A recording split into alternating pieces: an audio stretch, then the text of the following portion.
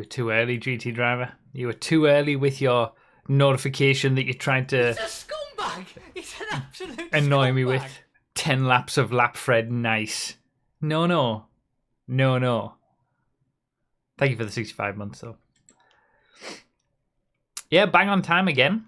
I've been nailing it this week. I feel like I've been bang on time every day this week on stream week, and I'm pretty happy about it. Why can't I do this normally? So 20 laps. Hello, future Gfred record holder. Not sure about that one. Never too early to annoy you. That's true. Hello everybody, I'm follower1322 and this is a reinvention of Following Broughy in which I take you on a stream all week long. Alright, hello everybody. We are ready to teach you how to not die repeatedly. Not sure about that one. Yeah, that's true. The new Gfred world record will be the longest it takes for someone to complete a Gfred when trying to go for a world record.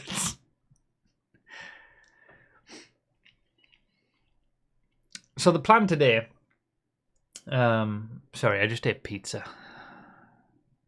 I had the last of the leftover pizzas from what we made on Tuesday. Yeah. For Lunkfest, yes. Sorry, I didn't realize that would trigger everybody. Sorry. Look, we've both said a lot of things that you're going to regret. I love that quote. Yeah, I've been having the you do what you were doing. Yeah, I just thought I've been having the, we had that pack of 6 pitters, so we used 3 on Tuesday, and then periodically I've just been using the leftover meat that we had and those 3 extra pitters for little mini pizzas every now and then, and I just thought, hey, it's the perfect thing to have to keep me going through the stream. I didn't realize it would offend so many of you. Jesus. Yes, let's put our differences behind us for science.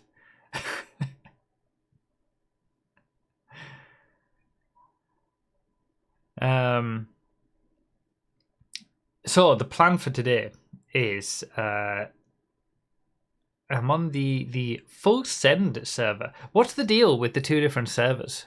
There's a Gfred server and a full send server. Why are there 2 servers? That's my initial question, but what? Anyway, I'm on the full send server. Don't ask. Okay.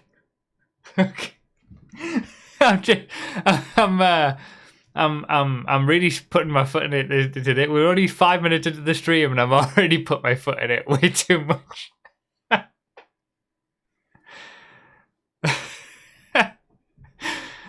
Oh man. Anyway. I'm on the full send server, which is a Gfred specific server, of which there are other varieties. There was 1 server now, then there was 2, that's all you need to know. Alright. That's fine with me. And there's like an inbuilt system that we'll see that allows you to practice certain parts of Gfred, so you can just like immediately reset to just before the Hail Mary, so you can keep redoing Hail Marys over and over and over again, which is what I was already considering to do, but on like vanilla GTA, but that would have then taken forever loading up a job and then just keep repeating it over and over again. I'll be using that feature a lot, absolutely. Well, that's the whole point of doing it. And then, like, the idea is I'm going to actually try to learn Gfred, right? I'm going to learn that because there's few specific areas that I'm not very good at that have really become big time saves that people who do Gfreds regularly can do. So I'm going to practice those areas of my Gfred that need practicing, because I think the rest of it is all right. Not the whole general area. And I'm going to get in a voice chat as well with some of the Gfred regulars, like Vedlith and RBS and stuff like that. I want to try a little bit of it first, get my head in it, and then I'll join the voice chat. They can tell me all the wrong things I'm doing. And then the idea is, before we've got the podcast at 3:00, so in 2 hours 53 minutes time, we're gonna do the pre-show live. So it's only gonna be like 15 minutes or so. So we've got until like 2:45 to do all of this Gfred stuff. Towards the end of that 2 hours 45, I want to try and get a Gfred record.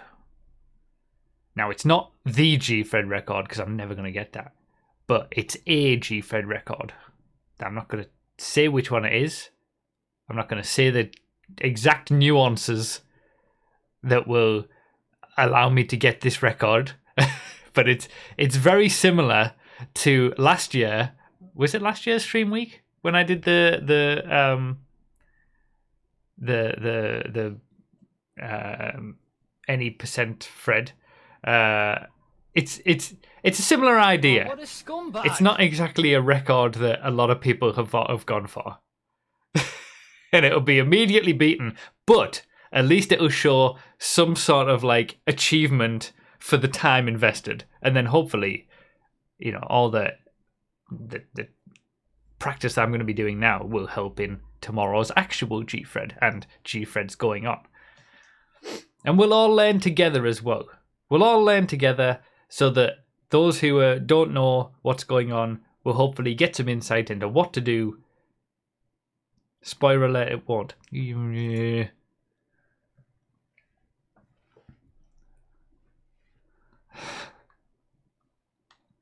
So you're going to sing something, then get it on vinyl and call it a Gfred record.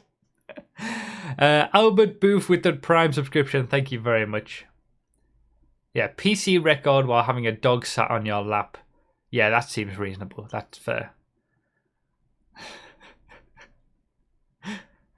I mean, it would be easy. This is what speedrunning is all about, though, isn't it? Like, that's what Josh always says, that people find a different category to then do to become the world record holder again. But yeah, I've been mentioned about this memes channel. Let me look at it. Gotta watch this beforehand.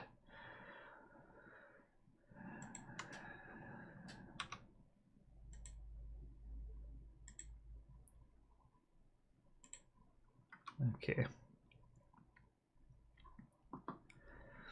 To improve a Gfred, one must seek a higher power. For the purposes of this meme, the face and logos do not remain consistent with the source characters. Okay, what's Jake like got for us this time? Your mind is like this water, my friend. Oh, what a When it is scumbag. agitated, it becomes difficult to see. But if you allow it to settle, the answer becomes clear. The dragon scroll. It is time. You really believe I'm ready? You are. Poe. Okay, here goes.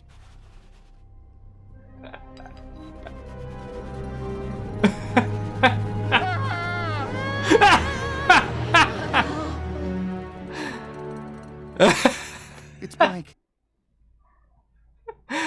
Oh, that's amazing. Jake Like is on point with the memery and the video format. That's so good.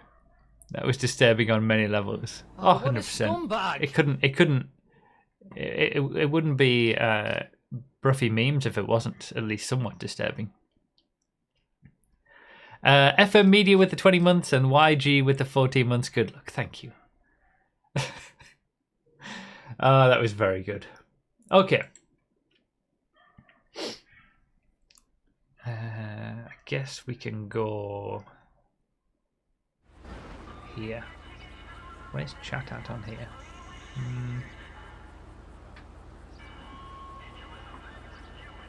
Yeah, we'll put it there.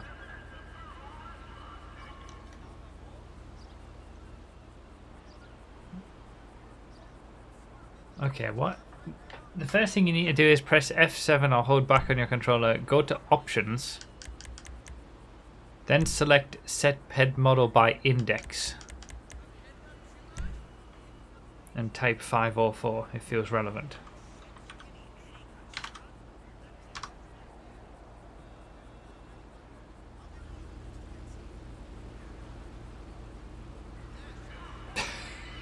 Gfred, Jesus.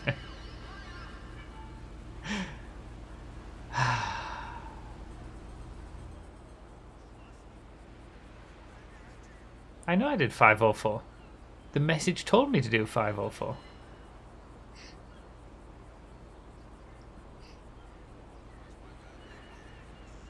Pause menu, key binding settings. Wait. Key bindings, 5M. Reset Gfred practice.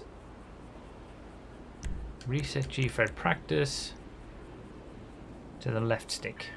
Why are there two options?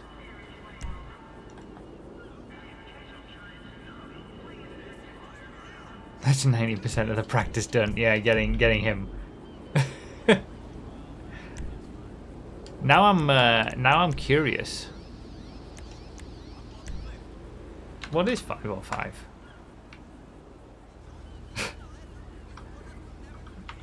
Now what's 506?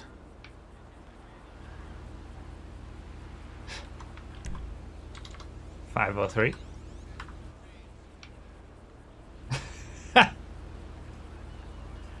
What's 1322? Oh, you can only do 3.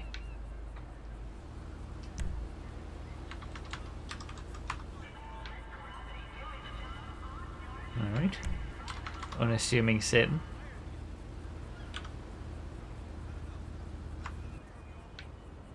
That's number 1. What's 999? Oh. What's the highest number? What other numbers are there? F620.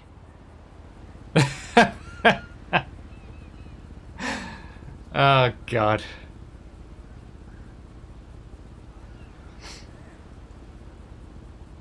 Alright, fine. You guys wanted me in 504. I guess that's what we'll do.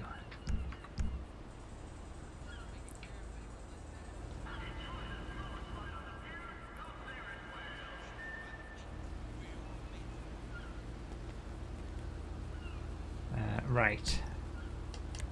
Gfred practice. So we can change the vehicle. We'll just stick with the 9F, I guess. Non-contact on. Hail Mary, Zancudo exit. What's the difference? Does it just start you a bit earlier or something? I want to do the Hail Mary first. We're going to work backwards, I think. Because the start is the worst bit for me. Because I lose more time at the start and I don't know how to improve. So we're going to leave the start till last. Starts earlier. Well, I'll just do regular Hail Mary. What? Okay. Oh, it starts me going... Oh, okay. I see. Good start. It's clever.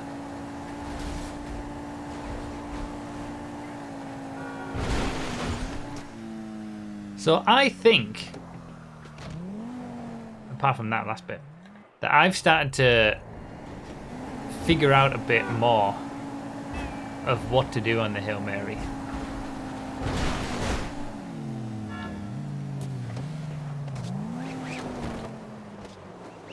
Josh with the raid. Welcome, raiders. This is Gfred practice. Yes, Josh.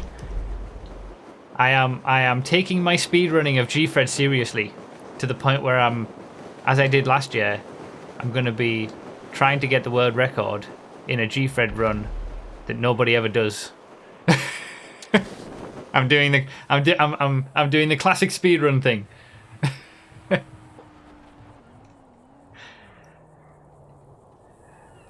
Yeah, welcome, Rid. Traffic is disabled from now on. Okay, that's good. I have good instructions for you on the Hail Mary. I just came off a stream about doing the same thing, of course. We'll talk about it on the podcast in a few hours. Okay, so this is what I have been experiencing and learning the last few Gfreds. I feel like you want to be aiming for just above that little bush. Like that little bush there. If you aim for just above it, that's what I've been figuring out on my own over the last few weeks. I don't know whether that's right or whether there's a better option, but that's kind of what I've been aiming at.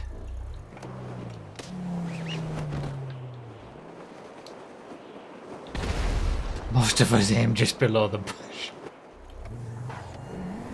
Alright, it'll be easier to explain when you join the way. Okay. Let me do a few practices of some different lines, and then we'll get into the actual voice chatting learning. See what that was easy. Maybe I shouldn't be in a 9F. Maybe a 9F's too easy.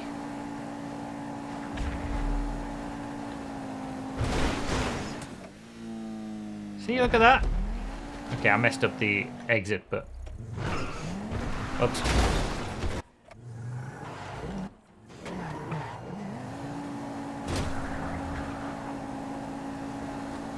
Yeah, I need a broken 9F, that's true. Oh, that did not go so well.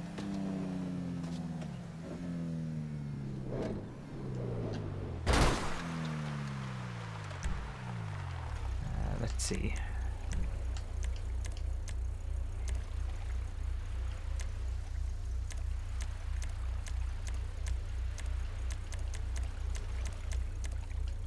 There's no bog standard cars that I can choose from. Let's do Rapid GT.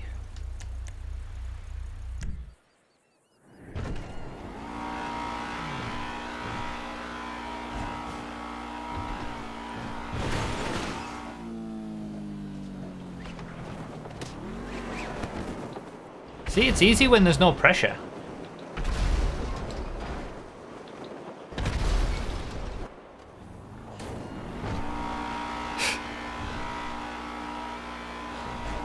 I think the no traffic is also helping. Oh, what a scumbag!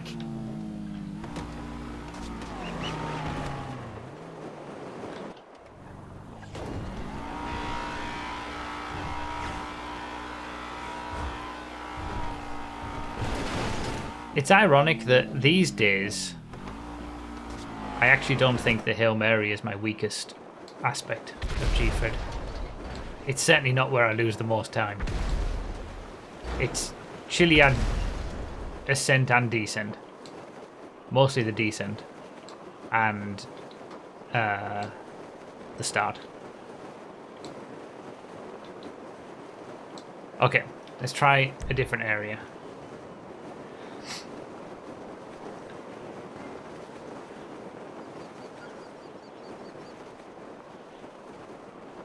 Define bog standard. I'm talking about things like buffaloes, fusillades, stuff like that. The start and getting a car is the hardest. Okay. Let's do the namesake for the server. Full send.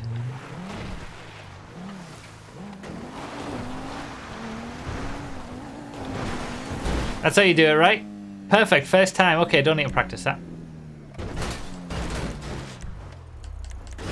Move on now. Def G Hail Mary.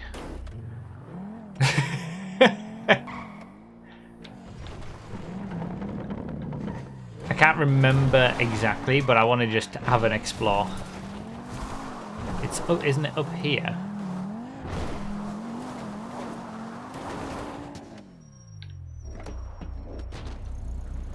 It's really tricky, that the DFG one. Too far. Okay. I tell you what I should do. I should probably bring up some videos as well.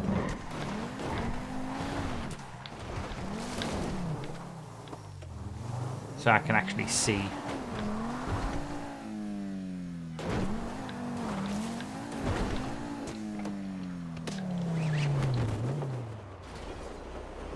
No videos, only intuition.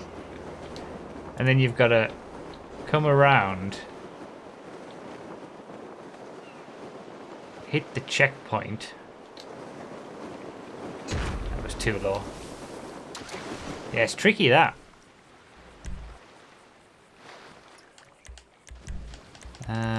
Observatory jump.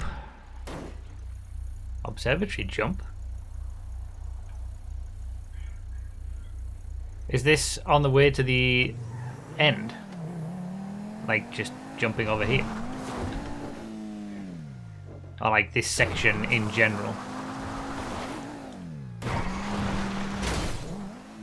Yes, you only get one shoot for Def Gfred, so you've got to choose. Just means the observatory transition is okay, yeah. I feel like that's not the most important right now for me to practice.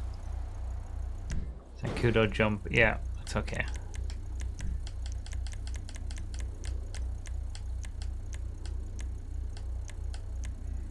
Oh yeah, the Def G quarry.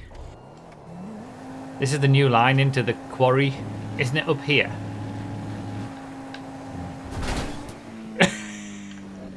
There we go, it works. Beautiful. This is not the right way to do it, but it's something like that.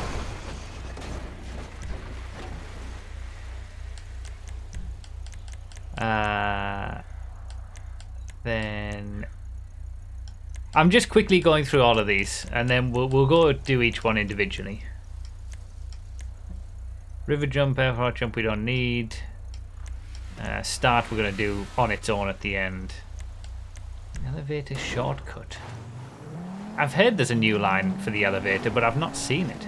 Does it go further to the right or something? I haven't actually seen a video of it.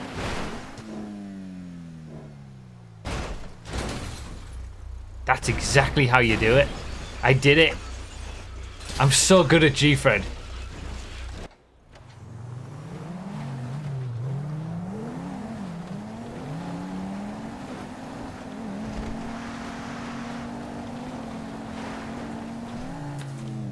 Oh, of course. That saves a good few seconds. Than just going straight up. Well, how much time does it save?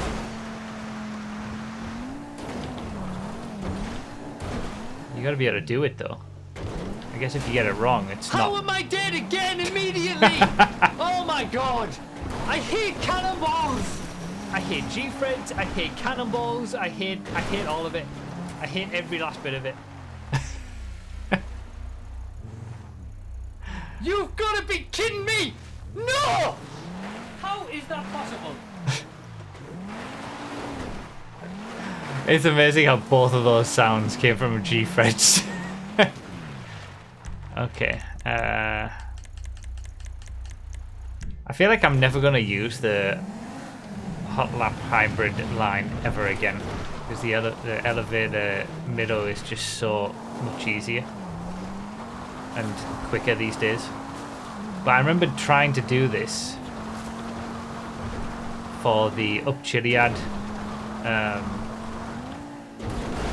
time trial in the Adder, and that was when I discovered that the hybrid is definitely quicker than going further along or using the normal route. But it feels like you just might as well be using the middle route anyway, regardless. It just seems better all round.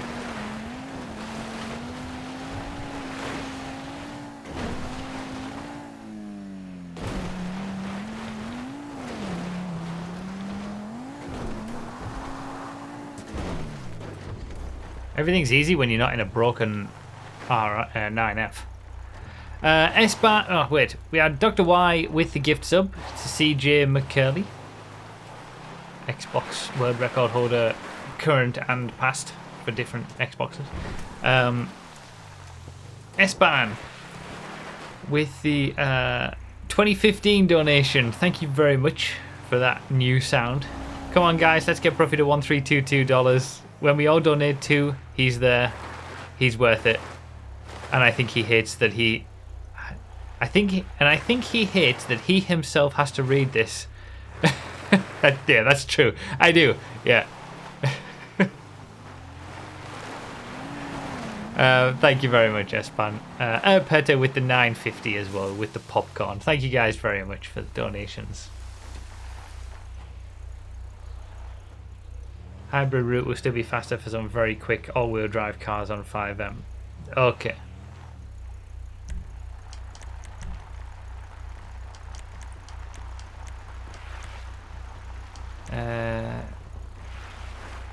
Observatory jump. Oh no, yeah, I've done that. Okay.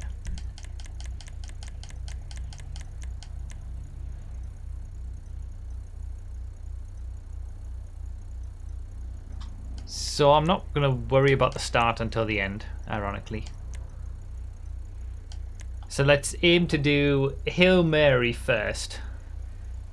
Then full send.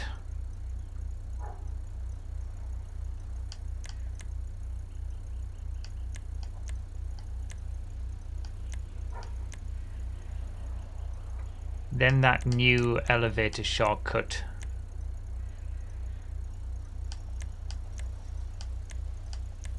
And then I want to do a little bit on the Def G Quarry and the Def G Hail Mary. Just a little bit though. And then we'll finish with the start. Because the start's going to be the worst. And it's going to take me the longest to figure out, I'm sure. What's my settings at?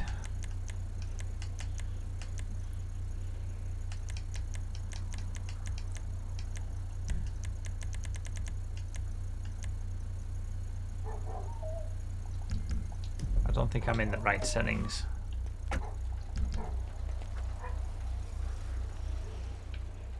Yeah, that's not fast enough. First person look around sensitivity is what I want, isn't it? For the swim bit, yeah. There we go. Okay.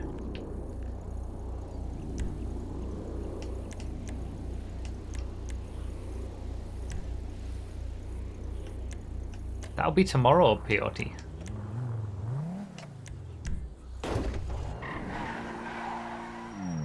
Okay. Oh.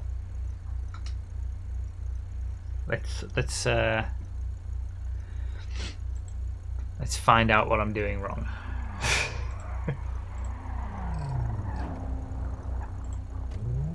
Hello. Hello. Hello. Hello, Broughy. How's it going?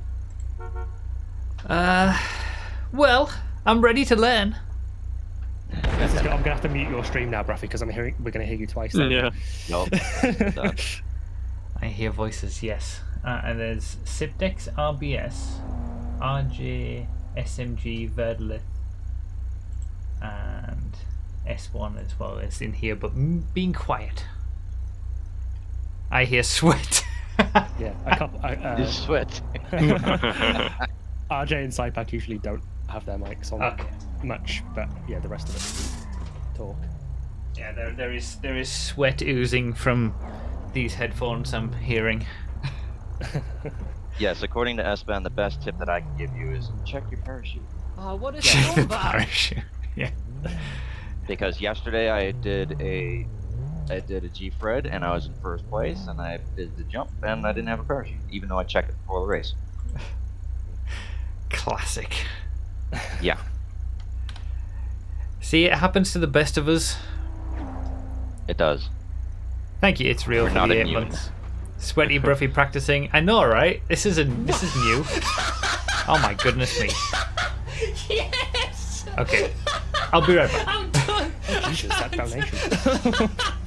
I can't! Holy moly. I can't do this anymore! I can't. Patoli with the 128 cents. That doesn't work right, does it? $100.28. The 128 cents would be 128, wouldn't it? Thank you very much, Patoli. That's craziness. I can't do this anymore. That's it. It's very specific as well. Thank you very much. 128 cents. Yeah, again, the RP is going to get added at the end of the stream for you to be able to use to the goal and the giveaway. And during tomorrow's stream, it will get added periodically throughout the stream, so you can keep using the RP that you get from the donations throughout the stream, rather than just waiting until just before the giveaway, and people might not be here the whole time or whatever. Why would you do that? It's real also with the 5 gift subs. If any one of those people who got a gift sub is here, actually say thanks. Thank you so much, Patoli, for that crazy donation. That's craziness. Thank you very much. And make sure to use your RP What a scumbag! tomorrow when it gets added. So you get more entries to the giveaway. You get more RP to the RP goal. If you can't be here tomorrow, tell us now, because then maybe we can add it now so that you don't miss out. And thank you very much, It's Real, for the 5 subs. What a scumbag! Derogen with the 128. Derogen with the 128 cents. Thank you, Derogen. And then Dinmite with the friggin' brain cell. Friggin' brain cell buddies. Also with the 128. Huge. God damn it. Frank with the 3 months as well. Hello, Frank. Thank you very much, guys, for the donations and the gift subs. It is real. You are one person. Derogen and Dinmite. Just the same person. It'd be funny if you met in real life and you were like doppelgangers of each other or something.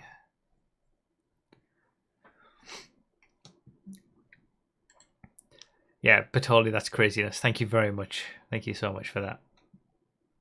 And yeah, RP will get added on at the end of the stream. But like I say, if anyone like can't be here tomorrow and gives donations that don't give you RP immediately, just let us know in the chat, and we can make it happen earlier, just so you don't miss out. I don't want anyone to like donate, not be able to use the RP because they're not going to be here tomorrow, and then miss out on getting all those extra entries to the giveaway. Nick with the 20 months. On my way to 2 years of being subbed already. How's it going with the stream week so far? Good. I think it's been going good. I've been happy. Double scumbag! I'm not too tired just yet. Tomorrow might change things. Stay in your lane with the tier 2 as well for the 52 months. Thank you very much, Stay in your lane, for the double scumbag.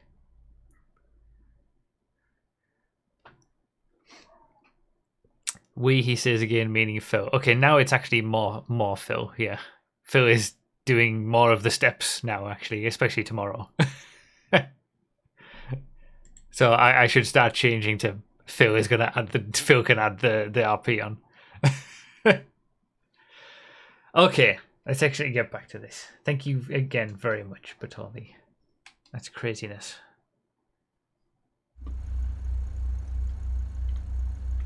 Okay, sorry, I'm back.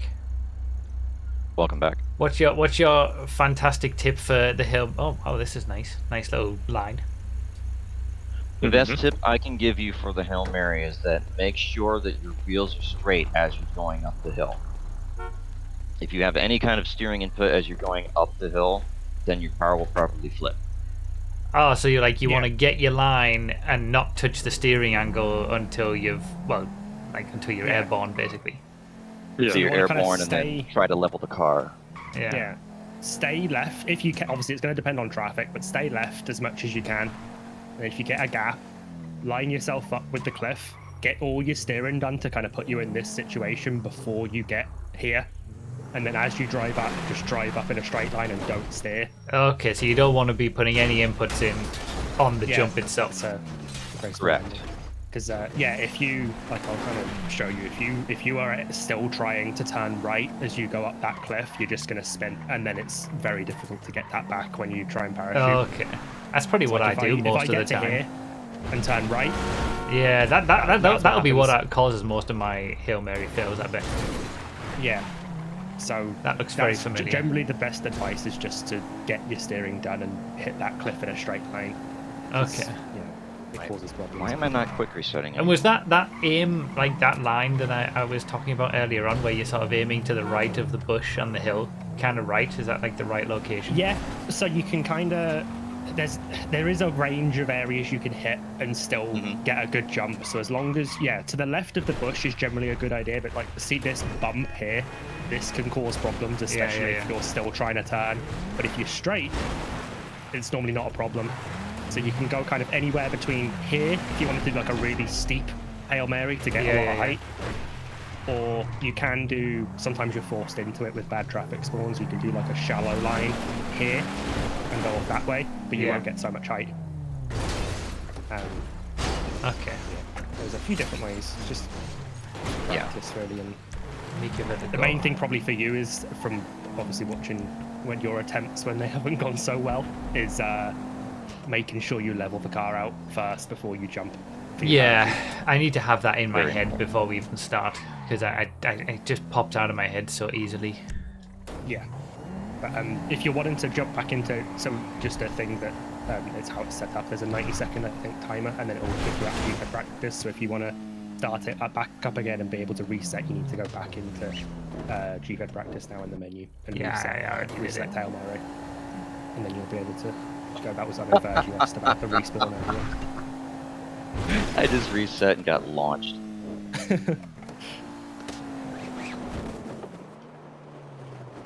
Okay.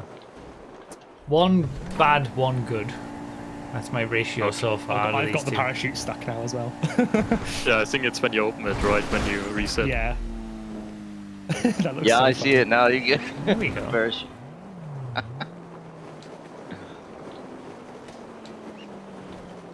Okay. And so, I might help you out. What I tend to do, Broughy, for leveling the car Parachute. out, is actually go Good parachute car. The first thing you try and do is level the car out flat. Then I use the handbrake and turn to kind of point the car straight, mostly straight, and then I jump when it's level. So the like the leveling is more important than the direction, really, I guess, because I guess you can use the parachute to twist around a bit if you need to. Yeah. It can. What can happen if you end up getting out? So say if you're, I'm trying to think of how to describe this. If the finish island is like in the distance, and then you get out of the side of the car where the car will be between you and the island, you'll usually be fine. But if you do it where the car's behind you, so like your left side of the car is pointing to the finish island, sometimes the car can hit you, which is what has happened to you a couple times. So you generally want to avoid that one as much as you can. Yeah. I normally just point to the finish island, the front of the car, and then as I get out, open the parachute, turn to the right with the right bumper a little bit to line up with the island. Then I do my first swoop down. Yeah. Oh yeah, the swooping. I always forget because I never get enough height to feel like I can do the swoops. Yeah. So you this will want, obviously help as much height as you can get for the swoops.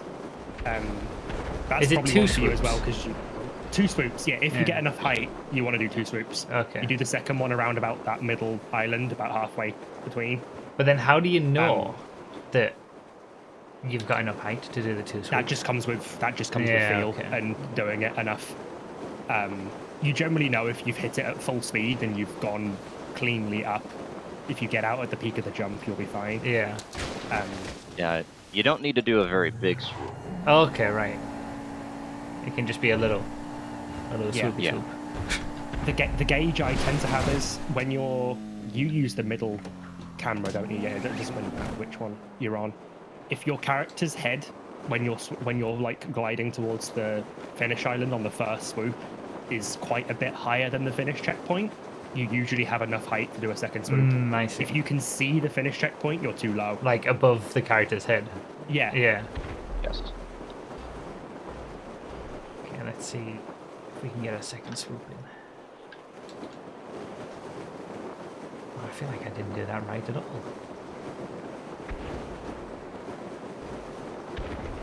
Well, there we go. And there's also an interesting thing that was, it was suspected for a while, but was actually confirmed recently, that if you do a big enough swoop, you actually start gaining height for a few seconds after you pull back up. Oh, really? Okay. That's a whole nother level of probably stuff that you don't Yeah, want to okay. worry about, because that's, Oh, God. yeah, you run the risk of landing short quite easily there. It's getting better. Although I feel like I was at a better state of my Hail Mary now than what it was a few months ago. Yeah. It's just remembering these little nuances to make sure that I minimize the fails. Right, and then trying to remember to do this during an actual race. Exactly. That's the difficult bit that people don't realize as much. I think when people are watching and leave all those comments on YouTube like, "Oh my God, you're so bad," and all this kind of stuff. The information can be there in my head of what to do, but trying to do it whilst doing it in a race in the stream with all the other stuff going on, it's difficult to remember it all. What you're doing to figure out why you're getting that kick up on the car when it's flipping. Definitely not as easy as it looks. Yeah. No. Yeah, I was doing them clean for a while, and then I messed up the last few. Yeah, I don't know why. It's actually because what we do is so much muscle memory at this point. Yeah. You don't think about it. You don't even remember what you're doing.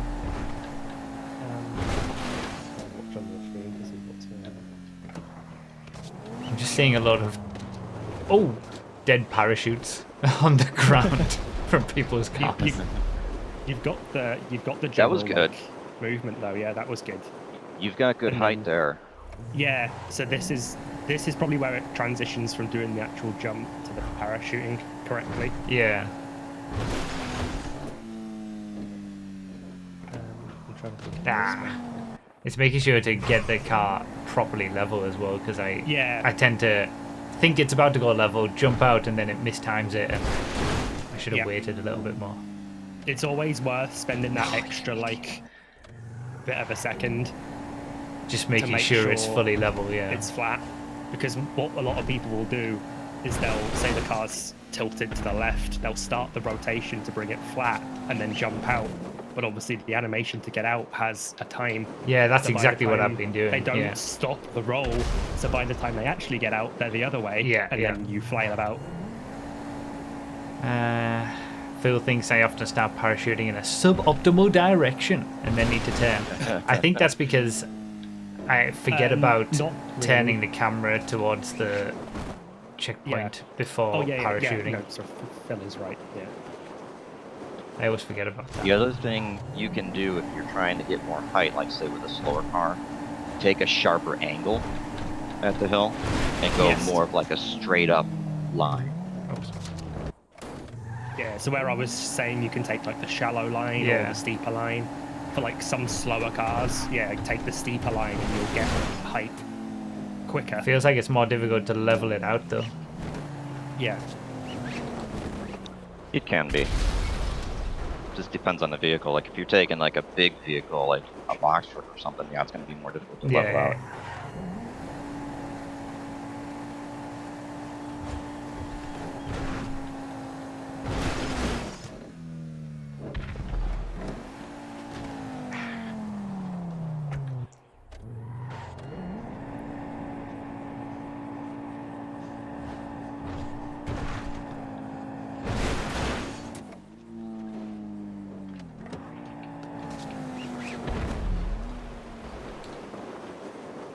There we go.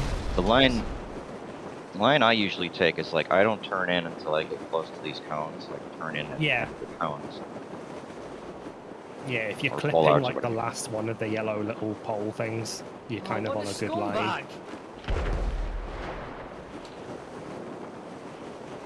Yeah, like drive through SMG pretty much there, or just around where he is a good position. Okay, I'll have a look. I just wanted to get this full run done towards the line. Yeah. That's the best one I've done so far. Yeah, that's a good one. Yeah, Like, with the parachuting, like, because you generally want to avoid doing the little swings side to side. Yeah. Especially on PC, they're so slow. Yeah. You're usually better, like, if you have enough height to do a second swoop, but it will land you short on the island. That's probably still going to be Still faster better. than doing Yeah. swings.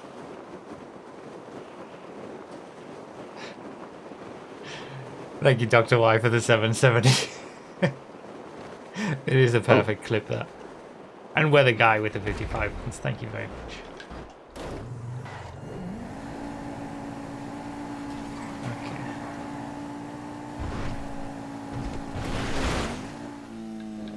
Yeah, you've got the general line up the cliff, by the looks of it. And then, yeah, in that situation there, when you got out pointing left from like 90 degrees left from the island, instead of swooping first, use the right bumper to turn yourself to face the finish island, then do your swoop in a straight line. So you want to get the turning done, sharp turning Yeah. done as quickly as possible to face, and then get the speed on. Exactly, because if you try and swoop while also trying to turn, you're not going to get the full amount of speed from the swoop. Yeah, okay. I saw that on the speedo is helpful for this, because when you're swooping, it's very difficult to know what kind of speed you're actually getting up to.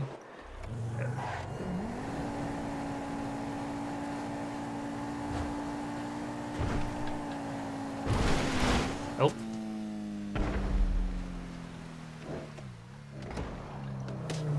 Yeah, I can see that here, because Craig's pointed it out as well.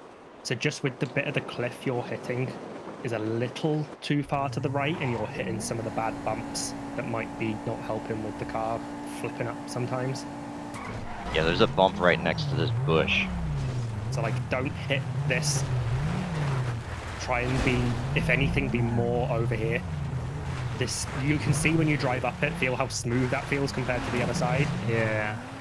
Whenever you hit this, it's gonna really right here cause a problem. Yeah, okay. Bonk.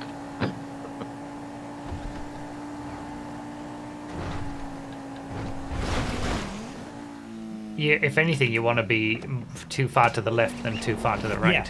Yeah, there's a balance, because obviously you can hit that big rock at the end. Yeah. The jump that obviously completely ruins it. But your ideal gap is like between that rock and where that like ridge starts at the bottom of the slope.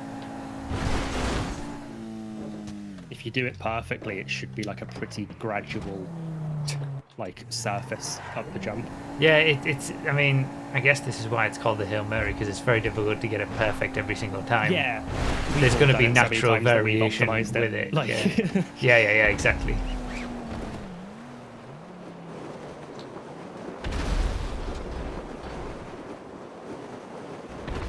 Okay, this already feels like an improvement, and I feel already like somewhat better equipped to deal with it if it goes wrong.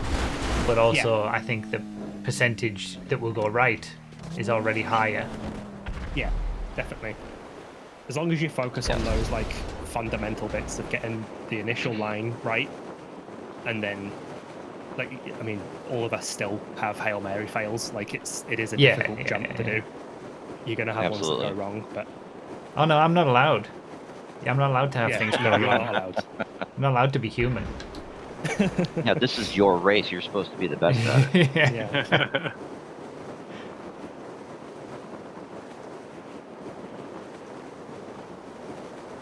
Is there a reason why you don't turn the car to the right in the air before exiting? Will that not make your character face the island immediately?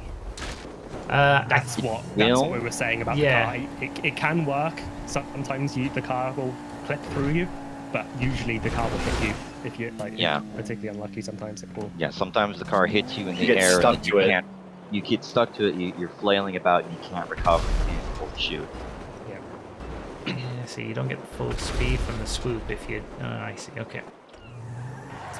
It's a balance, isn't it? Because you've got such a small amount of time to get everything right in terms of you've got to get the car lined up and then get it turned a little bit and then get out and then aim yourself in the right location and then swoop, and it all happens so fast. that you've got to find a balance of just getting the best that you can based on the launch that you get.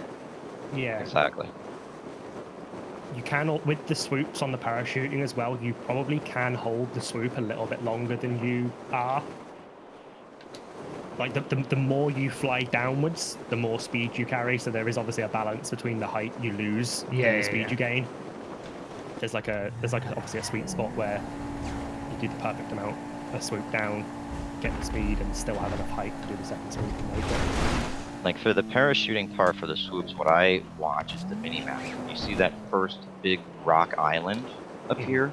I usually do the second swoop around Yeah, there. that's what I've been doing. Yeah. That's it's the right place to do it. But yeah, That's where I've been. Well, I've been waiting amount of until time. my map icon gets to that on the map rather than Yeah. like just it going out of view. But Yeah, that's the mark most of us use. But for the actual the amount of time you fly down towards the floor decides how much speed yeah. you have. So But then again, you've got to balance it going to losing too much height and not making it. I know there's a balance on everything. Exactly. The higher Hail Mary you get, the more you're going to be able to hold those swoops, which is all experience. It's all just feel of how long you can hold those. It's really hard to. There's no marker or point to say this is when you need to pull up. I think the kind of feel. The biggest. Oh, I panic horned.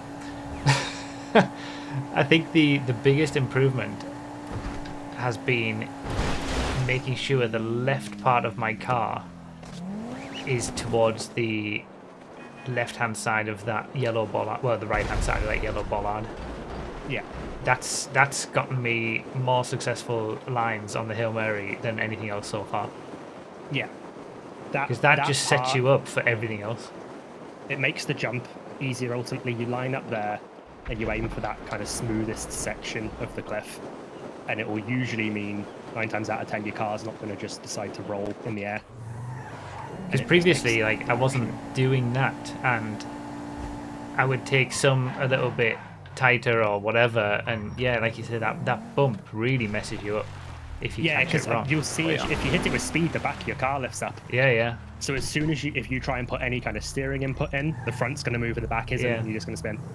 You want to be as close to this bollard, and then straight up, no steering input. And that's been working. I've been doing them every single time since I've been doing that. Yeah. So even there, like where you just did that, yeah, that's a little too far to the right, and you got that little bit of a bounce off the cliff. Yeah. This that smooth there is your ideal. Okay. And it's weird because you can make any of the lines work. Like most of us have probably done that line too far to the right and managed to make it work at some point. It's just the chances are obviously lower. Yeah. You just want to maximize how many successful ones you're gonna get. Especially in a race when you're not pushing the absolute maximum time. You want to have it successful. Definitely. Also, there's a small trick in the end in case you just don't have enough height. I don't know how much other people use it here, but just release the 2 bumpers if you're a bit too low for the island and you fly a bit further. Okay. So you lose out on the speed, obviously, but it keeps you flying more, which is right better when you're in front of the island and you see you're gonna land, just release the bumpers. Yeah, and it pulls up a little bit more height. Yeah. Oh, that was a good one. Yeah, you had a lot of height on that one. Yeah, that's a really good height. So yeah, you can hold that. Like you could have probably got away with holding that swoop even longer. You'll be able to go for a bigger second swoop. We're obviously behind on the stream, so I don't know if you've already swooped yet. I'm right behind him on the parachute, so yeah. You've got really good height for that second one. Yeah, we got up to 50 miles per hour on that second swoop. Yeah, so that's ideal there. That swoop height was pretty good for the. You could see you're probably going to land a bit high on the checkpoint. Yeah. You could have gone even further down. That was a really good one. Now I'll end on that one. I'll keep that one in my brain. You only learn that height from practice, so yeah, that was good though. And when you get really good, you can cut the chute and just glide right into land in. Yeah. Just fall right into the checkpoint. Yeah, being able to get the as big of a swoop as possible seems to make the biggest difference. So you want to Yeah. get as much height as you can. That seems to be the biggest, the most important part of it. Yes. All right, full send. I should look at a video of it, shouldn't I? Because I have absolutely, I've seen it on the like a couple of the world records, and especially when it first came about, and then I completely forgot, and I don't know what the line is. See, it's an interesting one here because I feel like you could definitely learn it. It's obviously going to save time. I honestly don't know for you in races if it is worth you thinking of even trying the full send, because it is dangerous. What about this like half send or something that you used to have? Is Well, that yeah, the half send is one that's been around for ages. Yeah. like how much time do these things save over what I would do and just drive down? So a successful full send over just like a normal, slow, safe descent, you can probably be looking up to like 10 seconds or more difference. Right. But then if you're just comparing to the half send, the full send I think is about 4 seconds or so faster. So this is obviously if a you're good doing half them send would perfectly. still save a good 5 to 6 seconds on just driving down. Yeah, especially if you're taking it quite cautious coming Yeah. down. I mean, I crash most of the time on the way down from Chiliad anyway, so I might as well try to crash fast. You can start doing it. You can jump in if you wanna. I'll show you the. I like do you want your to see the full reasoning. send or the Just half show me the send full first? send, why not? Okay. And then I can determine So- whether it's worth even pursuing. I won't even concern you with the full send, but there is that. What SMG just did is nobody's done a full. Well, no, there's been one of the PC world records that had that in it, but it isn't in the current one. That's like extremely hard to do. Is that what you go off there, like down there? Yeah, now Sip where Dex is SMG, yeah, where they're all jumping off. That's the fullest send we call it because it's like the full send, but Yeah, Do you know what? you did This watch jump is a very low video of percentage. mine. Do you once remember? on stream. You remember Futuro from the community? He's been around for a long time. I think he discovered that back in like 2017 or something, because he put up a video of it, and everyone just dismissed it because like, okay, he said it took me about 100 tries to get this, but Yeah. this is probably the quickest way to do it. And then people were like, yeah, there's no point in even trying because there was just no chance. But like he's try known and do it about with you in he the did car. that years ago, and we all just dismissed it because yeah, it's just so Yeah, risky. and, Broughy, I had a video of this full send on my channel. You did watch it on stream. Okay, right. there you go. I'm actually very happy I landed that. Oh. Speaking of the full send, I That think is I'm gonna. quick down Chiliad though, isn't it? Like, Oh, got a slide there, so this second jump isn't I'm gonna Yeah, hit the what you tree. want to be doing. Nope. It was good up until I hit the tree. okay, First half was good in the second show half me that was again average. and how it can go wrong. Okay, Yeah. I'll need to restart Gfred practice if you need to. 'cause Oh, it- am I gonna need have to to then respawn come up back at the up? top, Okay, yeah. I see. So what did you want to see, sorry? I want to see the fullest send again, but It's successful. unsuccessful, Oh, which I unsuccessful. assume Oh, is that's going to easy. be the Okay, most yeah, frequent well, occurrence That will of probably that. happen the second time I try this. So normally what's going to happen is you either don't go left enough and you hit this, Yeah. That's what I would. because obviously you've got basically just a bit more than a car's width to hit. Yeah. So My car exploded. Oh, 'cause yeah. Okay, I see. you either hit that big rock on the right or you go too far left and you miss the actual ramp to do the next part, Right. and then you just go straight into the trees Okay. and probably blow up 9 times out of 10. Yeah, or if you're too slow, you're gonna hit the rock in front of it and flip instantly. Yeah, Yup. it's like if you overcorrect and go too far to the left. In fact, actually, have I got that? Yeah, see, I'm missing the ramp, so you just end up here. Yeah. You got can very still, lucky like, there to sometimes not you hit can the make that trees. work. Yeah. But then if you end up on this right-hand side of the Oh bridge, yeah, you're you're going done. no. You're ending Yeah, up in- you don't want to be over here. No. I've so been I'll over here reset many on that. times. Yeah, that's It's part easier of the to full do send. this in furnace than it is with the 9-up. Yeah, Okay. and fan suspension is much nicer. Yeah. All right, then show me the full send then, if that was the fullest send. Yeah, so the full send is basically a less risky version of that, so it Okay. cuts out that big jump at the start. Yeah. Slow down more here. Jump off here. Over this jump. I usually brake when I land here just to try and Yeah. keep the car slow. Then when you land, I should've don't been accelerate, before. let the car settle, then line up for the half send. Point that generally your nose wants to go towards the sawmill. Okay, I see. And if you've got a lot of speed, you can nose dive into the floor a bit to slow down. Okay. Brakes. And then. I mean, this would if I attempted this in every single Gfred, it would be exciting. Yes. It would be, We've and it got to could the end point in a where we can do fiery, it. a fireball. So you know. Yeah. This is good for you, low risk. Yeah, totally. It still goes wrong often, even for people Even, who obviously yeah. practice it a lot. Oh yeah, it took me a while to get the full set right. Yeah. Like some of us, I mean, I'm at the point, and a few of us are at the point now where we basically do this in every race, and we land it pretty consistently. Or if we get it wrong, it's not a death. Yeah. A lot of this is letting the car settle down, though. So you don't always want to be, especially when you're trying to set up for the half send, you don't want to be trying to accelerate or brake too early. Let the car get its grip, then ask it to do what it needs to do.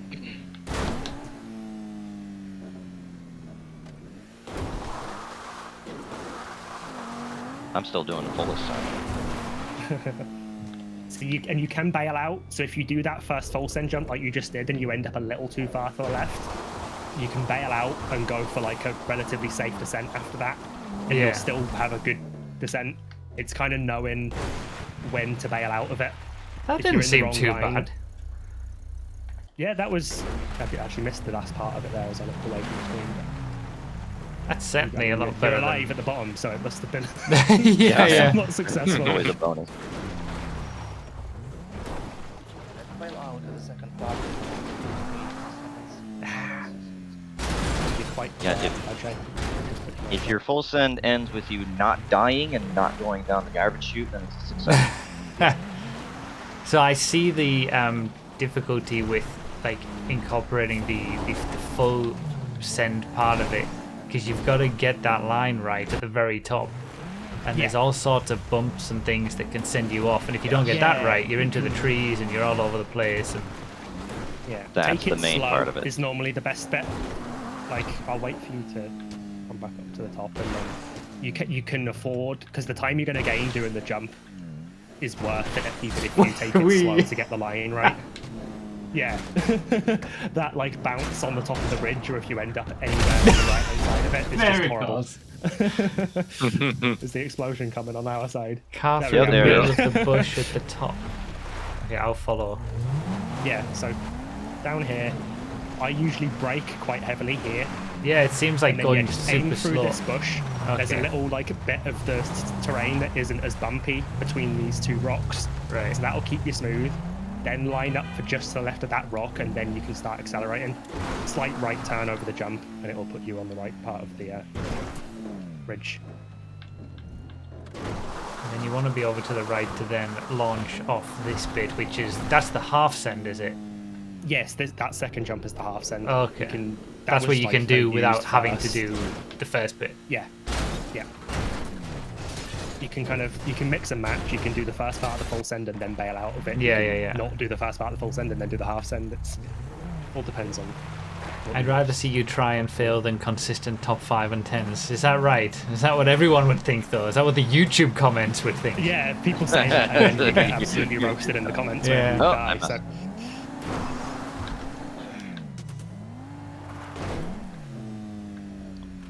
The 9F just doesn't want to stay in a straight line. So go to the right of that bush. Is normally Oh, good there's a tree marker. there. Okay. I Oh, learned that there was a there tree you there. go. Oh yeah, there is a tree there. Yep. There's like a bush on that slope that you want to stay to the right hand side of, and then Okay. you turn left as you go past it for the half send. You can be in other places, but it's the most consistent. I find. I'm still getting it wrong. Was that the right bush? It There looks we like go. it was the right bush. I see a CJ as well. I'm streaming as well. See a CJ. Well, we got down. I'm on my roof, but I got down. Mm.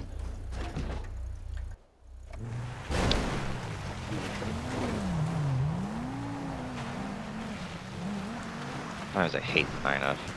To be fair, you've God. probably learned about as much as we can really say about that start of the full send bit, because that's all there really is to it. Yeah, and the rest You is get just control of the car, sorting the those car bumps. out down further down. Yeah. Like the way I've made it so consistent is just you give the car time, because it will bounce. And Yeah, it's- yeah. If you try and do I something mean, yeah, while you're it's taking bouncing, you're it taking a will lot of spin. speed down. You're gonna Yeah. expect, yeah. Like I'm not normally on the accelerator after doing the full send until I get down to where that bush marker is that we use to start turning left, and then I start accelerating again. Some people may do it differently, but Oh, what a scumbag! Stupid 9F. and the angle, so using the handbrake to angle your car when you do that like bounce off the ridge Yeah. does play a part in where you end up. Yeah. If you are too far to the right, you can end up on top of the ridge and bouncing a lot. I've got to versus on, say, like, the it's a lot more sun. fun to do this though. It is very fun. It's Oh, very yeah. rewarding when you land it. Yeah. Like every time, even if you, obviously I know that many of us have, and I've landed many full sends, but every time you hit it and land on the tracks perfectly, it's just like, that was cool. Yep. The thing that I like about it is that you've still got options. Like you can Yes. still bail out of the next bit, or if it goes slightly wrong, as long as you don't explode, you Yeah. can still, and it's probably still a time save than just carefully making your way down. Yeah, a full send, but like realizing you're not in the right place for half send and just taking it easy from there is still quicker than. Like, if you think, obviously, when you're doing a safe descent where you don't do the full send, you're very slow, coming down the dirt road, taking this left-hand turn, Yeah.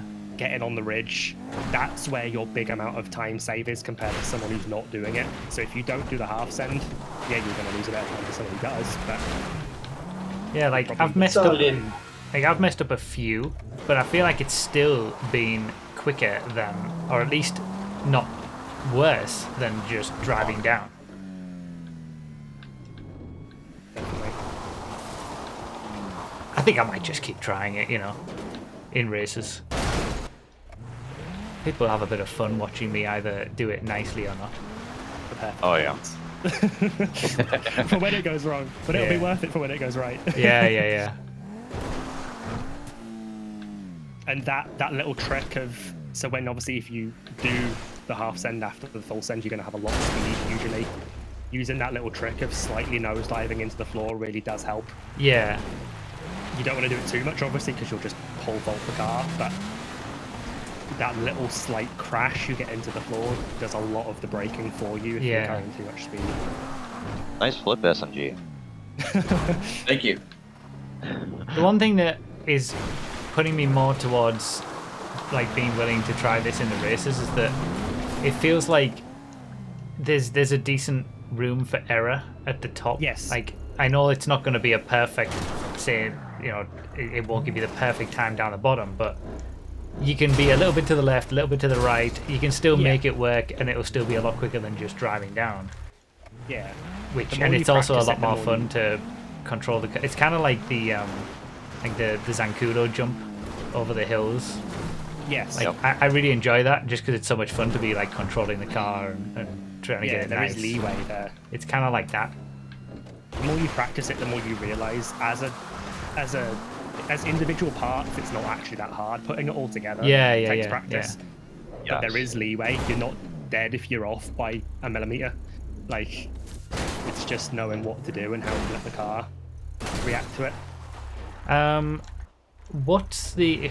So I feel like I'm all right with the start of it. Well, I say all right. I think I know what to do. You know, for the start of it. I'm still not completely certain on where I need to be and what angle I need to be aiming for the half. Okay, so we can show the markers. that If we I can tend slow to down. use. Oh, I'm coming back up to the top. There we go. Down. yep. Brakes. Do we know Broughy's So- personal traditional rule set PB? I've never done a 17-minute Gfred before. Still, I think when I tried the world record, or was it a world record? I was at least going to try and get my first ever 17 minutes. I think I only got like an 18-minute 1 second or something like that. Yeah, you were wanna jump just over 18. I Yeah. don't know the exact amount. I think it was 1825. Okay, well it was even worse than that. That's my stream record, I think, but I beat that on my own when I Take was it slow doing a down. solo. Fly past where we need to go. I've So never done I'm a parked 17-minute. I'm parked next to the bush on the absent portion. You gotta go by.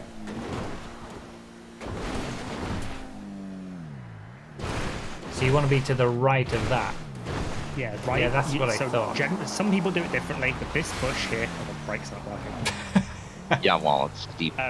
Yeah, where Verdlith is with this bush, people are going to do it differently. I personally try to be on the right-hand side of it.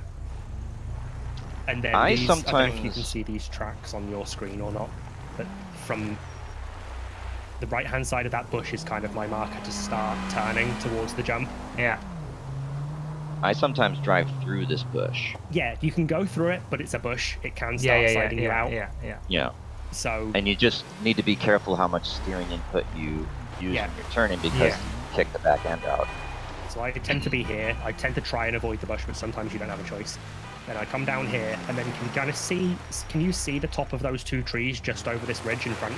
Yeah, I think so. That's usually my kind of marker for where I'm trying to aim. You're kind of generally trying to point directly towards the sawmill. I was going a little higher than that, actually. So if you go there, that kind of line lands you in the right place. So it's obviously a lot of trying to left turn while the slope's trying to force you down to the right. So you're steering on and off repeatedly to try and get the car in the right place. So it's going to be slow here, but this kind of line here. This will be too slow because I didn't have the speed, but obviously if I had a bit more speed I'd have cleared those trees and landed on the other side. Yeah, I see. That still kind of works. If I Show them the landing area. It's like right there. Yeah.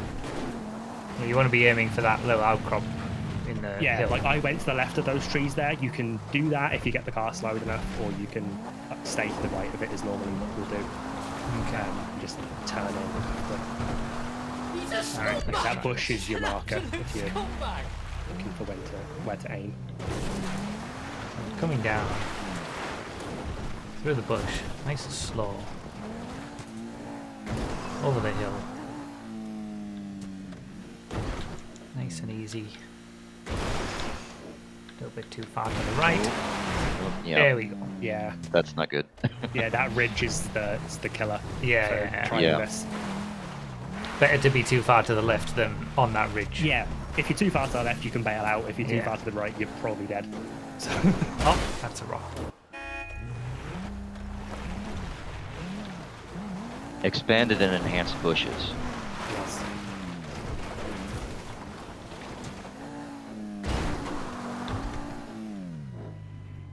Although they're not that bad on PC because it's only on PS5 and Series X. Yeah, I see. It's tricky to like just get it all together in one go. Yeah. Yes. But I think it would be fun to just keep trying in every race. I mean, ultimately, you're not going to get good at it without practicing it. Yeah. So. That's how I've always generally done new lines in Gfred. Yeah. They're all a bit more complicated to the point where I've had to sort of do this instead. But like that was pretty good. Yeah, just getting better and better over time in every race, every week, just trying. So you were a little bit far to the left on that jump for the half cent. If you go a little bit further to the right, you get more air. Yeah. Yeah. There's a point of the cliff that you jump up that gives you like the nicest amount of height to clear the trees. There's 2 small bushes on that jump. If you go like either between them or through one of them, like the left one, you should get plenty of height. I'll try, yeah. You go there, Verd, and I'll come and sit like where these bushes are, and you can kind of try and drive through us as you try it. Okay. I'm still sitting by this one bush. So use me in drivers. I've got to remember that I'm doing all this practice in the same car. Every car's going to be different. The Infernus will be easier. Yeah, the Infernus handles this really well because the suspension's so nice. Don't try this in like a Rapid GPT or something. Feltzer can do it of the rear-wheel drive cars quite nicely, but yeah, you really do want grip for this. Some of the good cars on like 8th gear, like the MF1, obviously they're really good at it as well. Yeah. See, even though that wasn't perfect by any stretch, that was still a hell of a lot quicker than what I would normally do a Gfred, a Chiliad descent on. Definitely. Well, chat, I think we're going to be trying it in all Gfreds going forward. I'll just be prepared for all the comments. Yeah. You can never please people. There was someone last night who left a comment on the last part of the random rest of them who said, "Oh, really disappointed the last one's only 20 minutes." Oh, I saw that comment. It's like, you can't please people. It's 5 minutes shorter than a normal I know, video. I know. Like, Give me a break. The race wasn't going to be any longer or shorter just because I split it up differently. Alright. I can work on that. I feel like I can take my time to learn that over time. I've learned the basics now. Yeah. I can refine it. You're only going to get so much, obviously, from a couple hours practicing. Yeah, definitely trying it in races. The main point with doing this was to figure out the basics of what I should do so that when I come to do it, I can just do those things, and even if it's not perfect or not right every single time, I'll gradually get a little bit better and better every race. That's the idea anyway, rather than just sticking with the same lines that I do all the time that are never going to get quicker. Thank you, Jeff, the prop for the 3 months, and Baker Dan for the 54 months. 54 months of stupid bushes. Yep. Yep. Right, I said elevator shortcut next, didn't I? That seemed not too different to... It's quite easy in a car that has the grip to do it. That's not the way to do it. A bit too far to the right. You want to... So there's a couple of key points on this. So this rock on the right-hand side, you want to be close to this. Oh, okay. If you want to take that angle. If you're too far to the left, there's a bump here that bounces the back of your car up, and it completely ruins the line. Okay. Then as you get up here, obviously you want to be as much speed as you can carry. Try and turn left, keep turning left, obviously hold the line, and then turn left up that jump, because it lands you where RJ and Citrix just landed there, on like the smoothest section. I can't even see that rock. Oh, there it is. I'm parked next to it. In front of it. Ah, I see. Oh, that's so... It's so much easier learning these when you can just follow somebody and see what they're doing. Yeah. And also, it's easier when you can just go again and again and again. Yeah. Like this. This is really helpful. Let's try this. Just be warned that if you try this in one of the super fast cars on 8th gear, you can completely clear the and go down the other side. Like an Infernus rock, I mean, you take the Infernus up the hybrid probably, but if you were to do it here, that does just completely clear the function. Yeah, I see. Then you're straight down on the other side. And rear-wheel drive sports cars like the Rapid GT, they can do it, but you obviously don't have the traction to do that kind of left-hand climb up the slope, so... Yeah, it's a bit more bumpy, I'm noticing, but it still seems like it's quicker than just doing the normal version. It's still faster if you get it right. It's a good, like, 2 or something seconds faster than the line most people take. It's going to be all about remembering this now. Like if you're in, like, a queue of people coming up the elevator, that will overtake quite a few people. Unless they do the same. Until everyone's doing it, and then Nice flip, Tex. Yeah, I'm just trying how to not do it.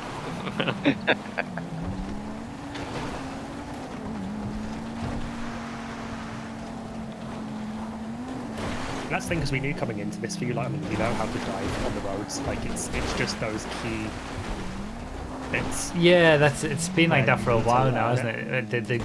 The lines have moved on, but I haven't learned them. Yeah, like between like the start, getting to the highway, and then the Chiliad, you probably don't really need to learn anything.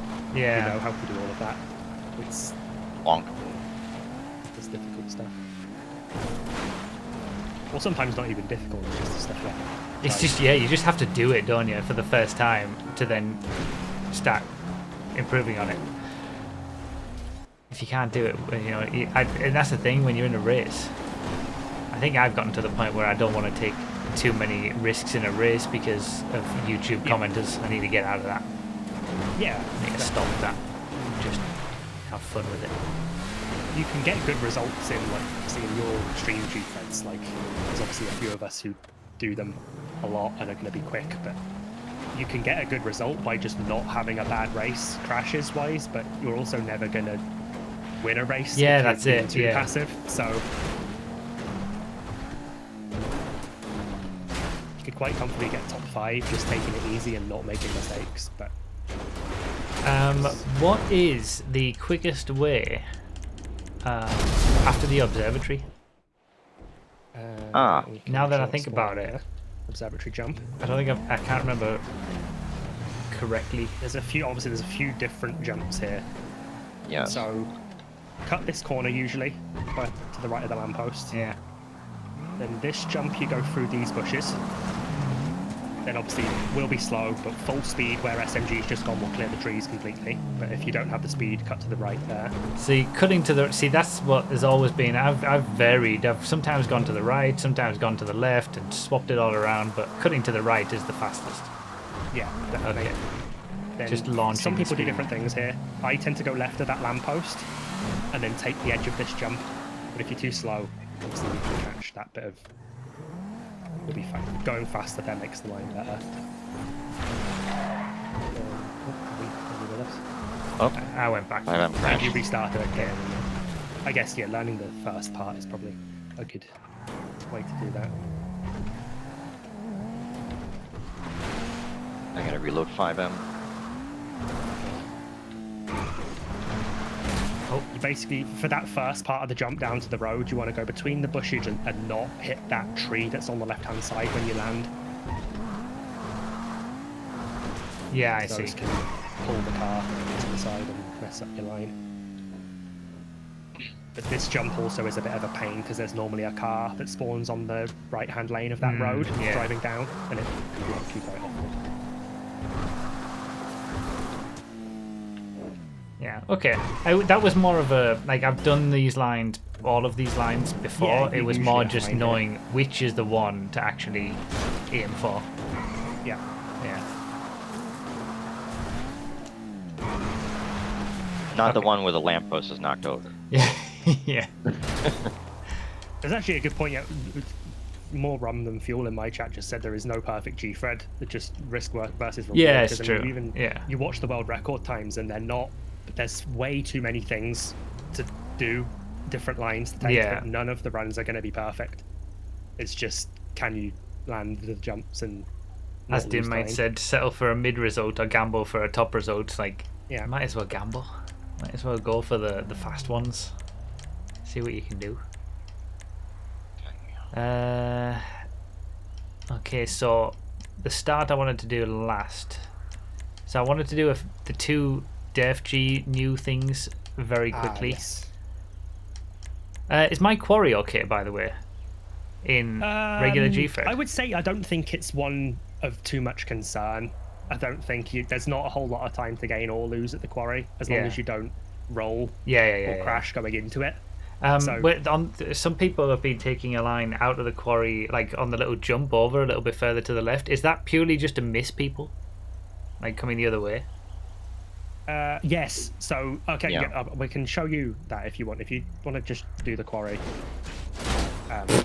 it's just purely a safety thing, especially when there's a lot of people in the race. Oh, hello, That's what I speed. thought it was, but I figured I'd ask. Like, it didn't seem like it was a speed thing. But obviously the thing to be aware of there is you don't want to be doing that cut-off while they're out. You need to pay attention to the minimap. Yeah, you'll have yeah. head-on crashes. A lot of So people make that mistake. So right yeah, here. as you're coming out, if there's a lot of people coming into the quarry but you see a gap, you can just use... There's a few spots along here, but you can just use that jump that gets you down here and you're off of the road everybody else is trying to come up on. It's a lot safer. Like, especially in like an 8 gear 120 player Gfred, that's really useful. Yeah. Just getting away Yeah. from people. The trick is to drive around the corner and then look out if there's a gap. Yeah. Yeah, you're looking on the minimap to see if you can straight line that to get the jump. Yeah, don't never let people do blindly drive across that and just wipe people out. Happened to me yesterday. Your quarry needs some minor adjustments. God damn it, Ben. Have you Yeah, I learned all the wouldn't brake say boost heading through the city towards the airport?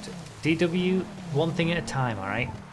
Yeah, that's one thing. Is like brake boosts are always just going to gain you time. So any place you can start doing them, you're going to gain time. Right. You can brake yeah, boost into the quarry as well. Do Derf G quarry, and we'll quarry, show you this line. So, what you want to do? Yeah, I'll show you slowly. So the best bit, obviously, after this bridge, is the last sloped bit here. Oh, I see. Yeah. Oh, that's really smooth. And Even when there we, are do you know what? bushes that can grab All you. this time we've been doing DFGs, I've always thought, surely there's got to be a quicker way into the quarry. Like, there's been some variations. Some people like used to jump off the highway earlier and follow the train tracks into the quarry. Yeah, there's a pretty neat and easy jump as well. Yeah, that way is definitely the quickest and slickest way to get in.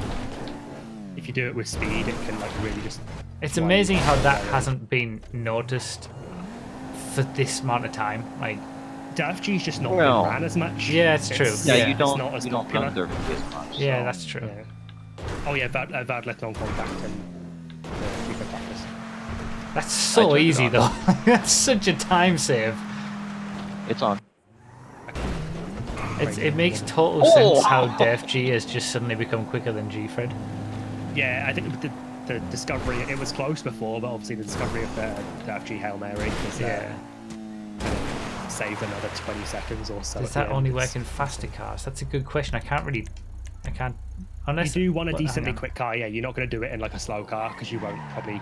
I mean, you probably could, to be fair, as long if you're at highway speed, you'll probably land in the bushes, so it will probably still be faster, but... Well, I It's a think the trick to that is like clearing that first wall, that Yeah. concrete barrier. That's what I would say. Your only real marker there is hit that ramp and aim slightly to the right of the telephone pole that's the power pole, whatever it is. That's, in the way. Then you'll be pretty much on the right path. This is a pretty slick line. Yeah, it's really nice. It just feels so, like it just works perfectly. It's so smooth up it, and then also when you've completed it, you're just naturally on the road to go in it. Yeah. Absolutely.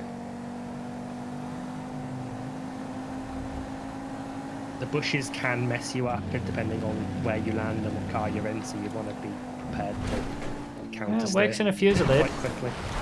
I can Yeah, see it this should going work. very wrong on Xbox Series X and PS5 with the bushes. With the bushes, Yeah, that's one thing, yeah. I've not actually tried it much on next-gen consoles. I'll be able to try it tomorrow. Yeah. That's another thing. Are we going to be allowed in that race? If the spots... Oh, wait, I did it too. Yeah. Yeah, there's actually multiple lines on there, isn't there? You can... Yeah, it's another one of those things, there's leeway. There's, Yeah. you don't realise for most of these things there Got are launched. multiple different ways to take it. Yeah. And not... Like, that They allow- shallower line was quite nice. But yeah, there's Yeah, the- multiple... Yeah, okay. God, I keep getting launched. every These time I crashes on the spawns are hilarious sometimes. I need to remember this for tomorrow. Bit of foreshadowing there. Bit of a hint at what the long race is. I've already said it's Def Gfred. Okay. Yeah. Okay. We haven't done a Def Gfred for a while. And now there'll be When a you hit choice. those- Do you want to use your parachute at the start or at the end? There's probably still one that's the Yeah, the end, for us, like at least, the the most regular obvious, Gfred yeah. parachute must be better, surely. definitely because SMG got launched. on like especially on like a Gfred Darth G, because you can do the clip the checkpoint and carry on to the start of the Darth G. Yeah. But yeah, for a Darth Gfred, I think Gfred is still faster because you I'm gonna try the cover more Def G distance. Hail Mary anyway, just Yeah. to have it in my brain. This one is awkward, so Yeah. It looked awkward. I'm gonna wait until someone shows me where. So the best route really is up here through the trees. And kind of follow this ridge. Turn right here. You'll see though when you're trying to jump, when you're trying to make that climb, the car's constantly fighting you, trying to pull. I'm never car gonna down. remember this. I usually don't go up so high in the first place. Yeah, you don't need to go so high, to be fair, but the actual routes here might be easier. Yeah. I'd rather jump, do it yeah. right in front of the jump and gain Make it speed slightly before then. shallower. Ah.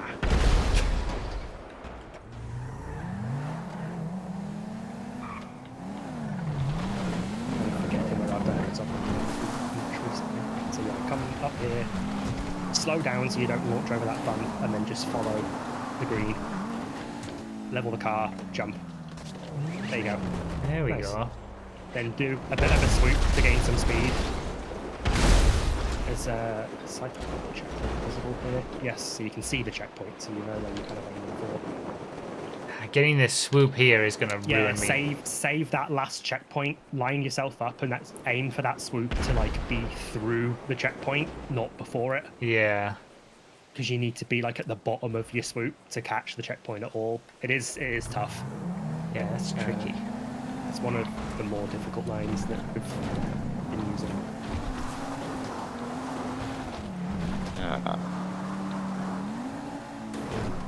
And this really doesn't work very well. That particular version of the jump you can only really do in grippy four-wheel drive Yeah. cars. So yeah, as you're coming around, like swing left, line up with the finish island, get yourself lined up with the checkpoint, then do your final. Oh, I clicked my left stick and reset myself. But yeah, that is kind of how you line that one up. Yeah, were you in? Did you get the noise for the checkpoint? Yeah, I got it. Yeah. At that height. Oh, you did. Okay, nice.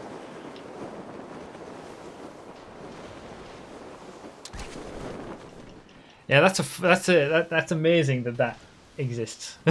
There's a safer route if you want to know an easier route to do it in like slower cars, or one that will still save you time if you don't. I mean, fancy I'll doing take a look. We're just on the slope to come up if you reset and join us. Oh, you baited me into beeping my horn SMG in it. Reset me. Debated. So yeah, make your way up here, but stay to the left. There's a few different ways you can get to it. But if you come up here and just get yourself, I'm stuck. Yeah, that's maybe a bit too far left. Yeah, if you get yourself up onto the top here, you can line up and see this little corner, like peak of the ridge here. Jump off there slightly, and then jump out, and then you'll get your parachute. Okay. If you do that quick, it basically is a way you can do it with cars that don't have the grip to make that left-hand turn on the side. I see. So it'll Where's still be the faster RDS? than swimming. The little peak here.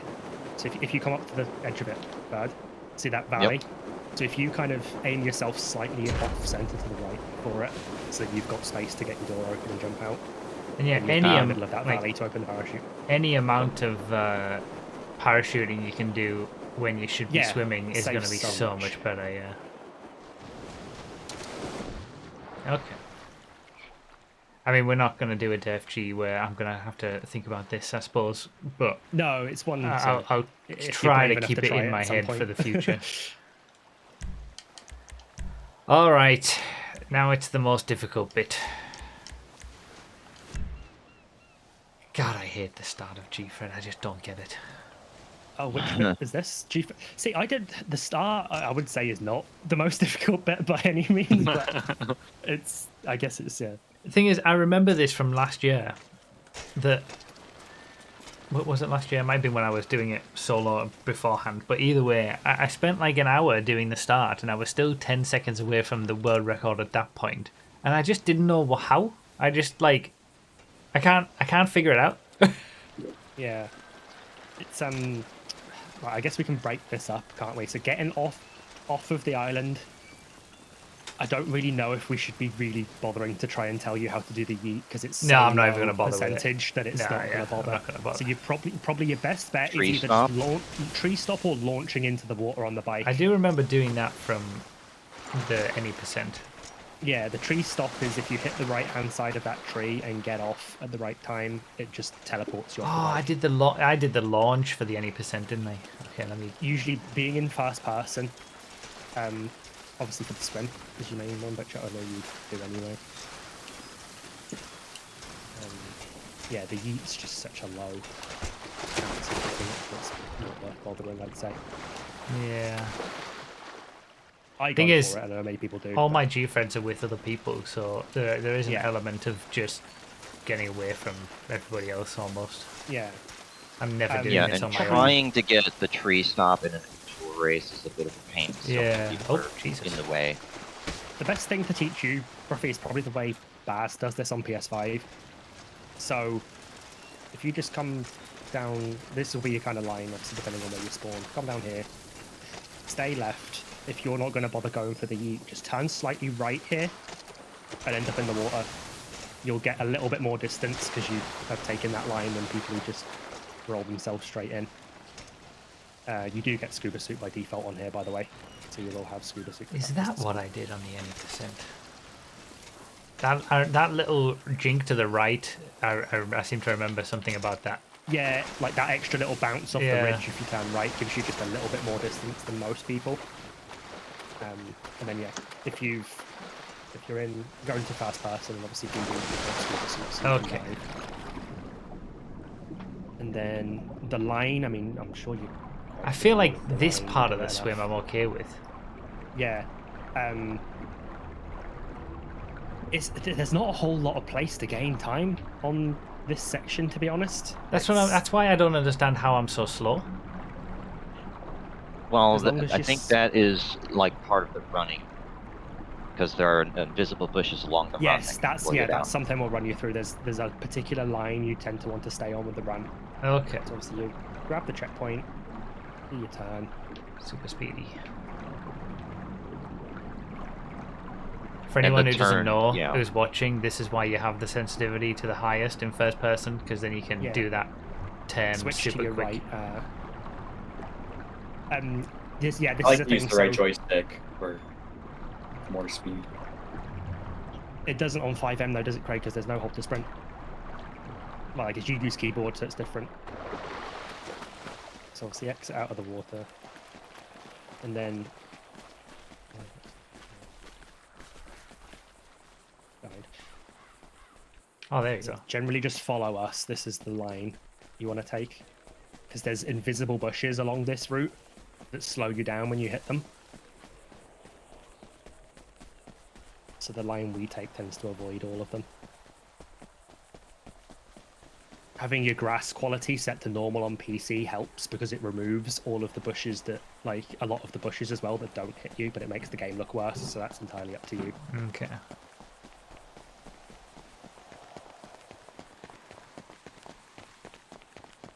This bit obviously is all pretty simple, and then it's just your The choice of whole, whether you want to go left or right at the highway. Like the hold to run thing. That's like, do you guys do that now? It's not on 5M, so if No, you're I on mean, like, controller, on- you won't on be able the- to. On vanilla, yes. Does it Some actually people do, make some that people much of a don't. difference? It's been seen that it's the third person hold to sprint is ever so slightly faster on some certain angled surfaces, but Okay. there's barely any difference. Right. Okay. It's like I don't need to think about Yeah, it. and Basically. if you enable the hold to sprint, if you're running in first person, you then have to hold A and press forward on the left thumbstick to run. Oh, Yeah. okay. Being in third person is a little bit nicer at the highway because it's a bit easier to look around and see what cars are there. So that's one of the reasons I tend to do it now. That's probably something to run you through as well, just with the highway. So that route we just took is what I would do if I was in the lead. Get to the highway on the left. I don't like the spawns usually on the right-hand side in races. It never goes well for me. Yeah. But if you're further back, come in here as well is just going to put you right in the pack of everybody who's already here. Yeah. So from further back down at that junction that I'm facing now, I will tend to cut left if I'm not at the front. Come up through these bushes and angle more. Yeah, like right over here. To get earlier into the, like later into everybody on the right hand side will be stealing cars and stopping while you just get to overtake them all and then get a easier just car cut off that the entire highway. area rather than going to the highway and then running down. It takes longer and you're with a lot of other people. That helps a lot. Yeah. Because all you need is a group of people here to start fighting over a good car. You get a car that's slower up there, but you're already halfway to the quarry by the time they have sorted themselves out. So, okay, can we do a test? If we all do the start practice. Yep. And then I'll say go, and we all just go at the same time. Because I want to see just how. Craig says we can start a race if you want, or do you want to just do it in here? Obviously just the start of the race with the grid and everything. Yeah. Okay. There we go. D-pad down.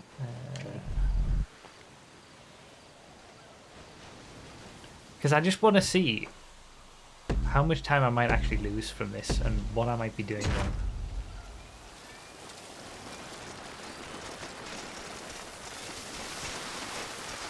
Because if I end up 7th out of 7 and like 10 seconds down for everybody else, then I know something's wrong somewhere.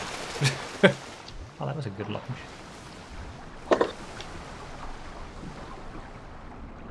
The time spent to learn all these nuances is insane. All this from a few randomly placed checkpoints 9 years ago. It is ridiculous, isn't it? Something's gone well because you're in the lead. I know. I got a good launch off that little hit. Yeah, stop the count. We'll stop it here. Yeah. I got wiped out because I was trying to go for the yeet and Vadleth wasn't, so we crossed paths in the middle. You're swimming to the wrong direction. Yeah. Yep. Yeah, that line, You went to the can right do it. instead of the left. It's not that, it's slower than the line to the left that we It's easier to surface. Yeah. Yeah. You end up. Yeah. So try and always stick to that left-hand line if you can.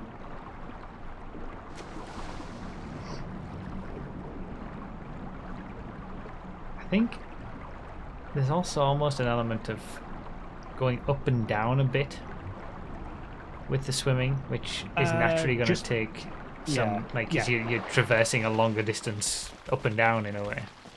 You don't want to, you want to be pointed directly to where you're going without losing any kind of speed to traveling up. I think I go down a bit too much to try and not surface because I'm so worried about surfacing. Yeah, you can. I mean, sometimes you'll need to with how the waves are. Yeah. But yeah, generally, because that's also a thing. I'm not sure you might know already. Waves are client side. Ah, so they're different for everybody. You can get surfaced by a wave that someone else doesn't have as low on their screen. So you might just need to. You might lose time because you need to avoid it. SMG shaved the top of his head for less wind resistance. Ouch. The Super things we'll speedy do for Gfred times.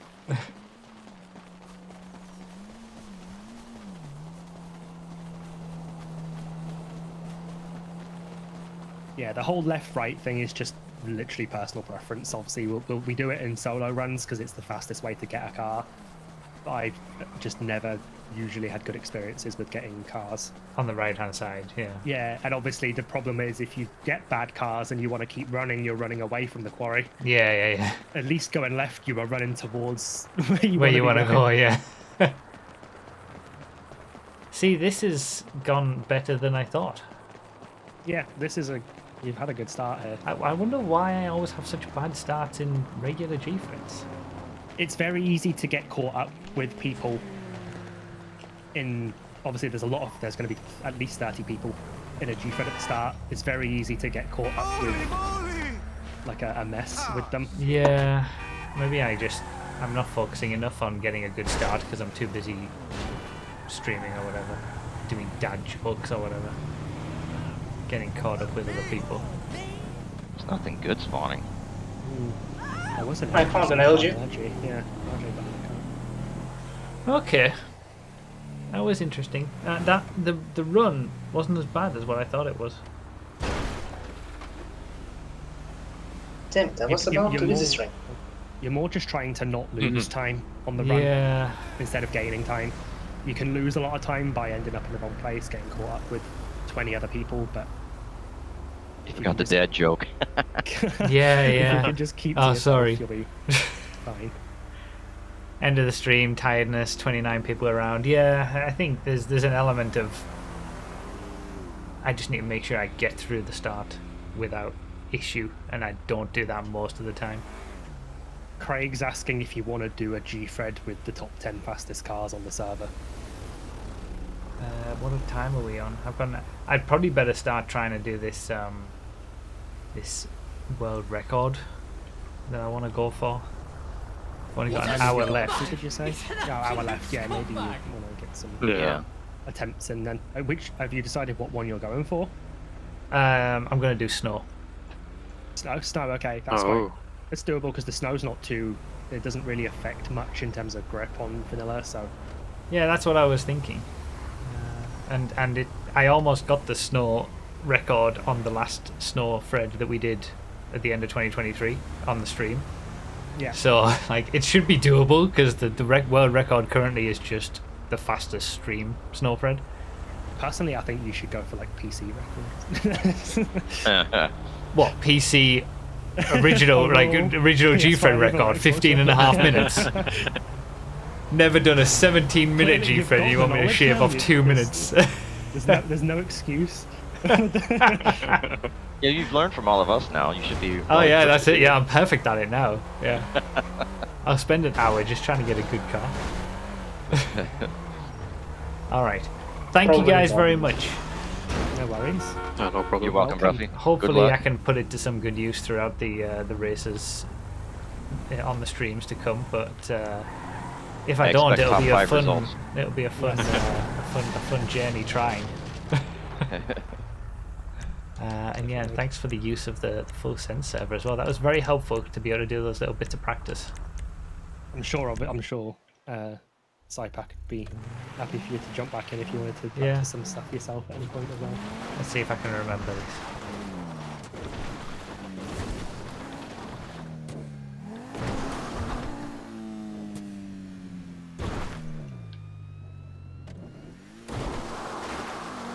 I want to start practicing this fullest send more because this Nice.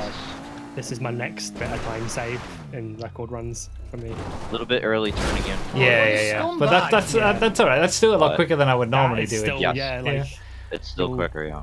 as long as you don't do it. Obviously, there's still plenty of room to do it very badly and die. But You're just aiming to not can- explode, aren't you? Really? Like Exactly, you'll yeah. always be quicker Basically. than trying to go down carefully, as long as you don't explode.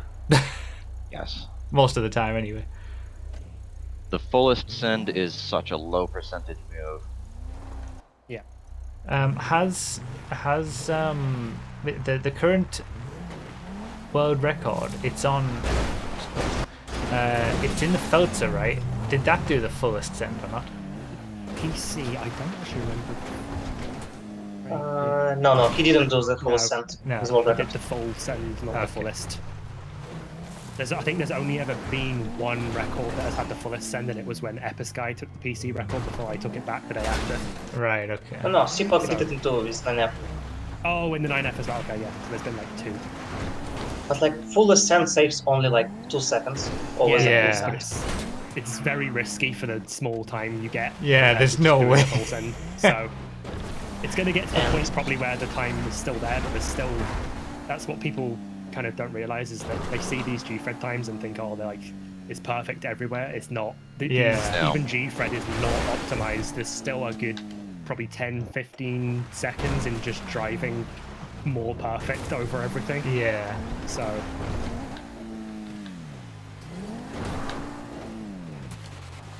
SMG, you're kind of blocking the view of the jump.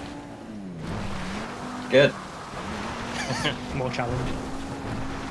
And also a good full send bail lost you only 2 seconds over the perfect half send, and it's much safer. So it's Yeah. probably better solution for real races.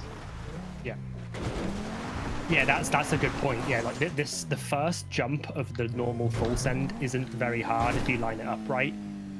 Yeah. So the half send is what is probably going to kill you if you get it wrong, because you're going to hit trees when you're carrying so much speed. So doing the full send and then bailing isn't a bad Yeah, that's idea. what I initially, like, as soon as I started doing that first part of the full send a little bit consistently, I thought, okay, this feels like it just opens up so many options. If you get that first bit right, you're getting a massive time save almost immediately, and then you can decide after that what to do. One thing to be wary of, just when you're going for it, keep an eye out if someone is in front of you and is taking like the safe dirt road down, be careful what line they're taking, because if they, I don't know, it's quite hard to describe this. If you're taking the dirt road down, there's the rock on the right hand side. Some people will launch themselves up over that, and they'll go across the route you're taking over the full send jump. And you just so like here, crash if into people them. come and do this I while you're see doing what you that, mean. you can hit them in midair. Yeah. Try and make sure you've got a clear line before you take it. And obviously be aware that you're going to be crossing over to the left side of the road while people are coming up Gilead. Yeah. So a lot of us have got into the habit of actually staying to the left-hand side coming up the Gilead road here when it's people we know that are going to go for the full send. But yeah, okay. That's us in our own races. Obviously, in one of your races, it's probably worth slowing down and finding a gap to go for it. Favorite part of Hurdle is GR. And also one important thing, never try a full send on Project Homecoming, because they have a rock that blocks the jump. Okay. They haven't cleared the single player rock spawns on PH, and there's one right in the middle of the ramp. Oh, okay, so just basically never try it on. Okay. Yeah, I fell victim to just muscle memory of going Right, quite a few times there. Yeah, multiple times already. Or you can ask Dinmite to remove this rock. Yes. Also a solution. Could also maybe coffee pressure would get that to happen. But I Go on, don't know if Dinmite. that's something they can do. Favorite part of Hurdle is Gfred's is enraging after the other idiots screw him over. Pretty much. Yeah. Okay. Especially on 8th gear, because I have such a higher ping on there. All right, let's 8th gear Gfreds are just carnage regardless of what happens. Yeah, They that's are. true. Right, And let's last see, Sundays let's see was how no this different. goes. Thank you guys very much. No worries, you're welcome. Thanks for joining us. You're welcome, and good luck with your runs. Yeah, good luck. Yeah, thank you. Have a good one. See you later. See ya. See ya. See ya. See ya. Well, that was illuminating.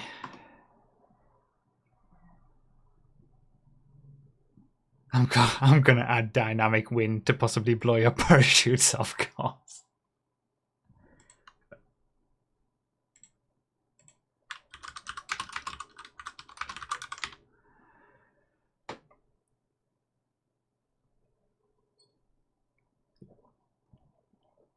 I feel like I learned stuff.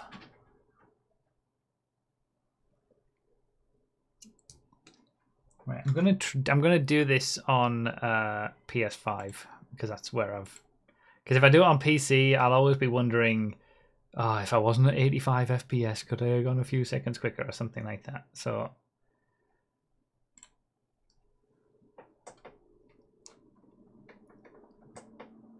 I knows the ways of the Gfred.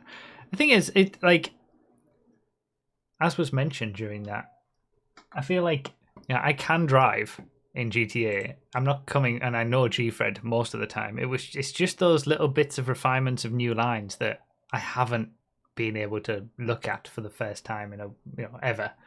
So it's being able to just have a dedicated bit of time to look at those and try to figure that out. And then we'll just keep practicing them during the races. Now I just need to remember them. I need to remember those little tweaks. In the race itself, I need to remember, okay, let's go this way instead of just following my normal line. But repeating them multiple times like that should help. Like, put it into my brain. I don't know about that, Shadow Rogue. I don't know whether we can say that I'm good now, so to speak. But, you know, give it a few...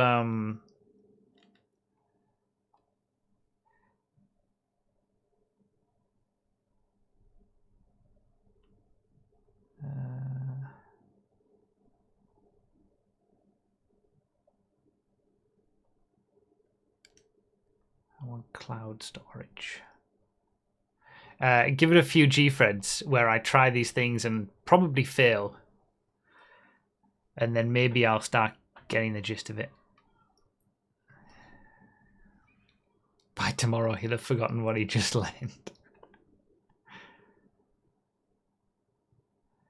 What, cars won't have the grip to do a proper full send in the snow. Yeah, I assumed as much. Nisi Jack with the 79-month winter is coming, and AK Blanco with the gift sub to how are you meant to say it? Sipek? Enjoy your gift sub. Thank you for the use of the server.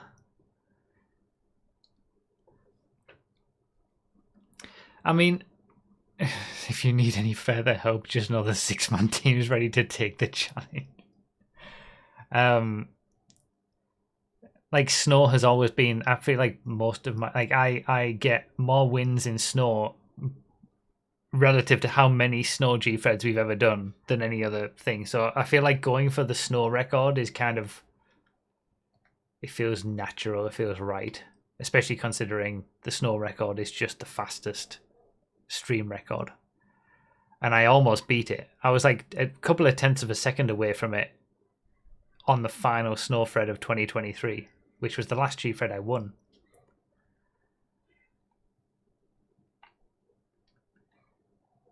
Oh, and I have tested, by the way. Oh.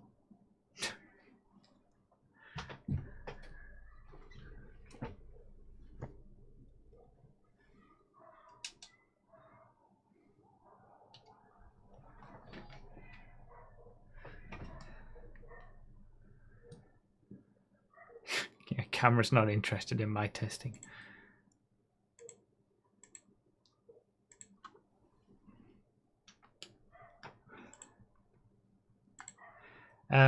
I have tested, and snow when you select it in game is the same as snow in when they turn it on at the end of the year. I don't think you get like all of the effects of it, but like performance wise, grip wise, it is the same. Yes, really. I did some lap times when the snow was on in the end of 2023, and then I did some when it was gone, and I turned snow on in the game in the lobby, and it was the same. Where are we at?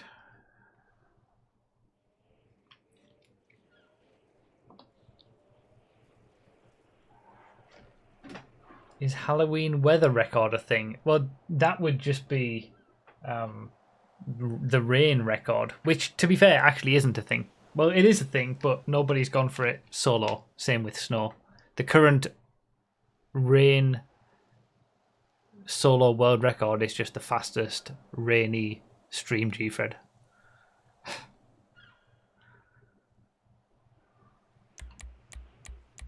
Snowing. Is snowing right?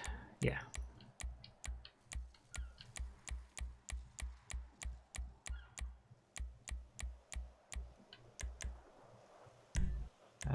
This is all as it should be. All right, I guess we try. Let's go for it. Oh, I'm not in a scuba suit. Immediately. Good first attempt.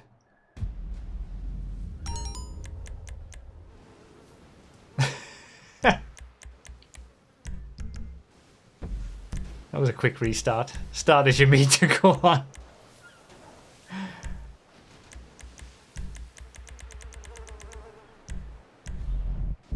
We actually discussed it recently, and we assumed weather records are just stream records.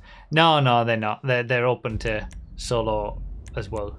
It's just that the fastest ones have been from the streams. So that's why I'm hoping that this should be relatively doable. And I know it will get beaten immediately, and that's fine. But at least we'll have achieved something.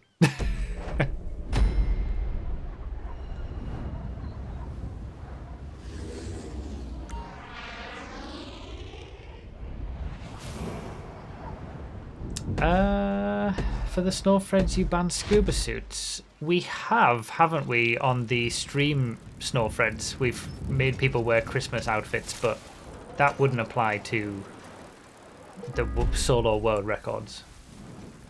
Nah, I missed it. Oh, come on.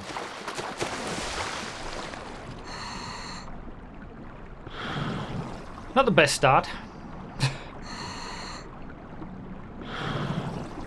Yeah, I know, RJ, but that's what I'm saying. It wouldn't apply to solo records.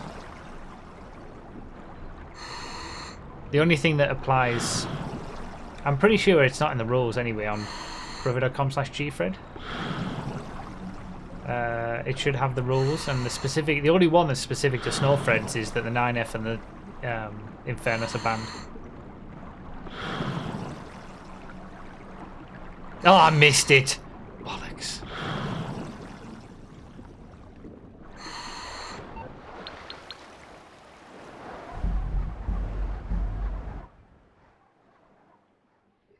So yeah, the 9F and the Infernus are still banned for Snowfreds.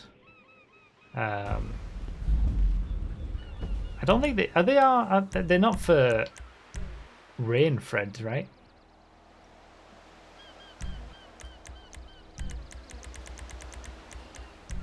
I know we've imposed that before, I think, on some rainy Gfreds we've done on stream, but I don't think that's the official rules, whereas for the snow it is. The Sultan and the Baller are fine now for Snowfreds because of the new, like, the middle elevator line. Oh yeah, I should have checked the parachute as well, you're right. I'll do it when I'm swimming. Because of those lines, it doesn't matter. The Sultan and the Baller are, they're just as good as some of the faster rear-wheel drive cars again, because those faster rear-wheel drive cars can now take the better line for those conditions. So it's back to being just the Sultan and the Infernus.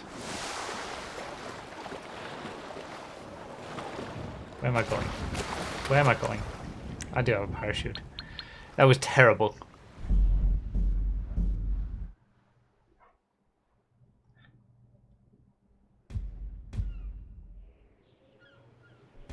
Going well so far.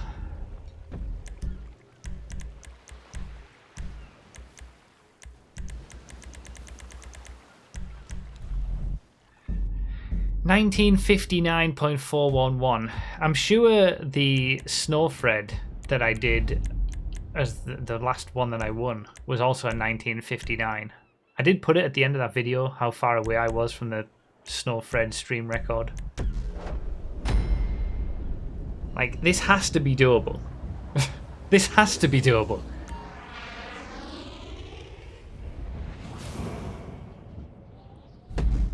Seems like all these fancy optimizations have pushed other knowledge out of your head, like where the checkpoints are. Yeah, you're not wrong.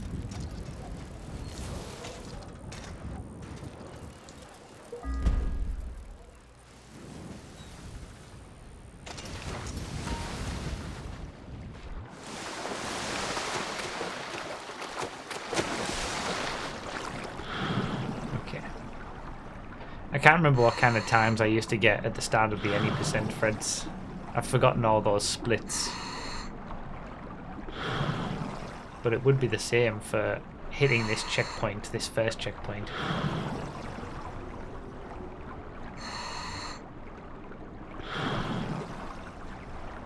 I don't feel like I know what the height is that how close I can get in first person to the sea before I'm going to surface. I struggle with that.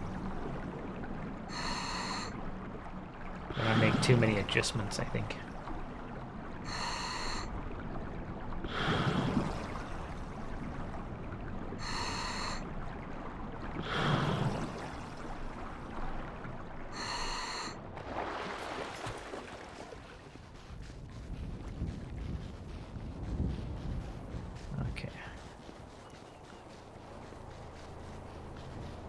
Through the rocks. Through these rocks.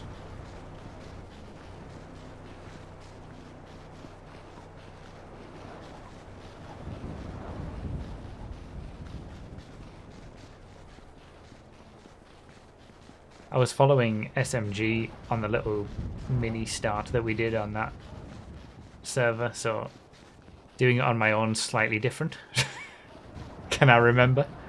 It's easier when you're following someone who knows what they're doing.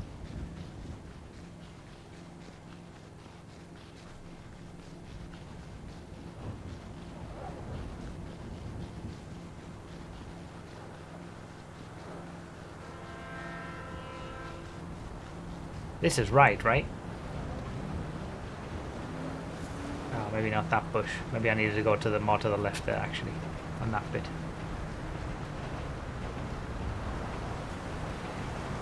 And now we play the game of the Gfred lottery. Did we get a decent car?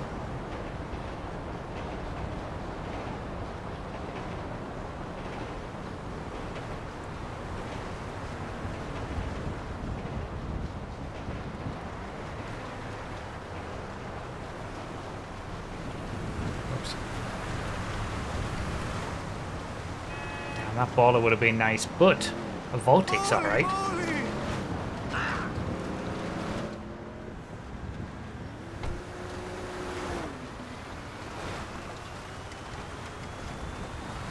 Okay.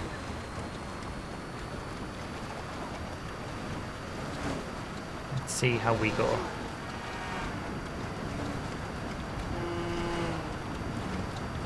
Yeah, it's going to be a nice and quiet. You're going to hear a lot of the snow.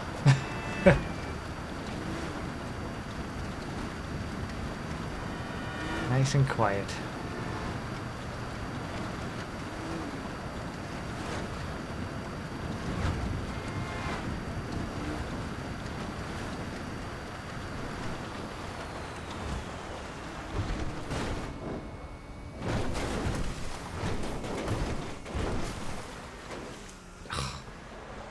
The Voltic is quite badly affected by the bushes.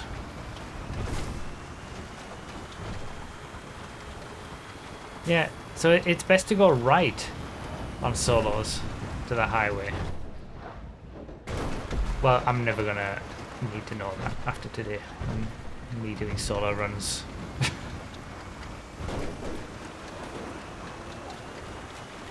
But if I have to do this a second time, I'll try to remember.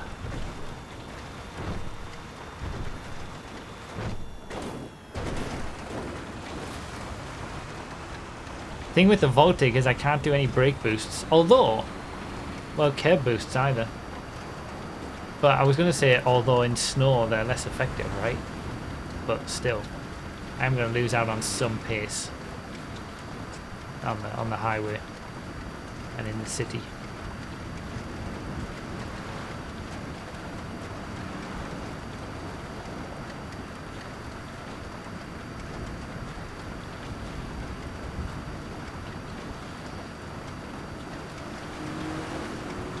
I've got this now though, there's no point in changing.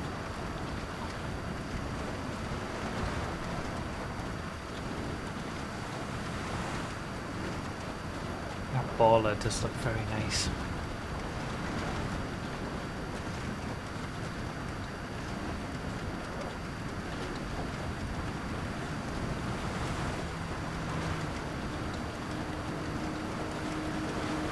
How come boosting doesn't work in the Voltic? Because it's electric.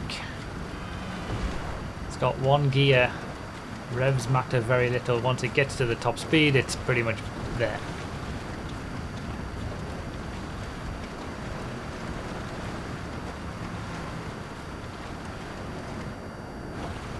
Some newer cars, some newer electric cars have gears and they can actually do stuff like that, but the old generation of electric cars, they have a top speed and they stick at it.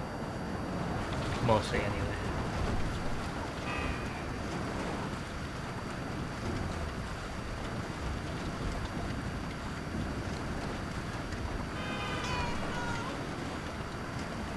I should have looked to see what the times were at each checkpoint for the Snowfred record. I didn't think to do that. This is a very relaxed world record attempt. This isn't like any percent last year.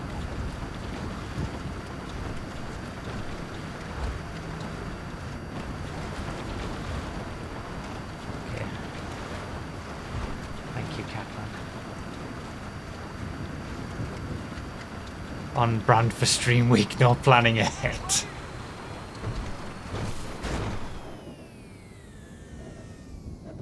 Oh, what a scumbag!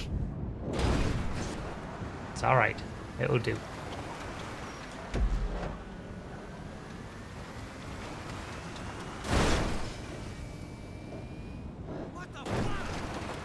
I didn't pay attention to my time hitting that checkpoint, but we're okay.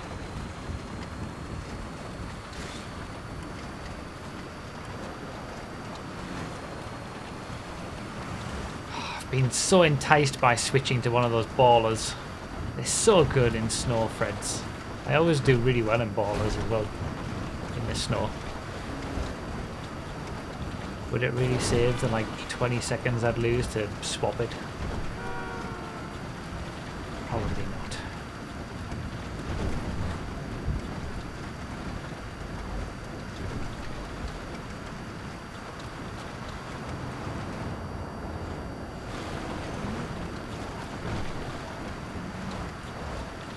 Dr. Y, thank you very much for the gift sub to Cat of the Games.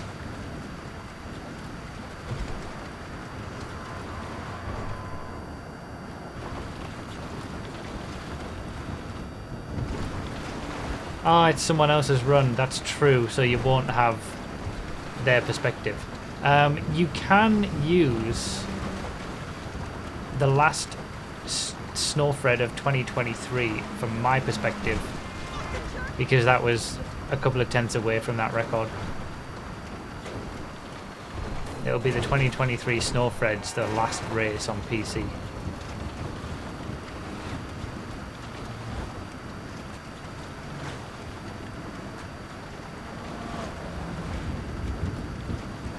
Do we get pizza if you get the world record? No. Well, you can get your own pizza. I keep saying this.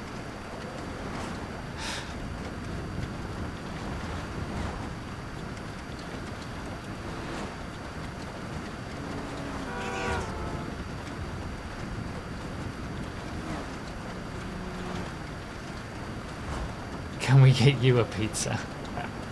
I guess.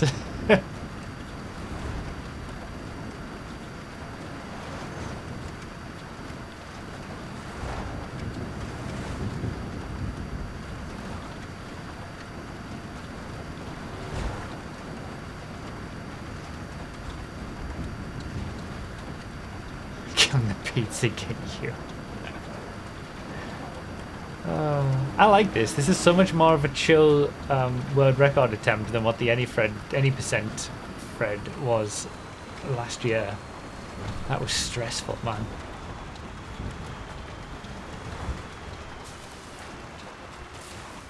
Really? I thought I'd missed it. I even knew about it. I thought, oh, be careful of these bushes on the inside. Oh, I didn't practice the Oh, I knew there's something I'd forgotten. How to actually get up on the elevator, I didn't practice it. Because I know that I don't do it right. Bollocks.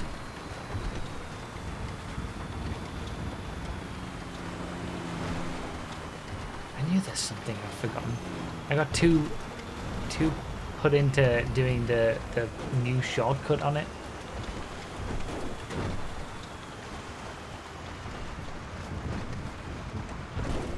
Between the two trees, was that right?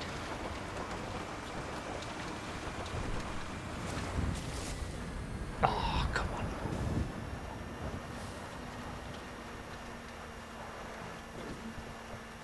Come on, Voltic. See, this is where the baller would have saved me a lot of time. I might jump back on just to practice that, if I can. If there's time.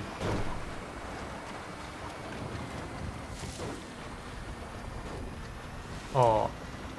look at a video or something and just try to figure it out.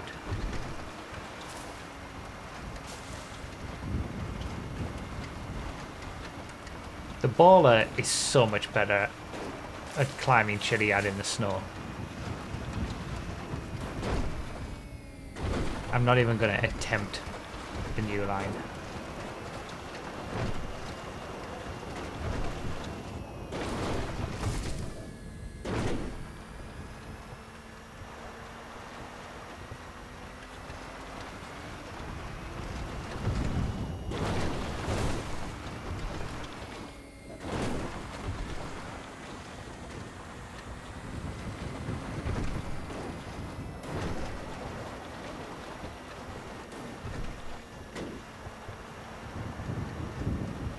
I think the baller would have made up the time from swapping.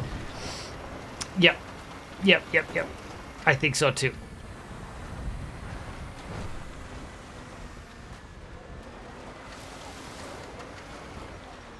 Now I think so anyway.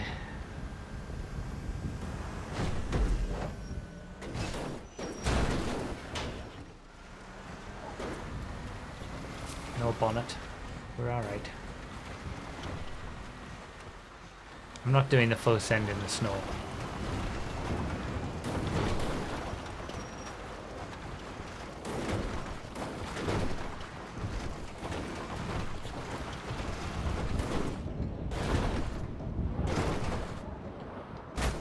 Oh no, oh no, oh no, oh no, oh no, oh no, oh no.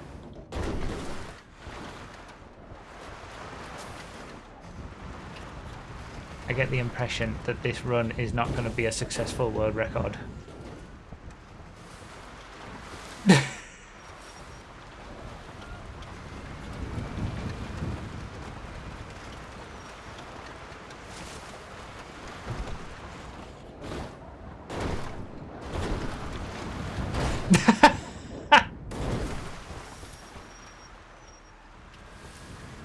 It's alright, we're just going to get a time on the board.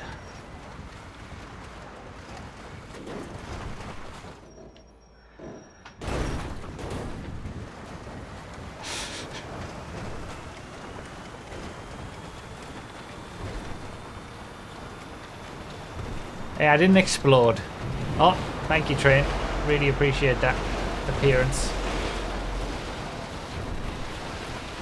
World record for most trees hit going down Chile.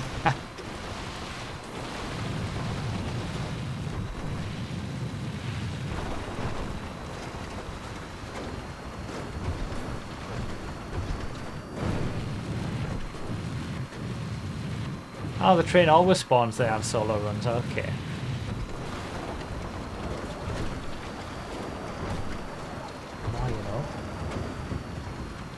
Funny, I've done solo runs of Gfred, but because most of it was in a plane, I don't know these little details.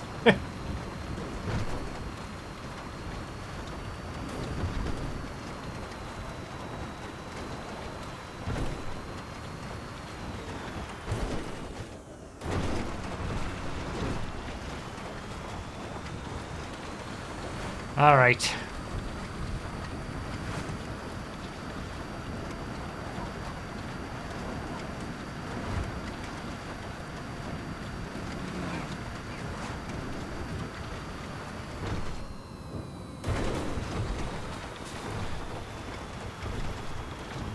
At least I know for future. If I'm in a Voltic and I see a baller, change.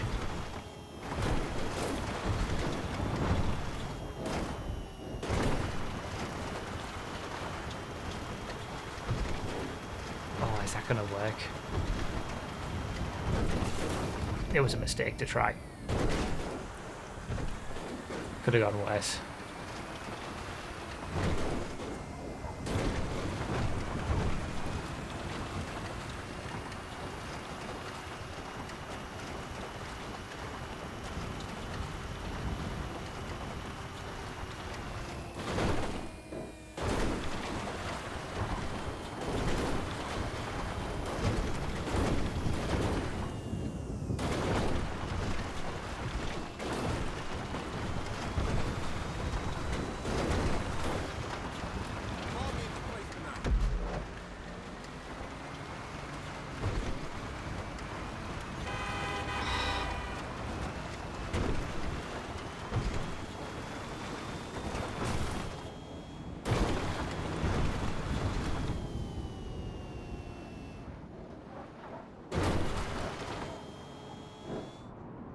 Oh, I'm going to hit a tree.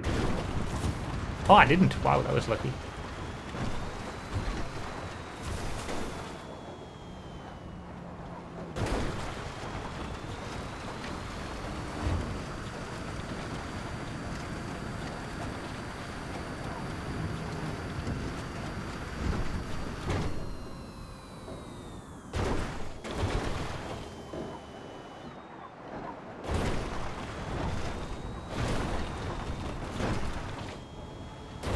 We're not doing OG parachute. No chance. Not after all that Hail Mary practice I've just done.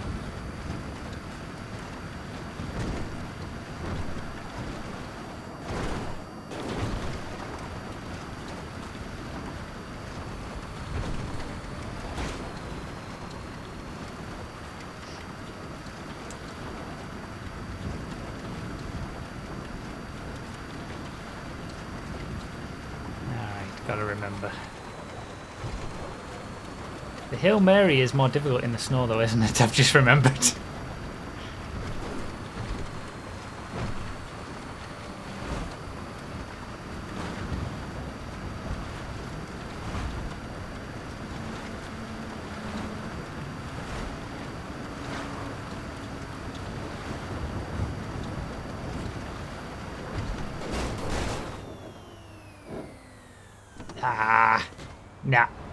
Nah.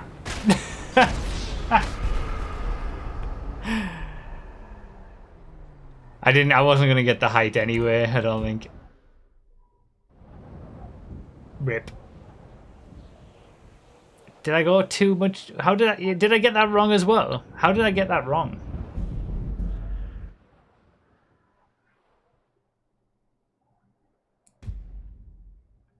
I mean, I was on pace at least, right? So too far to the right, but was my starting position? Because I thought I was on the left, right? Like my left was on the bollard, but I guess did I turn in too much? Hey, where are you? We're only gonna have one more chance at this, really, before I need to start sorting out the podcast.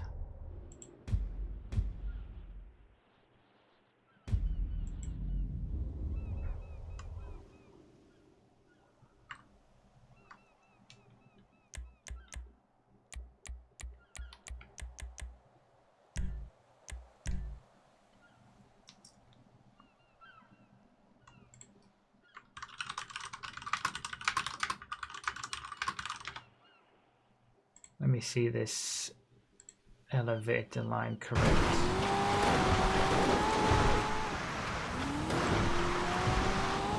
Oh, there. Okay. I should have practiced that. Okay, I'll try my best. Just do solo runs during the podcast. I'm sure the others won't mind.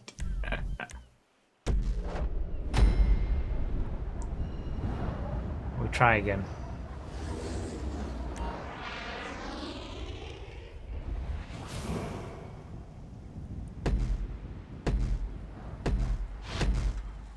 Oh, I didn't do the little boost start.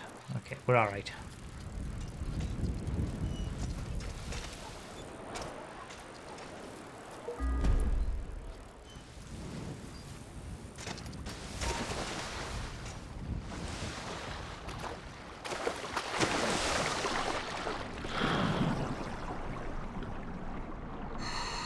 We only get one more, basically. One more at full attempt. Because the record is basically 20 minutes. So there's 20 minutes until the pre-show. I get one full attempt to get it.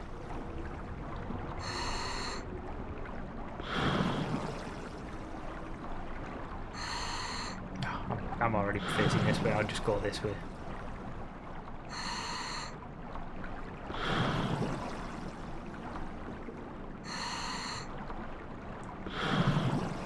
You've got to be kidding me, I didn't hit it. Oh, come on.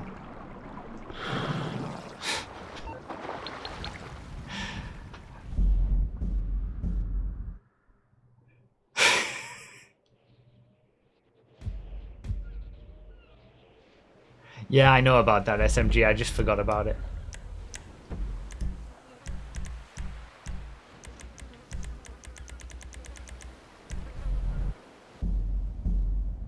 He's definitely still Broughy. I know, right?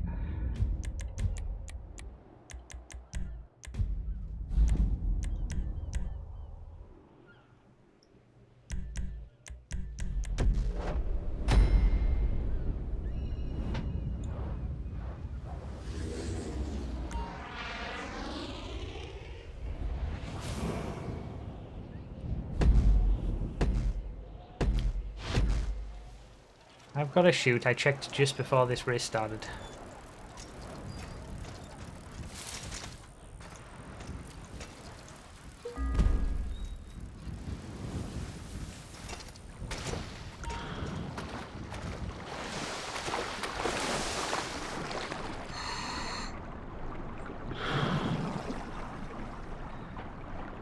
Okay.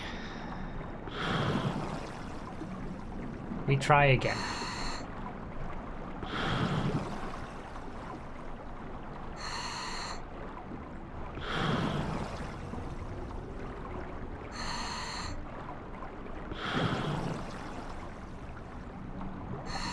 Why is this line considered better?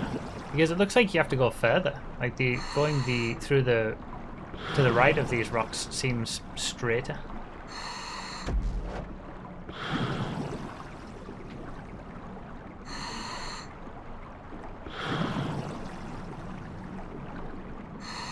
I know surfacing, but like I just don't get how that going around the rocks is faster.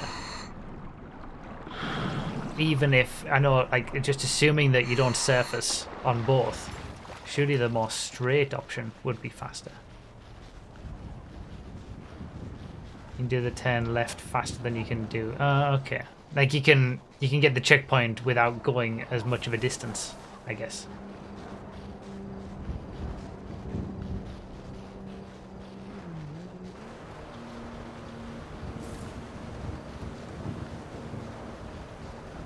So it's quicker to go to the right on the highway. Do I still do the same line for this initial bit? I can't remember the line when you go to the right.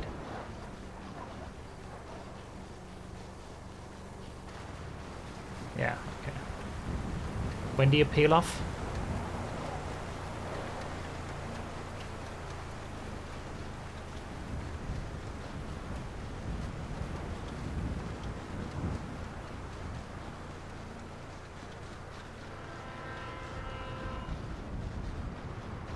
Oh, in for the tree, I remember. Yeah, then we go through here. A little bit late on that one, but...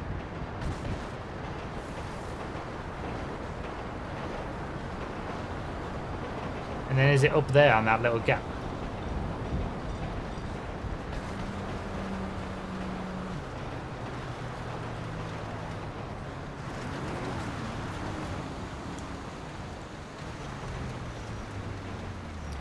Really?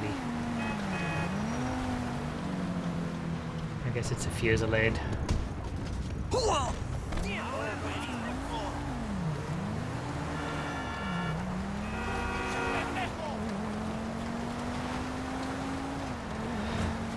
The Voltic was probably better.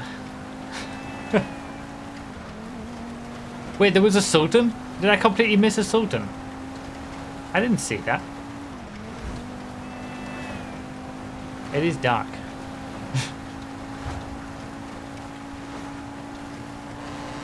Should have set it to noon, I know. Well, we're in a Fusillade now. Oh, that was... Oh, I couldn't take it anyway. It was in fairness, but I couldn't take it anyway, so we're alright. Quarry 428. Okay.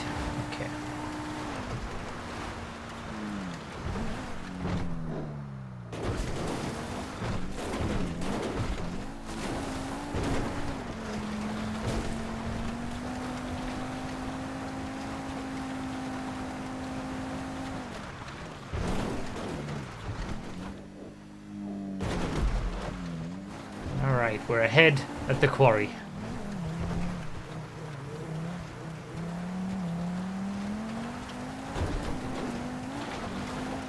Yeah, I can't look at that big long list of all the times. I'm gonna need the time for the next checkpoint putting in, I think.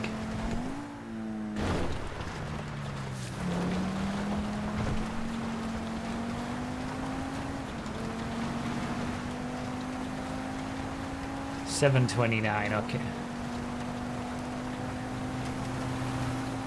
I always used to find that turning the lights off made it easier to see at night on old gen, but I haven't found that's the case for new gen.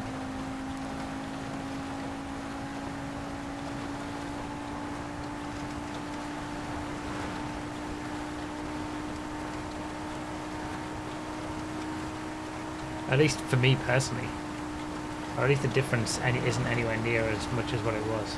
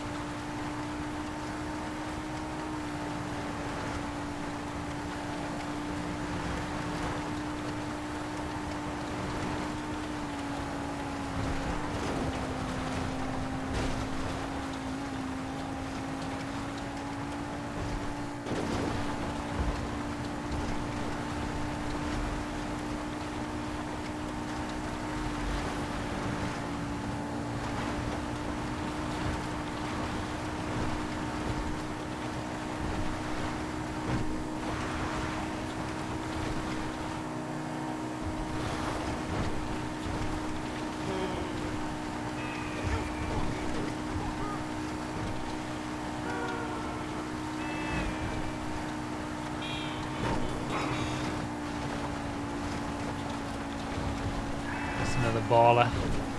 Do I take it or not? If I see them on the way out.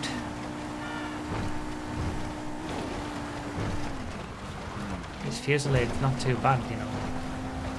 I've had some good times with Fusilades in Gfred. I've had some good times with ballers too, though.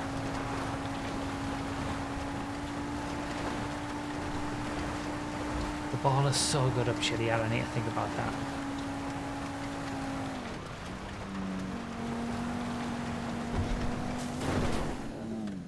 Botched it. Absolutely botched it. Yeah, botched it big time.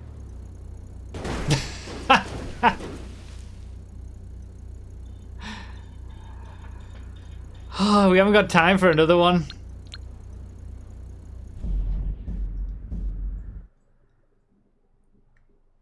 Little bit of a time loss, yeah.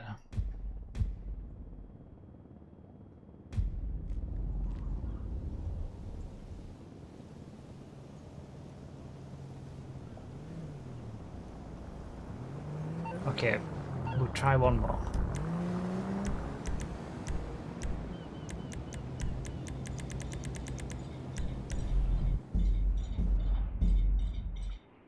Thinking about the baller when I should have been thinking about the jump is right. You can be late to your own podcast, it's fine. Do an RDT, don't be on time. Okay. Snowing noon.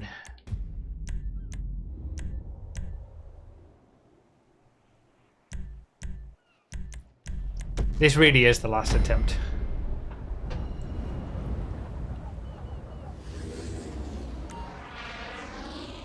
I was too busy thinking about the baller. I should have just changed to the baller. It can make the airport jump, from what I can remember. Just.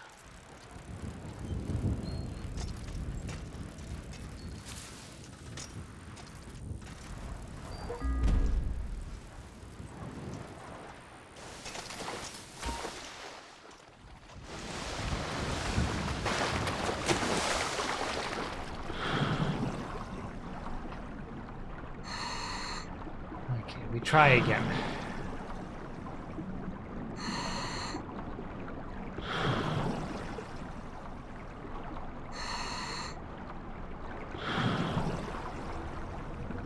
This is where I need a baller spawn immediately. I was a little bit too late, wasn't I? Peeling off to the right. Need to remember that this time.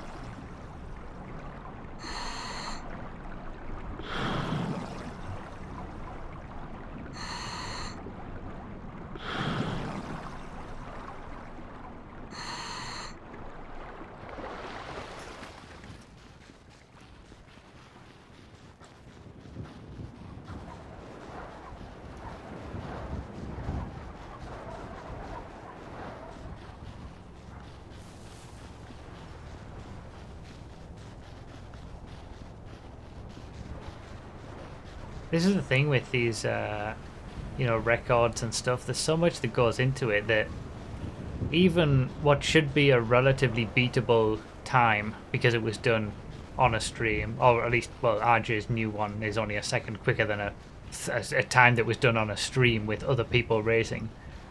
There's so many little things that you need to get right and do correctly. It's never easy.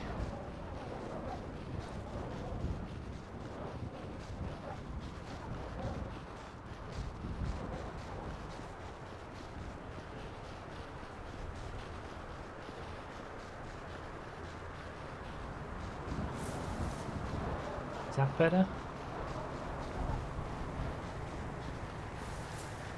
Oh yeah, that's true. You don't. You're right, by now. I always mess that up.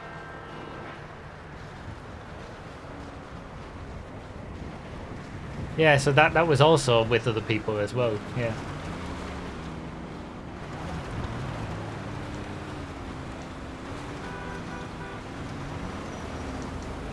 Are you a baller? Oh, it's an old baller! No! I gotta take it. It's the wrong type of baller!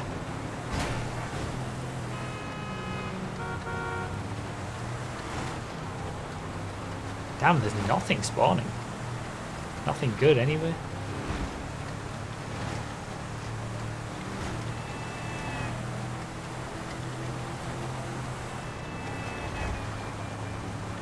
Well, looks like I'm in the baller for a while. That's true, I didn't specify which one. I should have.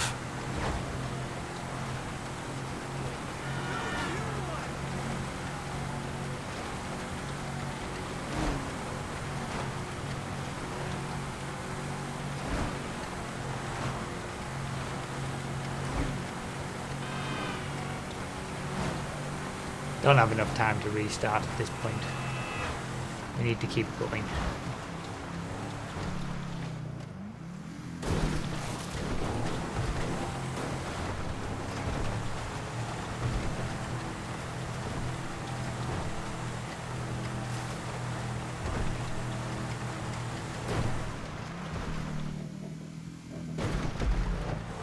.419. That feels a lot slower than the last one. I don't know what. I can't remember what it was, but a good 10 seconds slower.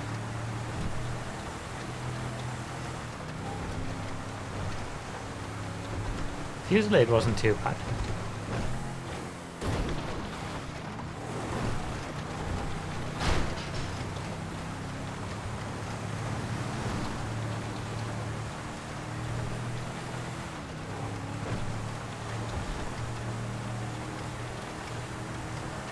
Need to find something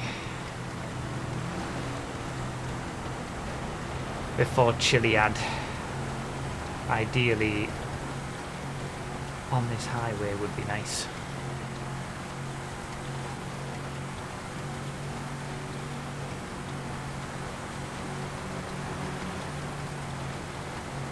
I don't want to peel off anywhere. In a run like this, there's absolutely no point. Surely. The time loss would be way too much. You're just doing a solo run. I mean, it depends what you find, I suppose, but if you're going to peel off and go find something else somewhere else, you might as well just restart. I obviously can't, but let's just keep going. See if the city gives me a decent spawn.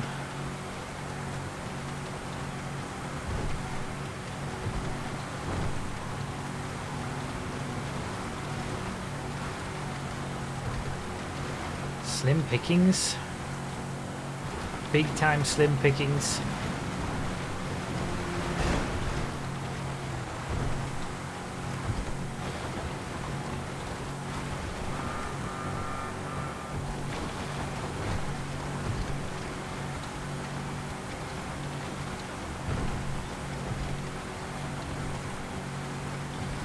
That Fusillade was the one. That was so much better. I can't believe I messed up the airport, of all things.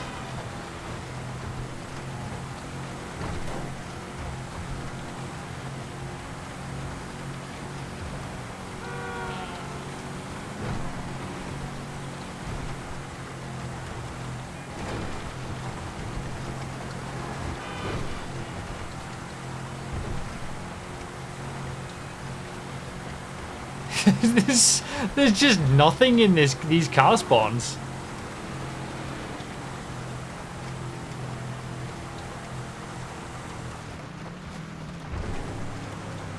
Oh god.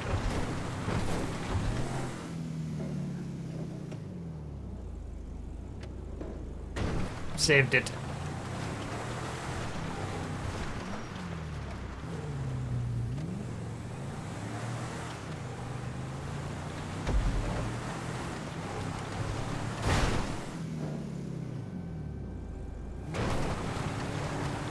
Plus 10. So I've gone from 13 seconds quicker to 10 seconds slower just from using the baller on the road down here.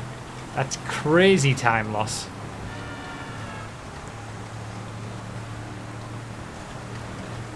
Yeah, there's no way.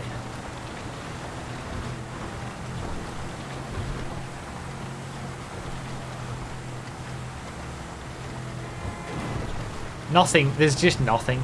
It's giving me nothing. I'll go to a sports car road, see if I find something there.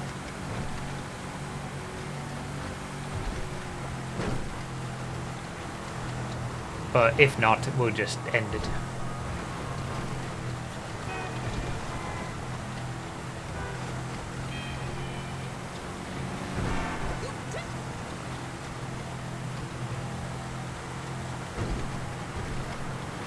It's been an atrocious car spawn.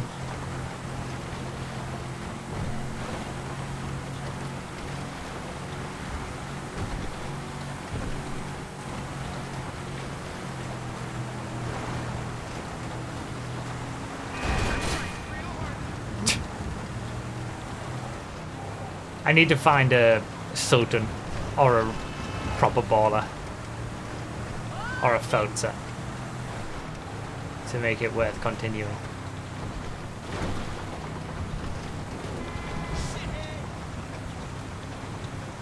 This has been absolutely atrocious car spawns.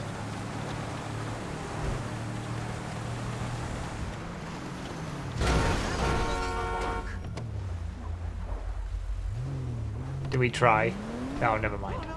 Nah, it's over. Oh well. I mean, I didn't give it much time to try, to be fair.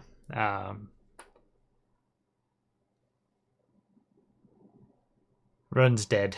Run is very much dead.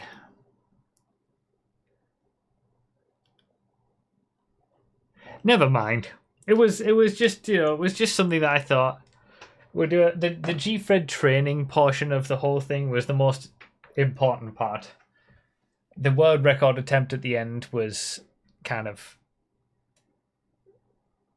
that was just the you know, the little extra.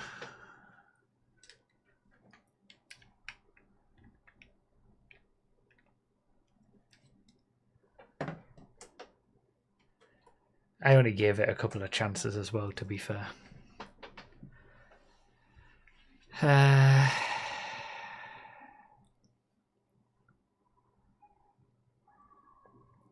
had this plenty of time tomorrow. You should give it another go at some point. The thing is, if I tried tomorrow, which I could, there'd probably be enough time to give it a couple of goes. Someone will already have beaten it by like 2 minutes, and there's no way I'll be able to get it anyway. So, yeah, we'll see. I'm not. I won't discount it, but we'll see what happens tomorrow. Because if it gets beaten by like a couple of minutes anyway, which it's going to anyway after I've done it. But if it gets beaten anyway before, then there's no point. So I'll not say we're definitely not going to try it tomorrow, but we'll wait and see if it's still possible. But yeah, I'm looking forward to trying all the practice that we just did. He's a scumbag. He's an in tomorrow's scumbag. actual Gfred tomorrow night. It's going to be fun. We'll try a full send. We'll try our first ever full send in a proper Gfred tomorrow night. Equation with the 85 months. Thank you very much, Equation.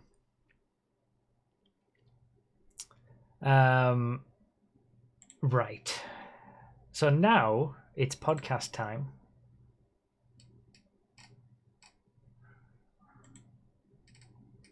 And unlike normal, we're actually doing the podcast pre-show live on stream because I kind of have to because I've just done it all as one big stream for the stream week. And there's only one person around today. RDT is here. The RDT was the first one here. That's a first, that. You're recording this right now? You sound half asleep. No, I'm fine. Okay.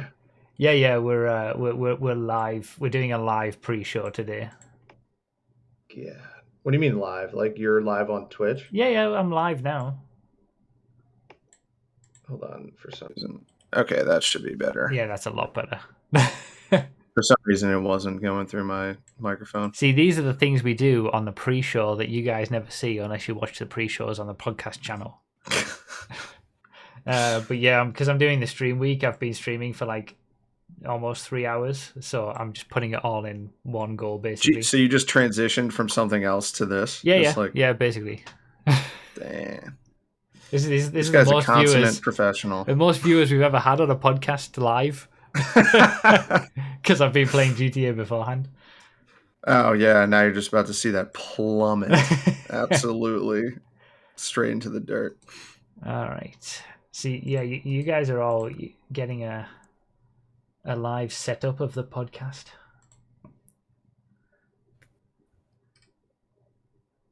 Oh, what the heck? Oh, we're going to need this one, aren't we? Because Nos isn't here.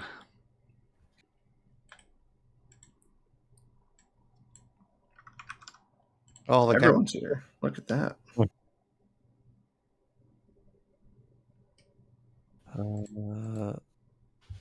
Thing.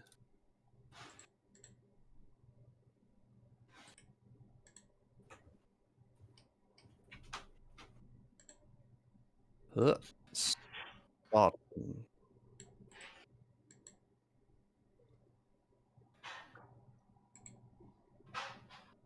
Oh, what a scumbag! What's the link for the thing to join again? Is it the pinned one, the video one? Yeah, it should be. Yeah. Yeah. Okay. Just read it out loud, right? It's video ninja password /1322 password 1322. Nice and secure. Oh, no, security breach. Simon Field, thank you for the 4 months. Oh yeah, I should mute the alerts. Probably. Oh shit! I forgot to get a drink. Be right back. What have I done? Oh, there we go. There we go. Alerts have been muted. So nobody subscribe or tip or do anything. No, you can do it. You just don't expect me to read it out immediately. You can't. Don't do it. Don't do it. Josh, why do you have so many chairs? One of them's a sim rig. The other one I got given by a company, but it's too small for me. Okay. To the point, I should probably zoom my camera in. But you can have co-game with Faye. Yeah. Now I need to join as well, don't I? I need to start this. And then... Oh, and open the document. It's weird doing this live. The document.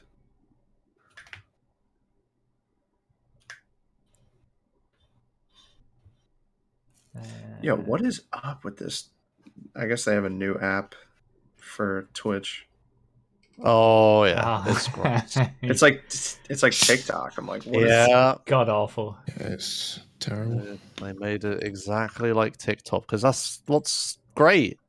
Yeah, everyone loves it. Freddie, you're on the podcast.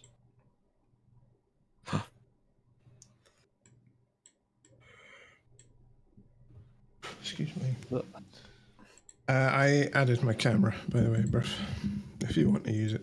Fair enough, if not. Because I realise that I've set up your hammer on the main page, I think, but not the variant page. Wait, have I? Oh, I should have it on the other one. Yeah, there it is. Okay. I just need to move you. Whoa!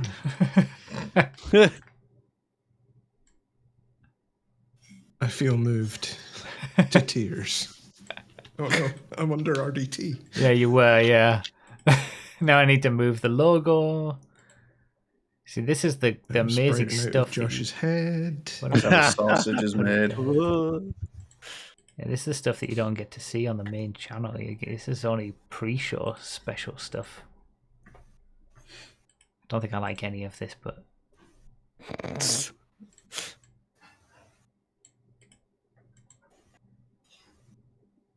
that kind of works. No, I don't like it. Oh dear. Oh my goodness. Oh my goodness. There we go. That's better. It's better framing. I'm amazed Broughy doesn't have 84 OBS scene variations for this specific situation. No, I have... Since I moved all the scenes over to one scene collection in OBS, I have one main podcast scene, one that's just for the monitor, which I still haven't set up properly because I need to put everybody else's camera on it. But since I set it up, we haven't had all four of us here at one time. Although I might have just forgotten one time if we have had that. And then I've got like a variation, so I can just move things around and not worry about messing up the main one. That's the deal. Right. I am tired though. That is true. I am also quite tired. This is going to be a nice low energy podcast. How are you tired? What time is it there? Well, I've been staying up till fucking midnight and then waking up at like 7 and then working more and then... We'll talk about it in the actual show, but I've been working way too much. Mm.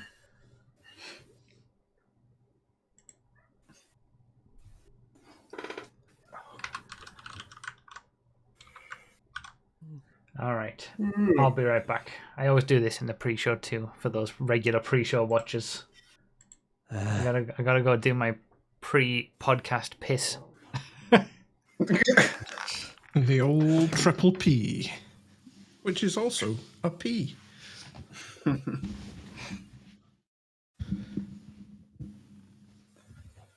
Ay.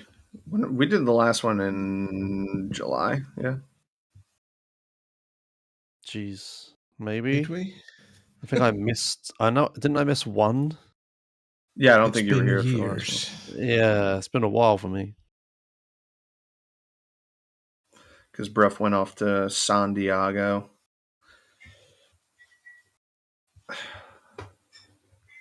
If I can do the podcast from all the random places I'm in, why can't he?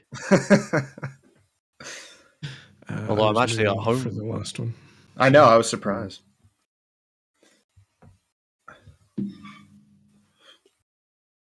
I should have just gone to the park and done it there or something, just to be different again. Go to the pub. Dude, if you ever watch the first couple episodes of this when I was still in college, I would just drink like 9 beers while we did it. There was one guy who absolutely hated me, and he said that he would never watch the show until I got booted off. And I imagine he hasn't watched it yet. So wow. Imagine being like that annoyed with someone. Like, how can you just chill the fuck out? I'm fed up with it. I'm fed up with it. Just chill the fuck out, man. Yeah. Isn't this the first podcast from Broughy's new room? Actually, so I guess he is in a new place technically. Why does he have so many cars? I've never really looked before. Like, what the? It's called collecting, Josh. I don't know if you're aware of the term. That's a lot of cars and the little silly Funko Pop things. Yeah, I got to side with you on the Funko Pop. Yeah, like god awful. Like, people seem to thank love you for them. capturing a small portion of the Earth's resource in an ungodly shape and keeping it in a box. Yeah. I'm collecting gamer chairs. I don't have a single gamer chair. Not any of the. This is just a flipping office chair.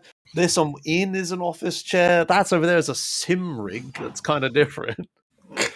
I think I had that office chair that you've got, and yeah, I have bad memories of it. Wait, which one? The one I'm in, or the one next to me? The one next to you. Oh, right. Next to you. Yeah.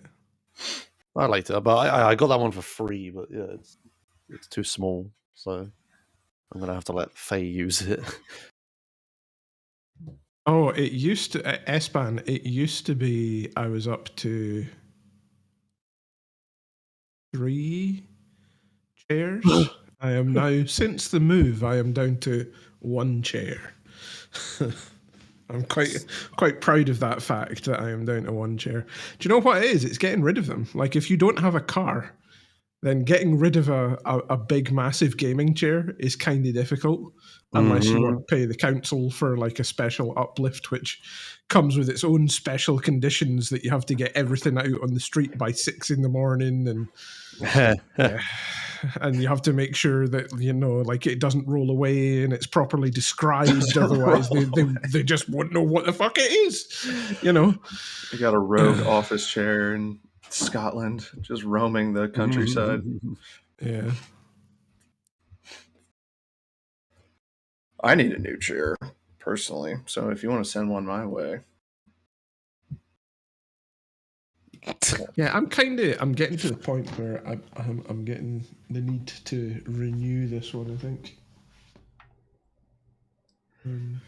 Yeah, it's beginning to break in a few places, so. All right, I'm back. Hi. Yeah. Oh. What's really annoying is over the past like few months, It's I haven't really been on annoying the that I'm podcast. back. Oh, thanks. No. There's been Well, a that bunch of too. stuff that I've thought about. They'll be like, "Oh, I should talk about that on the podcast. I'll write that down," and then I proceeded to never write that down. And I know there's like 3 things like that, and I don't remember what they are. Oh yeah, I'm full of stuff I like that added as well. 2 stories to the document. I don't know if you want to familiarize yourself beforehand or what. I always forget that there's a document.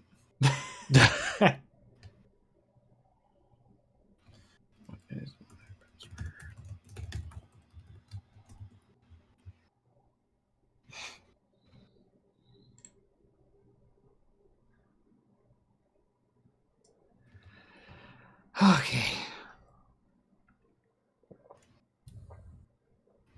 Oh shit! I've not opened most of the stuff that I need to have open. I should probably do that. Caught us all off guard, this, isn't it? We're late. We should have started 1 minute ago. Forgotten about the podcast. Yeah, it's been so long. Wait, when was the last podcast? Wasn't it like June? July. Was it July? Okay. Yeah. It's still been a good 2 months. We've just missed one though. Did you guys fire Nos? Yes. Yeah, he's been fired. Yeah. Yeah. It was the only option, really. He had a couple of HR complaints. Couldn't let it slide. There comes a point where it just gets to be too many. I know. You can only protect a guy for so long. Yeah, I know. No, now sent us some updates. Yeah, we'll read them out on the show. He's busy right now. So. All right, I guess we can start. There's no need to do the intro because we've already started the stream. Well, so, give me a second. I've got a second. Okay. We'll do wait. some document editing first. Right. Okay. We're good. Okay, we're good. Are we all ready? Yep. Okay. Sure. Wait, what episode is this? Oh, 91. All right. 91. Yeah. Hello, everyone. I'm Broughy1322, and welcome to episode 91 of the Choking Hazard podcast with some of my usual co-hosts. RDT's down there. Hey. Sounding as bright and chipper as ever. Josh is over there. Hello. Hammer is the Hammer, right above Josh. I am. Hello. And Nos obviously isn't here. But we did get some updates from Nos that we'll read out throughout the course of the podcast. It's been 2 months since the last podcast. We've only missed one podcast in that time, but with them being once a month, that's it, 2 months. And what's been going on? It feels like it's been forever. Yeah, it's been a while. Where do we want to start? I mean, I've been to the US, but like I'm always in this situation where as soon as I get back from something or I'm ready to talk about it, I can't think of anything that I want to talk about.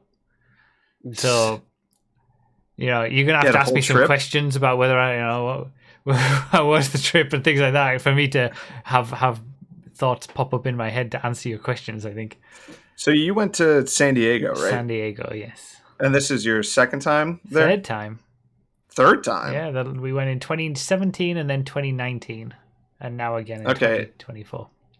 But those first 2 times, those were for like events? Yeah, that's true. They were mainly for TwitchCon both times, and we did a lot more traveling back then. We went to Vegas, LA. We went up to San Francisco in 2017. Drove all those places. So I think 2019 we went a few less places. We still went to Vegas, but it was mostly San Diego and Vegas. But San Diego had TwitchCon then at the convention center, whereas it was in LA, Long Beach for the 2017 one.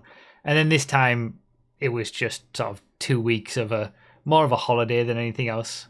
So yeah, it was 2 weeks in San Diego. We didn't go much further afield than that. Nice. So we did go to Anaheim though for Disney. Oh, okay. So you went to Disney. Is that Disneyland? Yes. Okay, the original, Disneyland. I believe. That was the. I think so as well, because I think Disney World is in Orlando, Florida. Yeah. So this was purely for pleasure. Yeah, It was. I mean, we treated it as our honeymoon, basically, because we hadn't had our honeymoon really since getting married. So we had free lodging with a family friend over there. So we didn't have to pay for hotels or anything, which meant we could do it in the first place. If we'd had to pay for hotels, I don't think we could have done it at all. So that's perfect. It worked out well, and we got that was it. We got to upgrade to business class on our flight out. Oh hell yeah! Oh, it was so good. Nice. It was so nice. Are your eyes opened? Would you ever fly coach again? Oh, I was. At the end of it, I was like, I can't go back to going economy class anymore. It was the perfect start to a honeymoon. Really, we went through obviously Tony, my old friend from school. He used to work at Heathrow, and he still knows some people there, so he was able to. He tried in 2017 and 2019, and it didn't work for us. But this time. Third time's the charm. It worked, and we had 2 seats like right in the middle next to each other as well, so we were still close together, and it was such a different experience, man. Like, oh my god, it was so much nicer. You could properly lay down, and completely flat, and bigger screens, and your own space to yourself. Yeah, it was something else. That's perfect. So yeah, it was one of those lie flat ones, and you got like free drinks and everything out of it. What time did you fly out? We left at I want to say it was like 3 p.m. UK time, and we ended up landing at sort of 6 p.m. I think in San Diego. There was no change. Well, okay, so we left Newcastle airport at like 9 a.m. but we left the UK Heathrow at 3 p.m. Like we had a change, but. Yeah, from Heathrow. Within the country. Of the 2 countries I expected you to have a change in, it wasn't the UK. Oh, right. Yeah. You flew all the way over the US? Yeah. It was direct from Heathrow to San Diego. What the? Oh, okay, fair enough. Okay, that's a big point. It was, I think it was 11 hours. It felt like it was quicker than what it was in 2017 and 2019. I think they were 13-hour flights back then, and this time it was 11. Jeez. You also got to lay down and enjoy actual comfort. Yeah, it was so much better. It was it's not worth the money still. Like I couldn't just. Well, that's me speaking of not having the money to spend on. But if I had the money to spend on it, I probably would. Like then it would be worth it. But yeah, it would have to be like, you know, you don't really mind $2,000 or something for a business class seat. You don't mind losing that. But you'd have to be earning a lot for that to be the case. So, yeah, no, that's ridiculous. But yeah, so of all the flights that we could have got, that like it was the perfect one. At the start of our journey for our honeymoon, to get that experience was really nice. Yeah, I feel like you get that white glove service being treated. Oh yeah, we got really nice food and all sorts. Yeah. That's awesome. We didn't get it on the way back though. We were just flying economy, and it was probably the worst flight I think I've ever had. So we paid for it. We paid for it on the way back. It was horrific. Oh Christ! Explain why. Why was it bad? It was. Explain why. I want all the juicy details of your terrible transport story. Okay, I want to say they sustain me. That I think I can't say this for sure, but it felt like the seats were a lot more cramped and close in than what they were from what I can remember in 2017 and 2019. They definitely feel like they packed you in a lot more now than what they did back then. There was just no space. You just got nothing. Like for 10 hours on the way back, I was just like, you know, I was like this, I like closed in and no space in front. And then people, obviously, because it's like a night flight, they put all their seats back. And if you don't put your seat back, this chair is like here on your face. Yeah, it was horrific. And then I was like struggling with like stomach issues as well, like wind and all this kind of stuff. So I was in pain, and I had a headache when we got onto the flight. Like it was the single worst flight I think I've ever had. So I paid for the niceness on the way back. Yeah, no good deed goes unpunished. No, I know, or that's exactly like how it was. Yeah. So you've just reminded me. Do you want to see what the airlines are planning for the future of economy air travel? I've popped it in the choke chat for you. Is it the top bottom one? I'm going to take a look. Yeah. Is it like the double decker? Yes. Oh, what is this? If you thought it was claustrophobic before. Oh my Christ. Hell. Yeah, I mean, you'd get slightly more people in, I guess. I mean, would that be better though? Like, because the one thing that annoys me the most is when people put their chairs back in front of you. Like here, I guess you don't won't have that problem. You'll just have a wooden board about a foot in front of your face for the entire journey. Yeah, you don't get any. You're just in like that consistently, I suppose, in this kind of setup. Plenty of leg room, though. To be fair, yeah. For someone who's quite tall, the leg room. I'm like, that's hello. true. He's got his legs across, hasn't he? I kind of like that. It's not terrible. I think that I honestly think that would be better than the current. Like coming fresh off a 10-hour flight of what I just experienced, that would be an improvement. You know what it is for me? It's the claustrophobia of the lower deck. I don't particularly like it. I'm not particularly claustrophobic, but I know people that would just hate that. Yeah. They rocked up to their seats and they were sat on the lower deck and just like, oh god. Imagine if the guy in front of you had next to the window. Yeah, exactly. There's that too. You've got the backdraft of people's farts if you're on the lower deck. I really don't see this working, just because that would add so much weight to the plane. Like, I don't know if the added capacity would be worth it. Yeah. Yeah, you'd need a lot more up and down. Like, if you didn't have the they seem to think they can make it work. So we'll see what happens. I mean, they know more than me, I guess. So yeah, it was great on the way there, horrible on the way back, and then in the meantime, in the intervening time there, it was a lot of fun. We had a good time, but we didn't really do anything in particular that I would probably, say was a reason we went there. It was just to spend time and enjoy the weather. Did you go to the beach? Like, did you? Yeah, we went. There's Sexy shouting me saying hello from outside. Hello. Yeah, we went to the beaches, the various beaches at San Diego. We went up to like one of the monuments that is up there, the Cabrillo Monument as well. Like we went to sort of did a bit more sightseeing, I guess, than what we've done in previous years of just seeing some of the nice spots. We ate a lot of good food, and that was I think that's where we spent most of our money, to be honest, on food. Yeah. Went to medieval times before we went to Disney the night before Disney. Medieval I hear that's times. a classy joint. It was a fun experience. Did your knight win?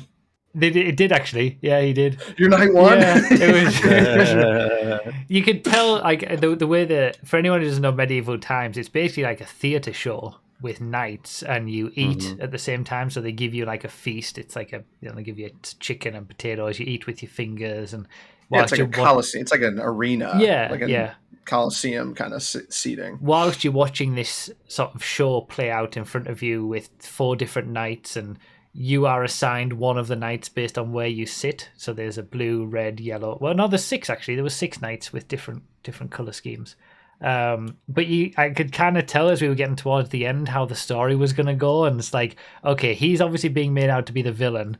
He's going to take out him, and him. Our knight's going to be the one who's left, and then it was a battle between our knight and like the one who'd be made out to be the bad guy. And I was like, okay, I bet we win.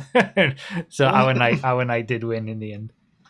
Yeah, I went to one of those in Canada as well. All right. The only thing I found really awful is that like the staff that are like giving you food and that lot, they couldn't seem to decide whether they were role playing or not. Okay. And it's like some of them fully committed to it, which was kind of cringe on its own. But then some of them are sort of just like, yeah, sure, my squire. Here's the old Texas God. toast. Yeah. That was terrible. The rest of it was good, but that part was kind of awful. It was fun though, because we Pepsi. enjoy going to the theatre and seeing shows and stuff. So it was kind of like that, just with a load of extra bells and whistles on top of it. That's cool. So how does this one compare to the other 2 times? Did you have more fun? It was more relaxing. It was kind of a different reason to go, but do you think you had a better time just kind of not having anything to do on your itinerary? I think it was just as good, just different. Like I think each of the 3 has been. I think the second one in 2019 wasn't as good as the other 2 because we got ill in the final week. It wasn't quite as good. We didn't make the most of that one. I think we still went to Vegas, but we'd been to Vegas in 2017, so we didn't do enough different, I think, in the second one. Whereas this time we focused on doing a lot of the things that we hadn't done already. But yeah, I mean, they've all been great trips over there, and it's such a nice place to just be and exist. The weather's so nice. Yeah, I've never been to California, but I've heard that San Diego is kind of a really nice, quieter city, I guess, to go. The best thing, the plane had like a little info thing about your destination and your place that you come from and stuff like that. And it said about San Diego, it's like a village but the size of a city, and that's kind of what it feels like. It feels more like a small town in the vibe of it, but it's just big. It's just a big city instead. So it is a nice place. I would recommend San Diego over any of the other places in California that I've been to. All right. But yeah, it was a fun trip. I do have one story actually. I might have mentioned. I don't know. I definitely mentioned it on a stream, but I don't know whether I mentioned it on the podcast before I left. I was planning to go see some motorsport in the US. So there wasn't any sort of... I was just about to ask about that. There wasn't any NASCAR or IndyCar or anything that was anywhere close by, which I would have liked to have gone and seen. But I scouted around all these different places, and there was a very short dirt oval that's maybe 40 minutes out of San Diego, and they had a race on one of the weekends. So I was like, oh, we can go to that. So we planned it all out. We was like, okay, yeah, we'll go there this day. And they only do race meetings once every 2 weeks. So it just happened to be in the 2 weeks that we were there that we could make it. So Yeah, the drive out was quite interesting. It was through. I mean, it's located on a Indian reservation, and there was a casino and stuff first of all, and then it was up through these mountain passes and things, it was an interesting drive to get to this speedway. About 40 minutes drive. Got there, pulled up, and it was closed. Oh. And all the gates were all locked up and nobody was there and nothing was obviously So you nothing. broke in and drove the track yourself. Obviously nothing was going on, and I was like, oh, what's going on here? We were there a day late. Oh dear. It was on the Saturday You're and we never went one on the for Sunday. reading the instructions, are you?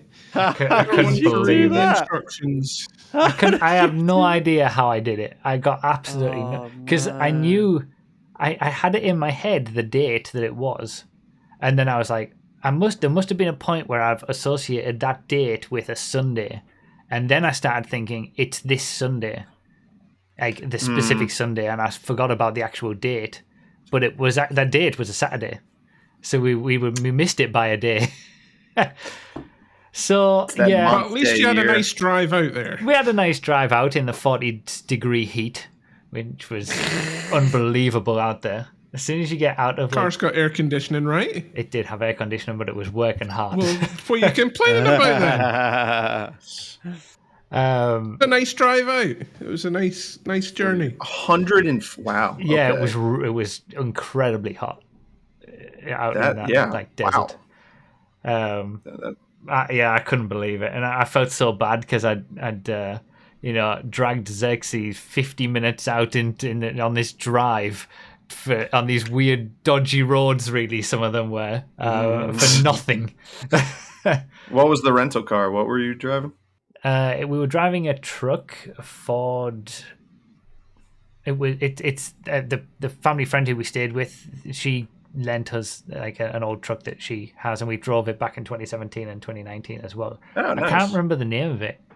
Begin with was it an a E? Ranger Expedition or something? Is that a Ford? Ford? It was like an SUV kind of. Like it had a sort of a big back end with loads of boot space and everything, but it wasn't like a flatbed truck or anything like that. Yeah, it could have been an Expedition, I suppose. But it was an old car. It's like 20 years old or something. Explorer. Yeah. That might be it. Oh, should I look it up? It's got the diagonal B pillars, right? And the sort of wraparound rear windscreen. Well, fake wraparound rear windscreen. Explorer. The Explorer is like the cop car nowadays. No, I want to say it's an I think Expedition was right. I think that's the name. Yeah, you're probably right. It's it is. It's like a 2000-ish Ford Expedition. I searched for that on Google, and that's about what it looks like. What we were driving. Yeah, they're huge. It is. It's a huge. In how you identify vehicles, really? Can we? It's big. But it's big. It had a Ford badge on it. Yeah. It was one of those. Yeah. One of those early 2000 Fords. Yeah. That's why the air conditioner was working double time. Yeah. You're lucky you survived the American roads. Yeah, it was all right. Just a few dodgy moments. Lucky you survived. Ramo. How does Ramo have any room to talk? The Irish roads are insane. Yeah. Ireland is pretty terrible. So yeah, apart from that little bad moment, it was a good trip. We had fun. So yeah, that's pretty much all I've been. Since I've come back, I've just been getting back into working and streaming and whatnot. So I'm in the middle of I'm at the end of my stream week now as we're doing this. That's why we did a live pre-show. 1 day left tomorrow, and then that's it, done for another year. What about you guys? Right. What's your deals? Not that much. Moved in with the girlfriend in the beginning of August. I remember you telling us about that. How's that going? First two, well, it wasn't that big of a change. It's been great. Obviously, it's been amazing. I love it. It just hasn't been that big of a change because I was spending most of my time here Yeah, anyway. okay. So it was kind of just more of a get out of my apartment situation. So the Yeah. move itself was she's watching me right now. She has a gun to my head. It's been amazing. No complaints Yeah, at she's all. watching for what you're saying very, very harshly. Yeah, she'll be judged on this. But no, it's been the move was just a little stressful, as it always is. You know, you've moved a couple times, Broughy. You know, Josh, you've moved more times than anyone has ever moved. Probably again soon. Oh God, no. Hammer as well, but I drove a U-Haul, a 10-foot box truck for the first time. I may have done that before the last podcast, so this I might maybe going over something we've already discussed, but that part was fine. The last day was fine. I just crammed so much junk into my Honda Accord. I literally had I couldn't see out of anything. I'm surprised I didn't get pulled over and thrown in jail.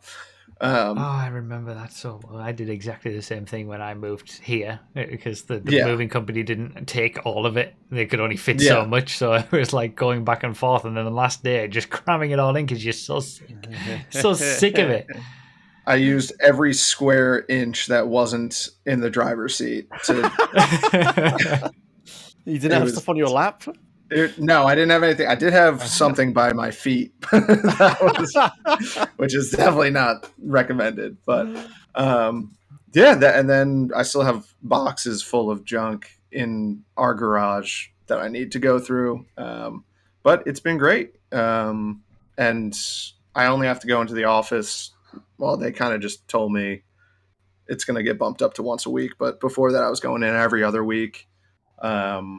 Don't tell my bosses, but I'm probably going to start going every other week again, even though they're telling me to go every week. It's just so unnecessary, though, isn't it? Like, it really is. I work better here. I have a perfect setup, and I probably do less work in the office. Again, don't show this. Cut this part out, actually. Yeah. No, it feels like that's how it is. Like, I don't get why companies are so intent on getting people to go back to the office, because it feels like everyone's just so much more productive at home. Like, surely they see that. If you knew the real reason.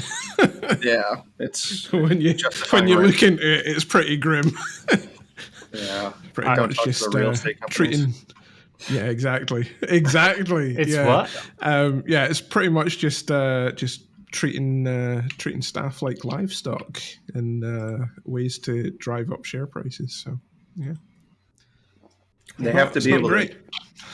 They technically need, I mean, I guess some companies can work completely remotely, but they technically need a headquarters. And if it's a New York-based company, the rent there can only be justified by a certain amount of people going into the office on a regular basis. And yeah, so that's basically it from my very minimal understanding of it. But all right, yeah, it's pretty bad. Speaking of Amazon are telling all their employees to get back to work 5 days a week in the office now. All right. No hybrid working. It's back in the office every day. Oh, good on you, Amazon. Thanks very much. But apparently Twitch have an exception. Yeah. Twitch I stats saw have that, an exception because they don't have enough office space anymore. Oh yeah, didn't they say, like, wasn't it leased it out employees. to other people and stuff like that? Yeah.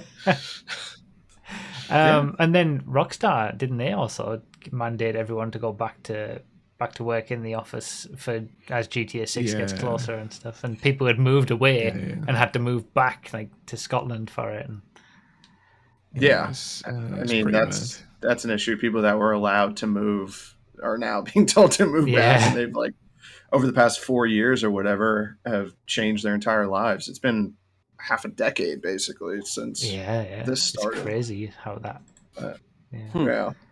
So, but it hasn't been much of a change for you because you were already mostly living there anyway, I guess. Yeah, exactly. It's been better. It's been a lot better, I think. And then I got a new car actually in the beginning of August. I'll post a pic in Choke Chat. You can show it off if you want. Oh, I got myself a Ooh. 22. Oh my. 22 Hello. BMW 540i X Drive. Very nice. You know it's fast because it's got the stripes on the I grill. know. I know that. That's yeah. It's going to be very, people are going to be a little bit torn on that, but yeah, it's got that like diamond black. It's got the light brown interior. Has the M Sport package, so I have a head-up display. Finally, I've always wanted a head-up display. Oh, I do like a good heads-up display. And I'm loving it. I'm loving it. My payment didn't go up that much. I still had a year on my lease with my Honda, and I got a good price on this one. How much this stuff was can coming you off cram of- into that? Yeah, we should try to find out. I'll move again. No, not lease. Do the blinkers work? Please use your signals.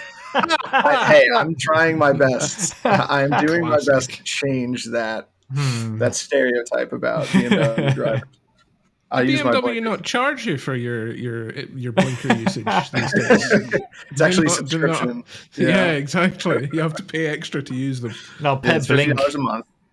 Yeah, per blink, 25 cents per blink. But I'm loving it. I totally get it now. I was one of those people that have always been like, it's a car, it goes A to B. Why do you need anything more than that? I totally get it now. It's super comfortable. It's super fun to drive. Yeah, I'm loving it. So those are my two big things. I moved and I got a new car. Nice. So I basically yeah. put what I'm. No, go on. I basically put what I'm saving in rent now to a car payment. That's what I was just Not going all to of say. it. Yeah. Is that how that happened? You saved your rent and now you got a new car. It's funny. Not all of it. I'm still doing much better financially. Not to brag or anything. No, I mean, yeah, going from paying. Well, I don't know if you pay any rent at your new house with your girlfriend, but like, yeah, but still going from having to manage two places to live to one. Like, you just start earning so much more money without earning more money. Yeah, exactly. It's crazy. Nice. But other than that, I went to. Obviously, you can see I got a haircut since our last episode. I'm not as long in the back. Wouldn't have had a clue. Huh? I would not have noticed. You wouldn't have No. noticed. I don't pay attention to hair. I'm still trying to remember what's changed. I would need to look back at the old podcast episode to find out what changed. For me, you've had that exact same haircut for every single episode we've shot. Fake friends. In my mind. Fake. Now, I remember the long hair days. But I was getting there in the last episode. Oh, It yeah? was getting long. Yeah. Okay. All right. But yeah, I went to music festival in the middle of September.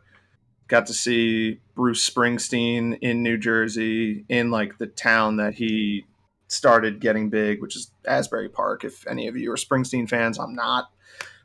Don't shoot me. But that was a lot of fun. Going to bingo tonight. Yeah, Oh, life's hell good. I love it, a bingo. Life's good, Yeah. eh? Yeah. Don't tell Zexy you're going to bingo. Why? She's mad keen on the bingo, is she? Well, she asked me to take her to bingo in like 2016 when she first moved over here, and I still haven't.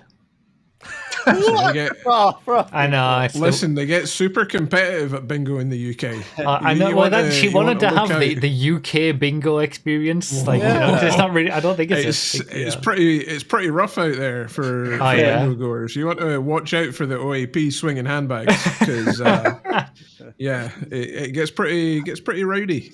Well, it does up here in Scotland. I don't know about anywhere else. Yeah, it's something that I still feel really bad about. I don't know why. Like I've done so many. I surprised her with a trip to New York to see the musical that was closing that she really wanted to see on Broadway. I've done all that, and I still haven't taken her to bingo. Like I don't know what it is about that just hasn't cancelled the stream. Go bingo. Bingo. what are bingo you doing has a bit of a tonight? stigma in the UK, though, doesn't it? Really, it's just really for old folk. It does have that element, yeah. But yeah, it's still. more of an older scene for bingo, right? I still don't know why I just haven't I don't know why. That's funny that you're bringing that up. I never really considered that because when I went to Ireland for the first time when I was like 11 in 2005, one of my cousins, an older cousin, one of those adult cousins, she took me to bingo in Ireland. And I was like, I never thought anything of it, I guess, but I guess that's a scene, like you guys are saying over there. Bingo's big. It's a social thing for mainly for the older generation. It's a social thing for sure. That was my first experience with potato chips being called crisps because they had snacks. I was like, "Can I get some chips?" They're like, "We don't sell chips here." I was like, "There's a bag right there." In the UK, we have like big, massive bingo hall chains, like big, massive chains like Gala Bingo, like and franchises Bingo that are everywhere, right? Yeah. Yeah, That's crazy. and they're huge. Like one of them up here is in like an old bowling alley, what used to be a bowling alley and whatnot. So I think there's a local one close to me that isn't part of like one of those chains or whatever. So like that would be the easiest to go to. But I know that's what I mean. The opportunity. I even bought, the little stopper things, the bingo stopper things like that you put on to mark the card down. I bought because Xerxes wanted a pink one, so I was like, oh well, let's just buy some ready for when we go to the bingo. We found one on Amazon. We bought them. We've had them for like 8 years now. Never used them. You're a cruel husband. I know. You buy the equipment. It's the worst thing I've ever done in this whole marriage. Shocking. You can cheat all you want. You can go out and drink and come home blind drunk. But you never took her to bingo. I know. I can't. I feel guilt about it every day. What the fuck? Okay. We need an update next month. I need to have gone to bingo next month. That's your homework for the podcast. Fine. Take your wife to bingo. Yeah, okay, fine. fine. I'm running in the document for next month. Bingo update. There you go. Bingo update. We want to know how much you've won, how much you've lost, if you'll be going back again, how many fights you got into. Yeah. All right, fine. Okay. How drunk you got. Because they're big chains, they have their own bars and everything, so, God. Yeah, okay. Well, I'll try. I'll try my best. I don't know what it is. That hasn't allowed me to do it. I just don't know why. Do you have a phobia? Is there? I don't think so. There's some deep-seated trauma with childhood bingo. I'll walk into the bingo hall and it'll just hit me. Right now. Oh no! All those repressed memories. Oh man. Maybe as a mathematician, you're like the randomness of the numbers just skeeves you. I actually watched a video on YouTube about the maths of bingo the other day. As well. Oh, really? Yeah. It's about how he knows how to game the system. He's going to win the jackpot, baby. You're 3 times more likely to win on a horizontal than you are on a vertical. Oh. Because of the way that they're all set up, and getting bingo on a horizontal than a vertical. It's a 20-minute video that explains the mathematics behind it, so I'm not going to explain it now. But was it CGP Grey or something? No, stand-up maths, I think it was. And it's easy enough to find the thumbnail, because thumbnail is like 3 times more likely this way to this way or something like that. Link the video. I can't. Yeah. You know what? I'm going to give that one a miss, actually. There's things I'd rather be doing with my life than learning about the statistical analysis. The bingo of bingo paradox: 3 times more likely to win. There you go. That's the title of it. It's actually 30 minutes. Okay. There you go, Dorogen. Oh, wow. Bingo paradox. Yeah, well, I've watched a 30-minute video about bingo, and I haven't gone yet. You're training. How does that help you? Does that train you to look more for the horizontals than the... I don't think it helps you in any way. It's all just random chance what comes out. But what's the point of it then? Well, it's just an interesting mathematical fact. Is that interesting? I mean, I found it interesting. You're bandying around the word interesting there. You're letting interesting do all the heavy lifting in that sentence, really, aren't you? Yeah, a little bit. Yeah. That doesn't apply to the new Gfred bingo though, because that's all put randomly. The only reason it works is because the way that the numbers are like you get 1 to 15 in the first column and then 16 to 30 in the next column and so on. Whereas the Gfred bingo is just all randomly assigned, so that's not applying there. But yeah, we have a new Gfred bingo, by the way. I do have a question about the bingo video. Okay. Does he take the free space into account? He doesn't, but he also explains how that changes the math, and it's basically not much at all. So he just simplifies it, and he doesn't take the diagonals into account again. But it's just as an example, showing you. Gotcha. It doesn't affect the mathematics of it too much. Don't tell me you're actually interested in this shit. I'm going to bingo tonight. I need to know how. You need to know all the tactics. Basically, once you've got a number in one line, start looking at the other lines more. Okay. But yeah, it won't help you to win. It's just interesting. Yeah. In my definition of the word interesting. Then Josh, what's been going on with you then? Kind of strangely, in hilarious ways, the opposite to RDT. So selling a car and not moving. No. Well, close. I'm gonna blow over this one and have absolutely no follow up to it. But my girlfriend moved out, and I got a new bike instead of a new car. Okay. So kind of the opposite. Yeah, I don't remember. I'm sure I've talked about this before, right? My new car direct from the Chinese factory carbon fiber. Oh yeah. You were waiting for it for ages. In depth. Yeah. You've talked about the process. Yes. Well, yeah, I got all the pieces of it. And I've been waiting for my friend who knows about bike stuff and has a garage and a workshop and stuff. I was waiting for him to be free to help me build it. And that finally happened a couple weekends ago. So I put all my bike stuff in my car and drove to Devon, Cornwall sort of area, west. And west. Boy, yeah, it gets hilly out there. And he does not live in a big city. He lives in the middle of an intentionally vague nowhere. And oh my god, I've never driven down like so many like single track roads. Okay. And it's like the speed limit is 60 miles an hour, right? Yeah, you're not going 60 on the those locals roads. are doing it. Yeah. The locals are doing it, so I'm poodling along like every single corner and hill, like looking around, like, am I gonna die?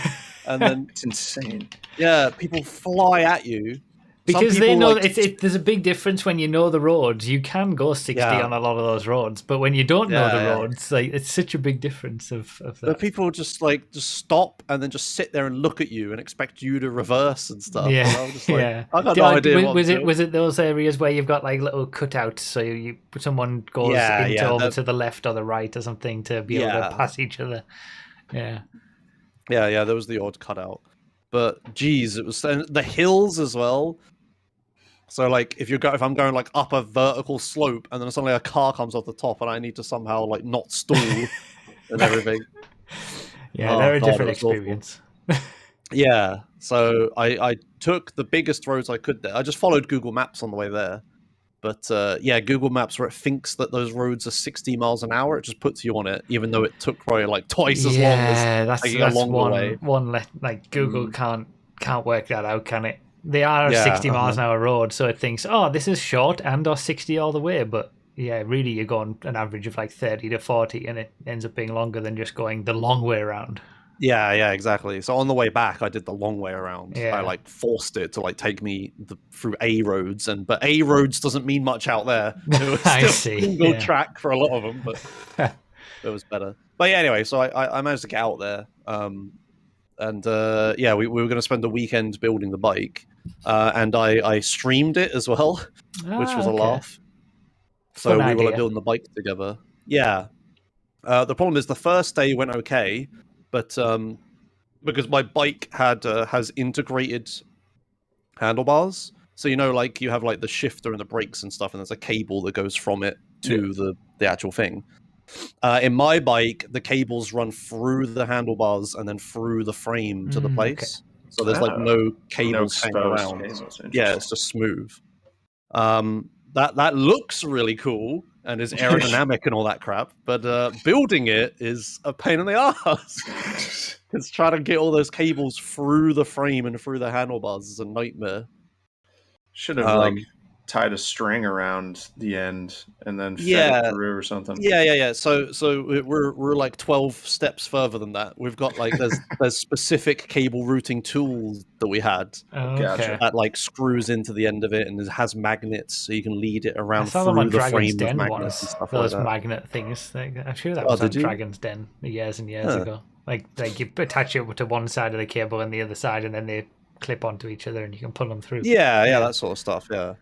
And it's flexible enough that you can lead it around corners and stuff, and then you have to like force the cable because it's like I have hydraulic brakes, so trying to force a full hydraulic tube to go around a corner is real difficult. Oh God. But yeah, we managed to set it all up relatively, like all the cables and stuff on the first day, and all the shifters and stuff. But we realized that the handlebars, every time you let go of it, it turned to the left because like one of the cables was pulling on the left.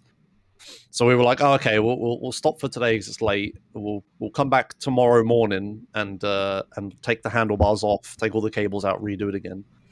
So then the next morning when I got there, we did it. We took the handlebars off, got two little cables off, and they were like, oh, okay. And then we sorted all cables out, unpulled them all. We put one through the handlebar. As we were putting the second one through the handlebar, the tool snapped. Oh no! We broke the cable routing tool, the bit that connects to the cable. That bit that connects to it, like screws in. It just sheared off. We managed to just break it in half. So then we both stood there looking at each other for a few minutes, thinking about other ways we could do it, but there was nothing we could do. Oh really? Yeah, so we had to give up with the bike half built. Oh no! Yeah, but it was all right. And we had one other problem before I get to the resolution of that was really funny. The my brake calipers on the rear, the frame was thicker than the bolts that were supplied with it, and they're special like Shimano bolts specifically designed for the shifter stuff. So we rang a few bike shops. There were the like two that were open and in that area, and they were just like they didn't have the exact part we needed, but they were convinced that we could just use a regular bolt and it'd be fine. So I was just like, okay, sure. So we got in my car and I started driving around the hellscape that is there again to go to the next place. But then we got like 10 minutes down the road, and then my car has done something it's never done before. It gave me a warning light. Oh no! I had a warning light for oil. Oh my God! And I know it's like not a big deal or whatever, but as someone who's like really far away from home, driving on really horrible roads, it's amazing how this always really happens to you. A really expensive bike with me, like stranded in the middle of nowhere, right? Like in the most rural place I'd ever been, and I got an engine warning light. I was just like, oh no! That's amazing. Yeah, it was a yellow light, thankfully. Yeah. It just doesn't like it always just seems to coalesce at certain moments for you, doesn't it? Like everything will be fine and then everything happens at once. Yeah, it was awful. So I pulled over at the first petrol station we came across, and I went in. I asked the lady working there if they sold oil, and she was like, "Oh yeah, like olive," and I was just like, "No, engine oil." And she was like, "Oh, maybe in the back." And then she led me into the corner of the store, because out there there are no like supermarkets or anything. The shops are petrol stations because they're open all the hours, right? They're open like super long and stuff. So those were like the community stores. But yeah, thankfully she did have some oil, and I opened the booklet on my car and stuff and found the right type of oil to get and all that stuff. But then we had a hilarious problem where we couldn't open the oil cap on the engine. No.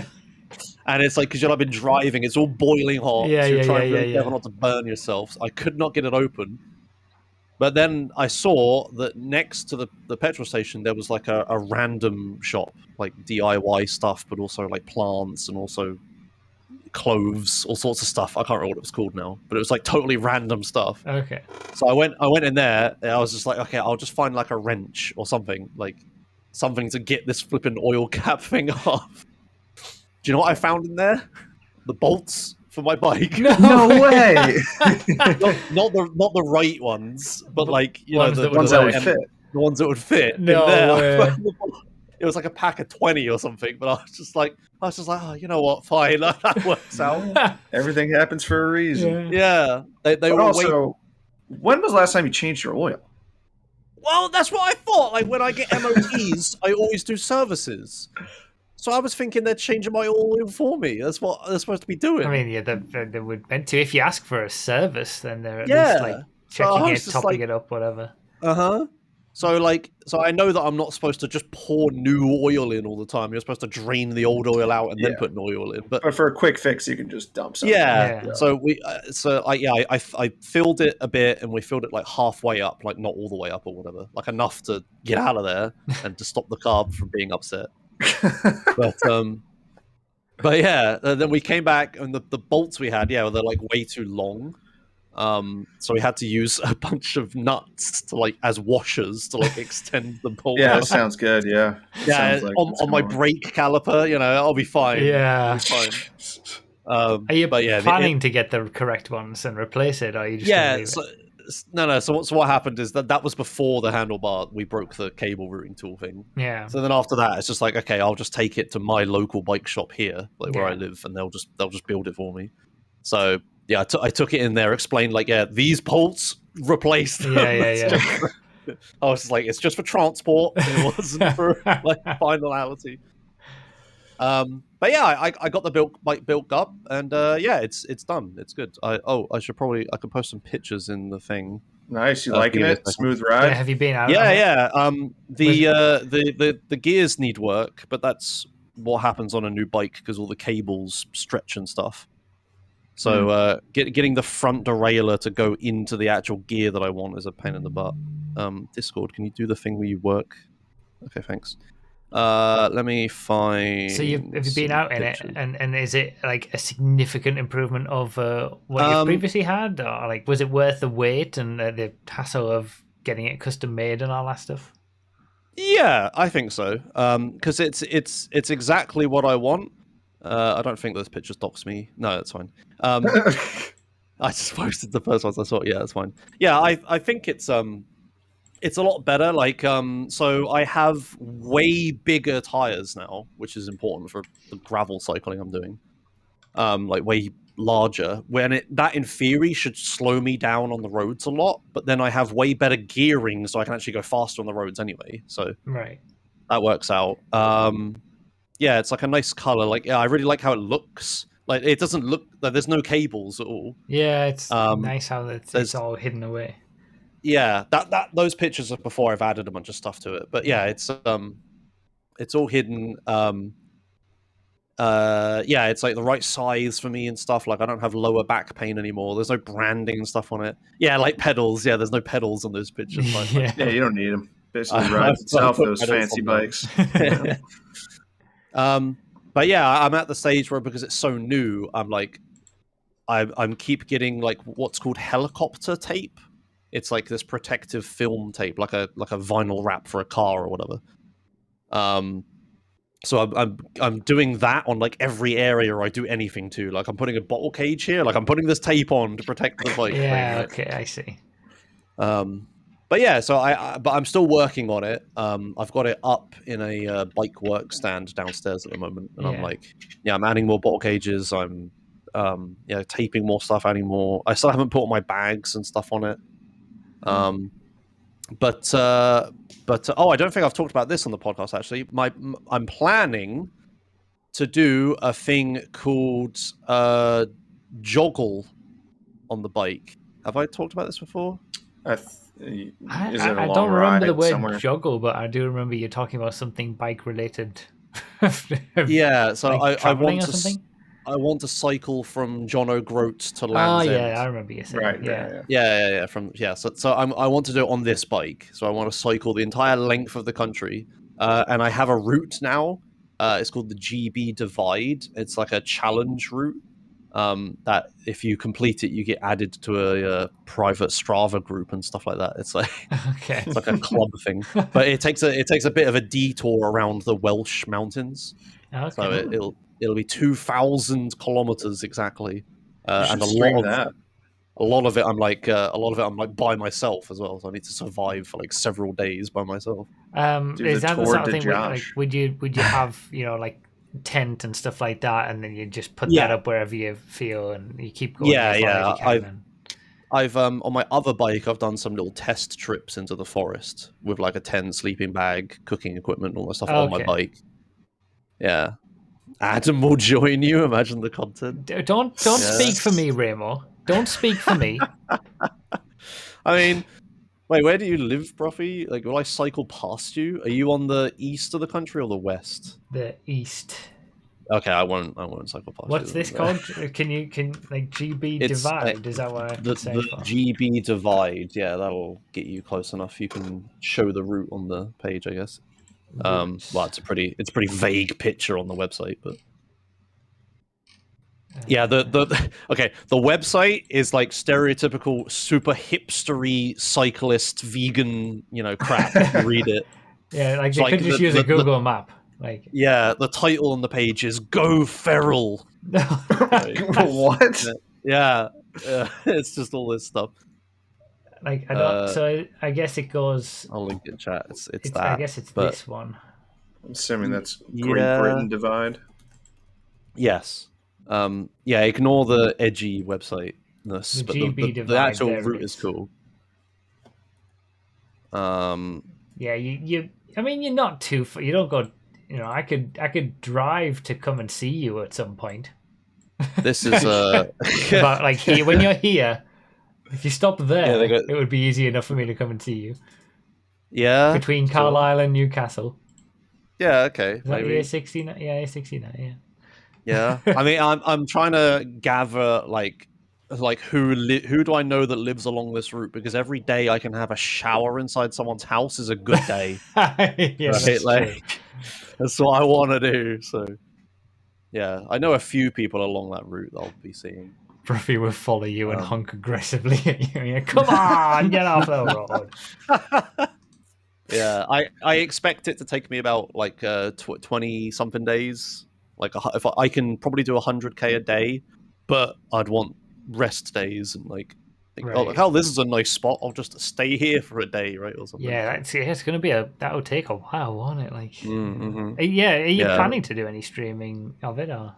I don't know if I'd stream it. I'd definitely record it on my GoPro and my drone and all that lot, but. Pseudonymous. GB Divide cycle % world record is 7 days, 17 hours, 44 minutes. Unclear if glitches are allowed. Could probably shave a few hours off that if you find skips. 7 days. That's the record. 7 days. 7 days. I'm doing self-supported % though, so I don't have like a support van with me.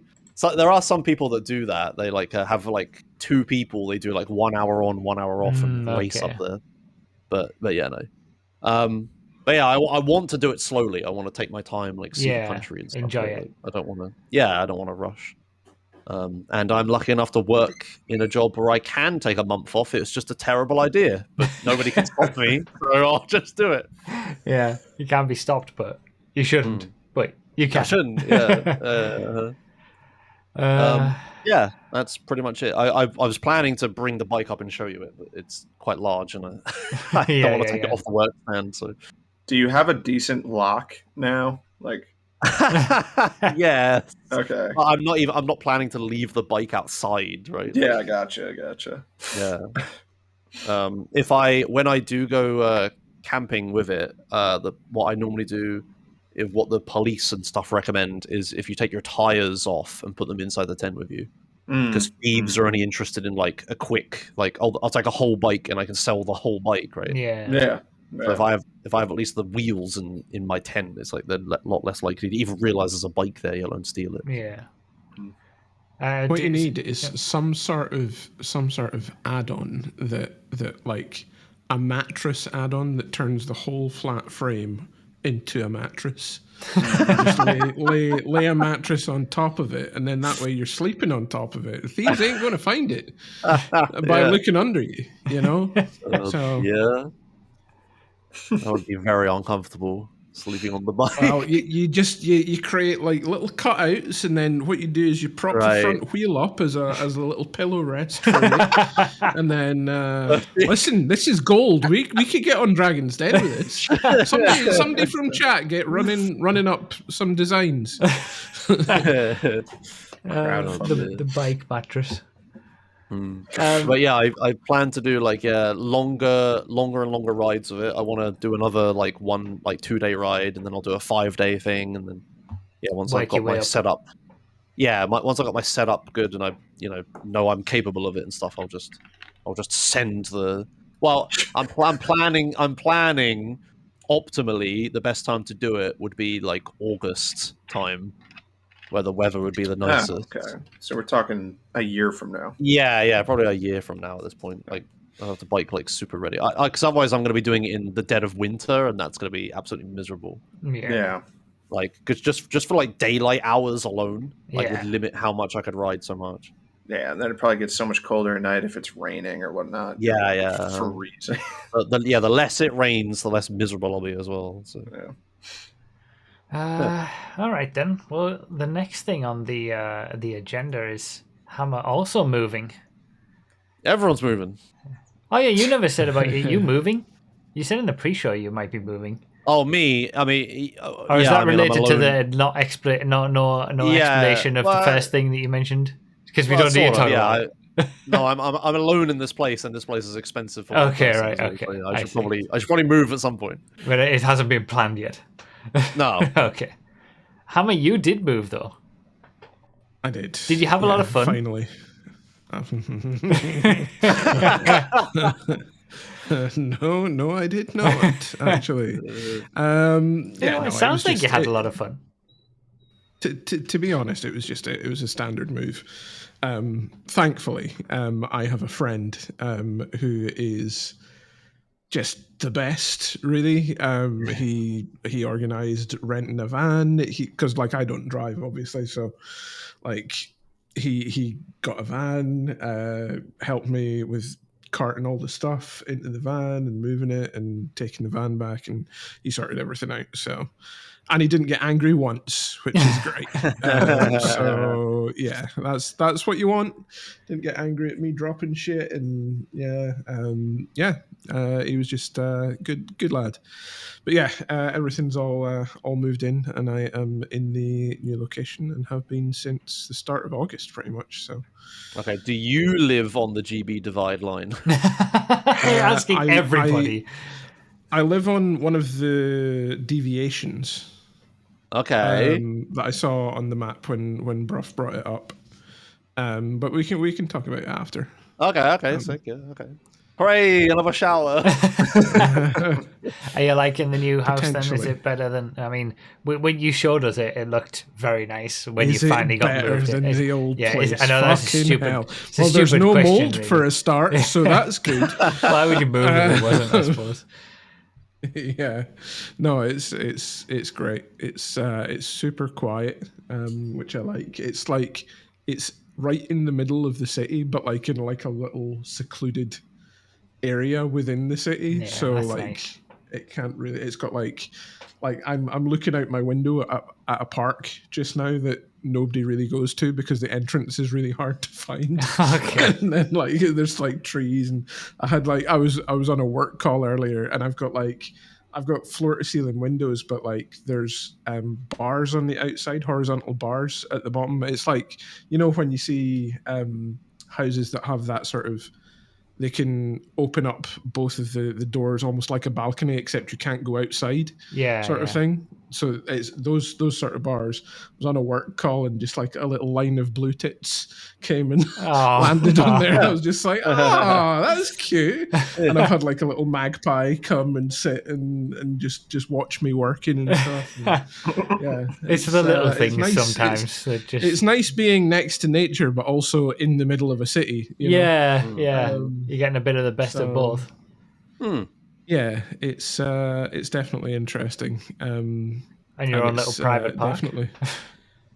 Yeah, very interesting living in a listed building as well. There are lots of quirks to get used to. So lots of very expensive quirks to get used to. So yeah. I won't go into that yet. What does that? What does that don't mean? really want to think about it, to be honest. Okay. A listed building. It's like a building that's like protected by the government. Like this is a central cultural piece of this area or the old or whatever. Yeah, you're not allowed to. It's a building of historic significance. Yeah. Essentially. Although I did go around exploring, and I did find out that it was listed on the property, but I didn't actually look at it. But like the attic is, at the moment, it's partially floored. But I went up there expecting, basically the way that the building works, I thought it would have like a really, because you can't see from the outside. It has a really, I thought it had a really shallow roof, but when I went up there and looked, it's massive up there. So if I can floor the whole thing, I'll essentially have like double the floor space in my entire building, because it just runs the whole length of the uninterrupted throughout the whole building. Nice. So if I can, and it's all like, because it's an old historic building, it's got like old like wooden beams and everything that look sick. Yeah. So I'm already making plans. Am I right in saying do you own, like, did you buy it? You're not renting? Yes. Yeah. I thought so. I couldn't remember. What? Sick. Yeah, that's nice. So you can do what you want to it because you've bought it, but you also can't because it's a listed building, so there's only so much you can do. So the listings only apply to the outside of the building and not the roof. Okay, that's good then. Okay, so, but it also applies to the windows as well. Okay. So like the windows are like timber framed, custom made, double glazed windows. Okay. But because they were put in the 90s, they're all beginning to get a little bit ropey. Okay, I see. And in order to change them, I have to find somebody that will be able to create a replacement one. They have to then consult an architect who will tell them the right sort of materials to use, the right sort of paints to use, the right sort of treatments to use, the correct measurements, and then apply for planning permission to get that approved, which is more cost. You have to, it's like £300 to actually put the plans in, and you might get rejected. So, yeah, I'm making do at the moment, but like it is something that came up on the home report. These will probably have to be replaced, but I didn't take into consideration the whole planning permission thing. But we'll cross that bridge when we get to it. It's fine. It's fine for just now. But yeah, happy with it. Very nice. Apart from that, there's still like a few bits and pieces that I need to do to like make it comfortable for me. You know, like my bed isn't in the right place in the master bedroom because I need to move a radiator and things like that. But it shouldn't be too difficult because it's electric radiators. So very nice. Yeah, good. That's about it. I guess. I guess since we've done updates for everybody, we can give Nos his time for the stream, even though he's not here. He did give us a life update via Discord. Should I read it off in his voice? Oh yes, please. That would be fantastic. I'm really excited about this. I wasn't expecting this. Should I do the whole thing? Oh yeah. I actually read it out to my girlfriend this morning. She was like, "Oh, it's actually sweet, even though it kind of has some." All right, life from me. All right, life update though. It's been hitting me pretty hard. The green Miata has a slave cylinder out. I got into a small accident in the Accord. My seasonal depression symptoms are kind of reappearing. Work's been really difficult with a new general manager. Not been feeling well. Developed sciatica, and I had some blood work I had on Tuesday. Said I had a low platelet count, but I don't know why yet. So we're going to find that one out. But some good things have been happening too. Oh, wait, actually, you know what I should be doing? I won't start it over. But... Oh, no. I feel really bad because I was just laughing and smiling during that first bit, and it was all really bad news. It's all really bad. Why are you laughing? Don't laugh at me. But the good, I'm loving the Dead Rising remaster. Been having a good time with that. I took a trip to Minnesota and it was really good. I got to ride on Cassandra's dad's truck route with him, which was really fun. And I went to the Mall of America, which, if you don't know, it's the largest mall in America, and that was really awesome. I rode on a jet ski, and it was terrifying. Don't know why he didn't give us any other details about that. I'm doing fantasy football again, not winning, but having fun. Mr. Mega Mario came to visit me in real life again. And even though things have been hitting me kind of hard, I really enjoyed having him here, and we had a lot of fun. And then he gave a little note that said, "Hope the streams have been good. Sorry I can't be there. Just know if I try to go to sleep at 3, wake at 8, then work at 12 to 12, I'm going to have a really bad time." So that was NASA's life update. That was very good. That was very literally good. perfect. Yeah, that was like I closed my eyes and couldn't tell the difference. It felt like he was here with us. It really did. Right. So yeah, I guess we'll hear the full account of how it's going for him next month. Hopefully he's here. But yeah, he's been working hard, I think, so that's why he's not here. Like he says, he would have had to wake up early and then do a long shift. Okay. Dog. Yeah. I saw him scratching himself. Horse. Yeah, that was a very good impression. It's good. It's good that he's had some good and bad. I don't even know what sciatica is. It's like a nerve pain, I think. In Nerve your pain, lower yeah. back. It can. I had it for a week in a couple of years ago, and I could barely walk. Oh, It's like the really? lumbago. Horrendous. Okay. It's like shooting pains from your lower back all the way down your legs, and it's like, yeah, it's pretty horrendous. Okay. If, like, once you start getting it as well, you're more likely to continue getting it. Okay, Luckily, I see. haven't had it like that bad since. Right. But yeah, it's great. it's I feel his pain. Okay. I feel his pain. Literally. At least he's had some good moments with the bad moments too. So it's been a bit of a balance. So I guess we'll hear more from him next month, hopefully. The next thing on the list is Broughy Prime changes impact, and I haven't prepared for this. Oh no. Josh, ad follow up. You were in an advertisement. Have we heard anything more about it or not? No. Are you sure about that? Advert. I had lots of family members and stuff see it and be like, "Oh, Josh, I saw you in an adverts thing and stuff," and everyone was posting about it, and I was in a little bit of speedrun news. Was it actually? Did it run on TV? Wait, I was in a lot of speedrun news. Oh, that was a thing I wanted to talk about. Okay, roughly, I've got a topic. Don't worry, that's all right. Well, no, we want to see the. Didn't we see? We haven't seen the ad, right? Oh, you haven't seen it? No, we never got any kind of follow I live in the up. States. Oh, you never saw it. Oh, okay, sorry. Let me. Oh, right, yeah, it came out. We got the full story of how it was all. Okay, about, sorry. Yeah. Let me try to remember how to find this.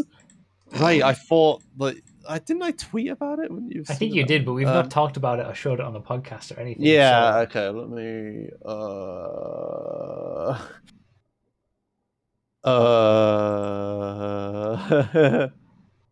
Where was it ran? Was it ran on like online areas or like yeah? TV it wasn't. or... It wasn't don't think it was ever used on TV. I think it was just like a blog post or something. Okay. Okay, my plan is to scroll down my Twitter until I see it. I think that's probably the best it's gonna get. Why do I tweet so much?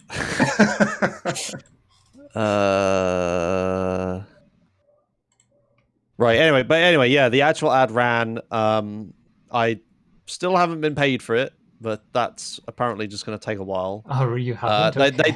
I've sent them an invoice and stuff. They asked me like after the ad ran, I got an invoice for it, or sent them an invoice for it, and then it was going to take like 2 months or whatever for that to happen. So okay, they better flip and pay me for it. Make sure they don't take that KFC off. Oh, I found it. Yeah, they did. I put the KFC on the invoice. It's actually on the invoice.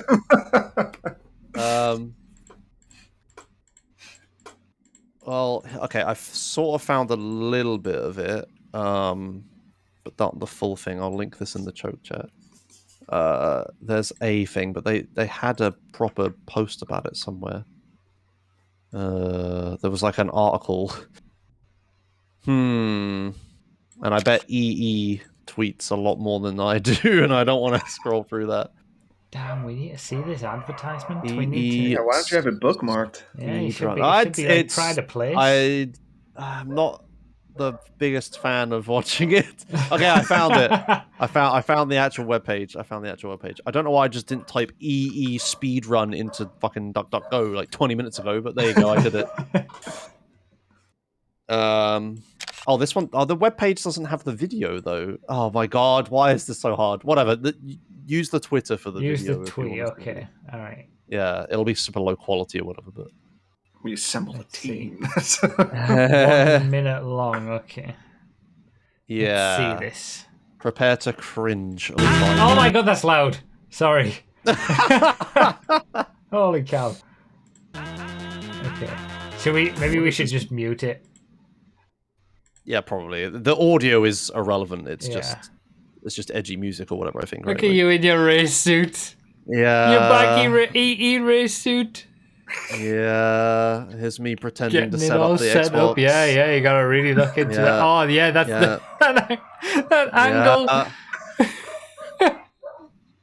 Yeah.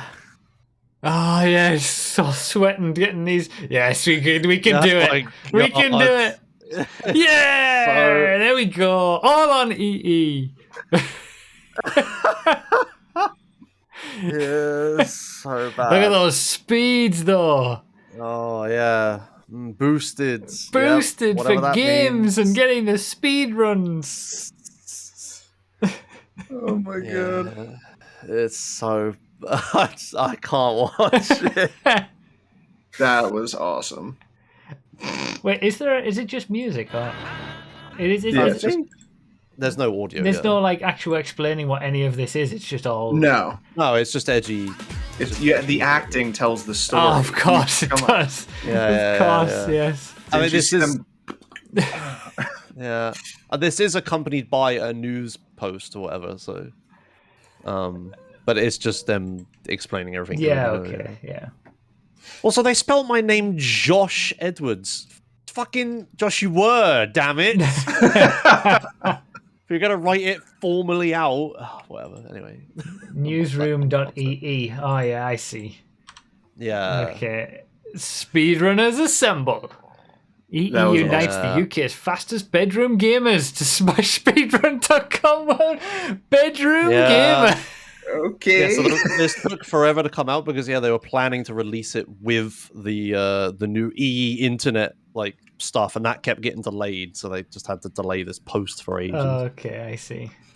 But yeah, the EE broadband made for gamers. Not bedroom gamers, because you don't have your own house. Yeah. Mom's basement gamers assemble. Jesus Christ. Do you know what though? And like we all like you knew that it was going to be like kind of corny and stuff. It went, yeah. Like it's still kind of cool and kind of fun to have done that and in an advertisement like that, and I think it's fun and cool. I definitely don't regret doing it. I love this quote from Josh. it honestly felt like my performance was on another level using the EE broadband made for Gamers Bundle. It was a huge help in shaving off those crucial seconds so that we could smash the records. That's awesome. Yeah, I said that. Surely, my own words. Sure, why not? That's I think they did beautiful. ask me for quotes at some point, and I didn't respond because I didn't have anything. Like it's good. So they probably just did whatever. Yeah. Oh, that's amazing. Christ. So just some of the shots from the advert, like the way that you're positioned, or like the way that they use your facial features to tell the story. But it's so obvious how they've done it, and like it's just because we know what you're probably actually thinking in those moments, and like how it's just like it's brilliant. What I'm actually thinking so is, God, I wish this guy would stop telling me to pull a different face all the time. Yeah, Right? Josh nodding and going like, "It's gamer time." Yeah, Like, not no. really. Oh, that's brilliant. That's awesome. Hopefully they pay you after this. Yeah, hopefully you get paid. I hope so. That one I gotta show it again. That nod. The nod. Yeah. We can do this. We can do this. We can do. And then the bit at the start where where is it? There. Hey, come on. That moral support. Yeah, they just got us to do This all is these so sorts good. of shots. It was... You knew we were going to pick it apart like this, though. Yeah. I just can't believe it was like 1 hour of playing the game and like 6 hours of this crap. Like, yeah. It's awful. But I mean, that's showbiz or whatever, I suppose. That's showbiz, baby. I got KFC out of it. Yeah, that's true. Could have had anything. Okay. Was there something else you wanted to talk about? Because I was in some numbering. Yeah, I was in actual speedrun news the other day. So like PC Gamer and stuff ran an article about it. Should we move speedrun corner up for this? Oh, you do yeah. I suppose. Well, I have something that's not related to like gaming or news or anything like that, so I can muddle my way through it. Yeah, go on. You do Okay. you first. Because we talked about it a while ago, that Twitch were changing the impact of Prime subscriptions, for me at least. And I didn't realize that this is how it worked for everybody in terms of you got a... What was it that yours was? Wasn't it the Prime subscriptions were always $2.50? Not the Something like percentage or that, something. right? Like... But my Prime subscriptions were at the $3.50 mark for having the 70-30 split that I've had for years. So every Prime subscription that someone gave me, I got $3.50 for it. But what? For how long? You had that exact same reaction when I told you about it the first time. Okay, all right, well, I should do. That's insane. Because because I thought that's how it worked for everybody, that you just got the percentage that you were meant to get. But you informed me that Prime subscriptions were always at the 50-50 split. For like, even if you were on the Partner Plus 70-30 thing, the Prime subscriptions were still always 50-50. Well, I mean, they're even more worthless now. But now they've changed them to a set amount depending on the country that you're in. So if you're in the US, it equates to $2.40 or whatever it is. If you're in the UK, it equates to $1.90 or whatever it is. It's all downhill from there. Yeah, exactly. So I said when we talked about it on that first podcast that I would follow up and let you guys know how much of an impact that had. Yeah, it's depending on the country of the subscriber, and it has had an impact. let's just put it that way. And it's had more of an impact for me because I've gone from that 70% of it, where each one was worth $3.50, to each one being worth much less than that. Oh no! And go on then. I can if I can get this full screen. I took a few. I think the lowest Prime sub I saw was like 40 cents or something. You get like. Wasn't Turkey like 6 cents or something? Did they change that? Oh, maybe Turkey was like nothing. Yeah. So I need this one first. Yeah, get the popcorn out, chat. Yeah. So I could have done a better job if I'd prepared for this, but I haven't. So this is for this year how many Prime subscriptions I've had from January. I'll zoom in a bit. From January to August, which is what we've got the last full data on. This is how many people Prime subscribed. So, it goes up and down and whatnot. Now, the next is going to be my income just from Prime subscriptions. And what you're going to notice is that it will follow basically exactly the same pattern until it gets to the last 3 months. and keep in mind, there is a little bit of a dip in July and August anyway, right? Keep that in mind. But then we come to the income from Prime, and it has a significantly higher dip towards the last 3 months where it corrects itself. So I think this is the month where they kind of swapped it over. So some of them are still at the original and some aren't. And then like the July, you can see that for July I had, a little bit less than what was in June. But the income from that was almost half. So, and I was going to look at the numbers, but yeah, I could work out the exact amount I'm earning on average per Prime sub. But ultimately, the upshot of it is I'm probably down about, well, let me try and quickly look at this. And this is just, the same amount of people say subscribing. It's not people actively choosing to not subscribe as much or whatever. For the same number of people subscribing, I'm down by about $250 a month just from Twitch making that change. So, yeah. Oh, God. Oh, yeah, right. I just found it. Yeah. So if you're from Turkey, your Prime sub is 9 cents. 9 cents. Yep. Okay. 9 cents. Goodness. Yep. So And if then anybody there's had Amazon Prime and Twitch Prime and subscribed to me before this change would happen, I would get $3.50, and now I get 9 cents. Yep. Yep. Is that not like even lower because the pound is so strong at the moment? Yeah, that's yeah, cents, it will be. like Yeah, dollars. Yeah. Mm-hmm. So and there's lots here that are like 35, 40. Most of them are like 60 cents. Plus, we get taxed on that twice because we're in the UK. Right, let me see if I can just quickly, because Jan was asking for average income per Prime sub. I can do that. Just give me a chance. Here you go, chat. That's a crappy link, but that's the pricing for most places. Yeah, United States or Canada is $2.25, which is that's pretty similar to what we were always getting, apart from Broughy. And we're apparently making bank all these years. Yeah, that's it. I didn't know that it was any different for you guys. Yeah. I still can't believe you made so much. That's 70-30 split. I'm so annoyed that my Twitch partner stuff just ghosted me 10 years ago, and I've never heard from Twitch ever again. I could have been... There's so much stuff I could have got. Nowadays, it's all automated, and it seems like having Twitch partners is a bit irrelevant. So I've sort of... Here we go. I can get some numbers on it now. So beforehand, I was getting $2.80 per Prime sub. Right. On average, based on the actual numbers that I have on the income and the amount of subs I had in those months. Now...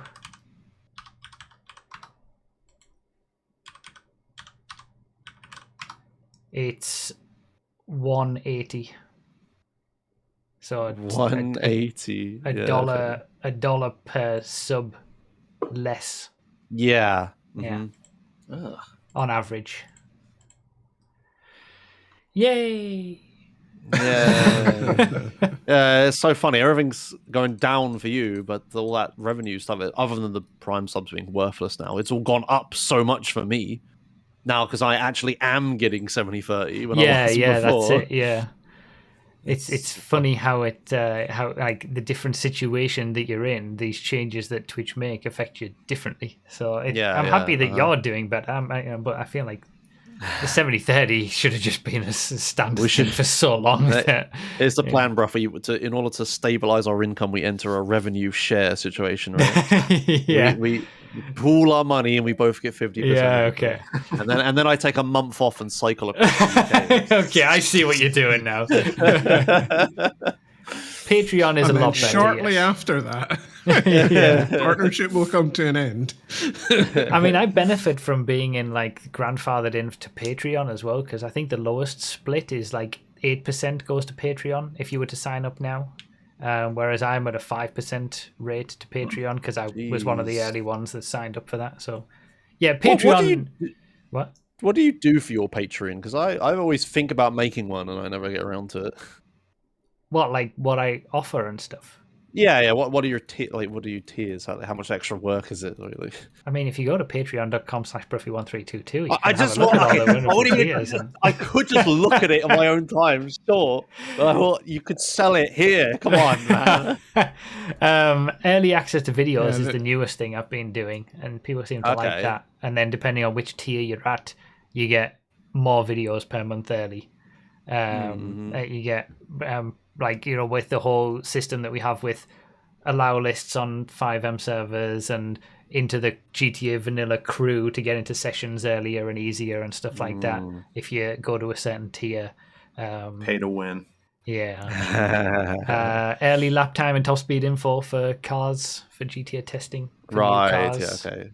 That's the thing. So it's because you're multiplayer oriented to a lot of this stuff. So it's like you can do that sort of thing. Of those you described, I could maybe do early video, but like that'd be a stretch. You should always sell your bathwater. Yeah. There's always that, right? I need to look at what other speedrunners do for this. Wait, you can't join the Discord unless yes. What? You can't join the Discord unless you're a Patreon supporter? What, my Discord? Yeah. No, you can. You just get there's a specific channel just for Patreon supporters, and you get a Patreon role and stuff like that. We do the Q&A stream at the end of a month, the regulars stream that patrons can ask questions on, and you have your credit stuff in the video as well. And credits right? at the end of the videos, yeah. Yeah. We've got our first tier S patron who basically everything maximizes it. Like we have tier 1, 2, and 3, and 3 is like the highest. Tier S and S plus, you don't get any extra benefits really. It's just if you want to support more. And we had our first person, Vafoyen, who wanted to support at the tier S level, so he gets his own credit screen at the end of a video just for him. Shout out. And then the rest of the patrons and YouTube members all after that. Shout out him. That's only Why available. Have you changed from numbers to letters on the? Because on the tiering. Because I didn't want to That's really annoying. Because I'm not even a Patreon supporter, and that annoys me. Wait, the tiers are basic access, early GTA car testing info, tier 1, tier 2, tier 3, tier S, tier S plus. You've frustrated me to no end. You really have. Okay, here's the logic, right? The tiers. I'm not hearing any of this. I didn't want to do tiers by letter because then, tier C, B, and A, if you're a tier C supporter, it just doesn't sound that nice, This has infuriated me. But if you're tier 1, you're tier 2, tier 3, those are normal tiers. But then I wanted the last two to be a little bit special. So it's not just tier 4 and tier 5. Like tier 1 million? Because and I thought I'd go with the tier S system, that we have for the tier Super system. Tier 10,000. Broughy. Tier 1322. Come on. Yeah, 1322 tier. Come on. Look, could have done like medals, bronze. You always bronze, silver, gold. But then I don't like that either, because platinum, diamond. I feel like there's an element of 1, 2, and 3 that doesn't make.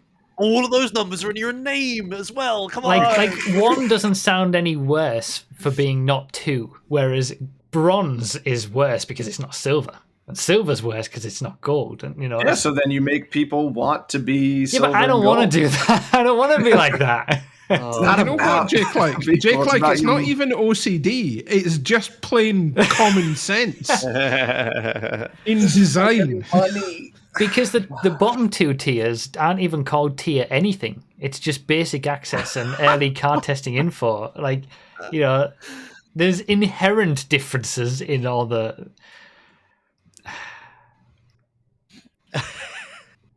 Yeah, it's a web of inconsistency, so it's fine. You're not winning me back on this one. It's ruined. If anyone gives me any good suggestions for tier names for the whole plethora of no, for all of them, for basic access all the way to tier S plus that works perfectly across them all and doesn't have any of these problems that I've talked about, I'll think about it. In the meantime, subscribe at patreon.com/Broughy1322 and 95% of your money will go to me.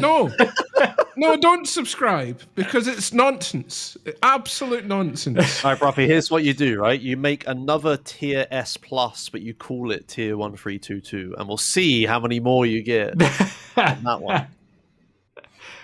What would be the one above it? S plus plus. S plus plus plus. Where does it end? You're adding bloody symbols into it now. S plus exclamation mark question mark full stop. No, it's tier S plus, tier S hash or sharp, right?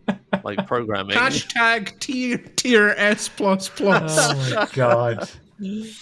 Why tiers? Oh yeah, and tiers of vehicles, right? Yeah, you could have like sedans. That's what I thought. I didn't want to tie it too much to GTA. Okay, that's fair, actually. Yeah, fair enough. See, there's always things you can do to pick apart systems. What are the majority of your benefits related to? Is it GTA? Is it? You didn't want to tie them both to, right? Okay, no, that's okay. I mean, I can change the name of them at any time, so I'll give it some thought. All right, but like, leave me alone. Could it made them bloody car trim levels? Yeah, like Thu Jones says in the chat.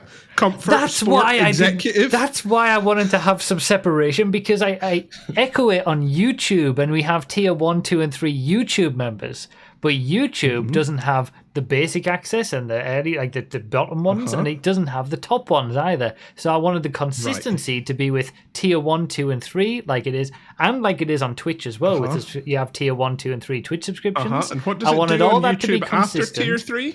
There is no after tier 3 on YouTube. So I wanted a differentiator for the Patreon after tier 3. Well, if they're on Patreon, they may not care about YouTube and how the ranking system works on YouTube because they're on fucking Patreon. Oh my goodness! I do like the idea of the tier 1322. I didn't think about that initially. Oh, we got a breakthrough. I didn't think about that. We that managed to brainstorm this out. So I'll think about, but I wouldn't want to do, like, I need another number. Dear Patreon, our tiers are changing. What does this mean for you? Oh man, unreal. Anyway, to bring this back a bit, I see people talk about instead of Patreon, people are talking about using a fourth wall. I have fourth wall for my merch store. And they did try to get me over to using their membership system. But there was no benefit to do it because Patreon, I'm already at the 95% split with Patreon. So all I would be doing is losing people who won't transfer over. So yeah, it's probably what I would do is just start with fourth wall. I think fourth wall is the better option these days for something like that. From a baked in with the store page and, you know, for that kind of stuff.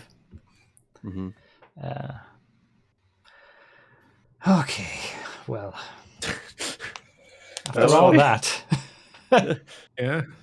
Oh yeah, it was a short little interlude, right? With your it was meant to be. Quickly, I don't even remember what I was going to say. Let's quickly run through this gaming news. You're famous for speed running. No, let's quickly go through the gaming news and the racing corner, and then we'll do Josh's speed running to finish. Because the PS5 Pro, is anyone actually going to buy one? No. Yes. You are, yeah. I know you with your convoluted. Yeah, because I haven't bought a console like other than the Nintendo Switch since the Xbox 360. And I'm gonna buy it to play GTA 6 on stream, and then when GTA 6 comes out on PC, I will sell it. Okay. So whatever investment I make in it, I'm gonna get a percentage return anyway. And I feel like on the day GTA 6 comes out, a lot of people will want to watch the game on the PS5 Pro and not the scrub PS5, right? So Yeah. I think You say scrub PS5. It's not that big of a difference, is there? Really? No, it's not that big a difference.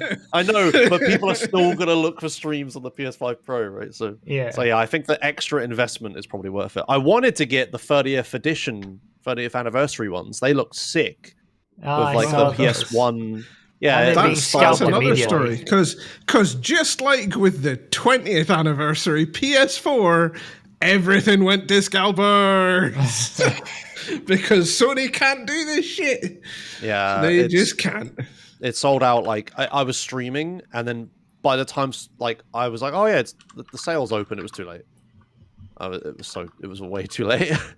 So yeah, I'll just get a regular one. Apparently, it's absolute chaos at Sony as well, because they're having to, like, if they're noticing that it's like they're having to run through like fraud checks and whatnot that they weren't expecting to run through. Once the if they identify that a bot has been allocated an order, they have to cancel the order. That order then goes back into the pool, gets picked up by another bot. It's astounding, absolutely astounding. Oh my God. I was kind of excited about it. But I knew because like I was burnt badly with the 20th anniversary PS4. It was ridiculous what happened with that, because in the UK, the way that they did it, because UK has weird competition laws, is that it was a special tie-in with the company Game in the UK, and as everyone knows, Game are awful. So what happened was you had to go to the Sony website, and every day they put up a puzzle, right? A really easy puzzle for people to do, right? And once you completed the puzzle, you got a link to go and buy the console, because there was only so many, and they put them up in batches per day, right? However, because Game are dodgy, some of their staff members who worked in their IT department decided to leak all those links to all of their scalper friends for a price. Some of the links were going for upwards of about £5,000 per link, I believe. Jesus. But basically, the whole allotment of PS4 Special Edition 20th Anniversary consoles for the UK went to scalpers, and they were all on eBay the next day for £10,000 a pop. So there was pictures of people with rooms full of 20th anniversary PS4s showing them off. Oh god! I've actually been searching on eBay for like completed listings, and these 30th anniversary PS5 Pros are going for like $3.5-4 grand. People actually have bought them. And yeah, it's just so dumb.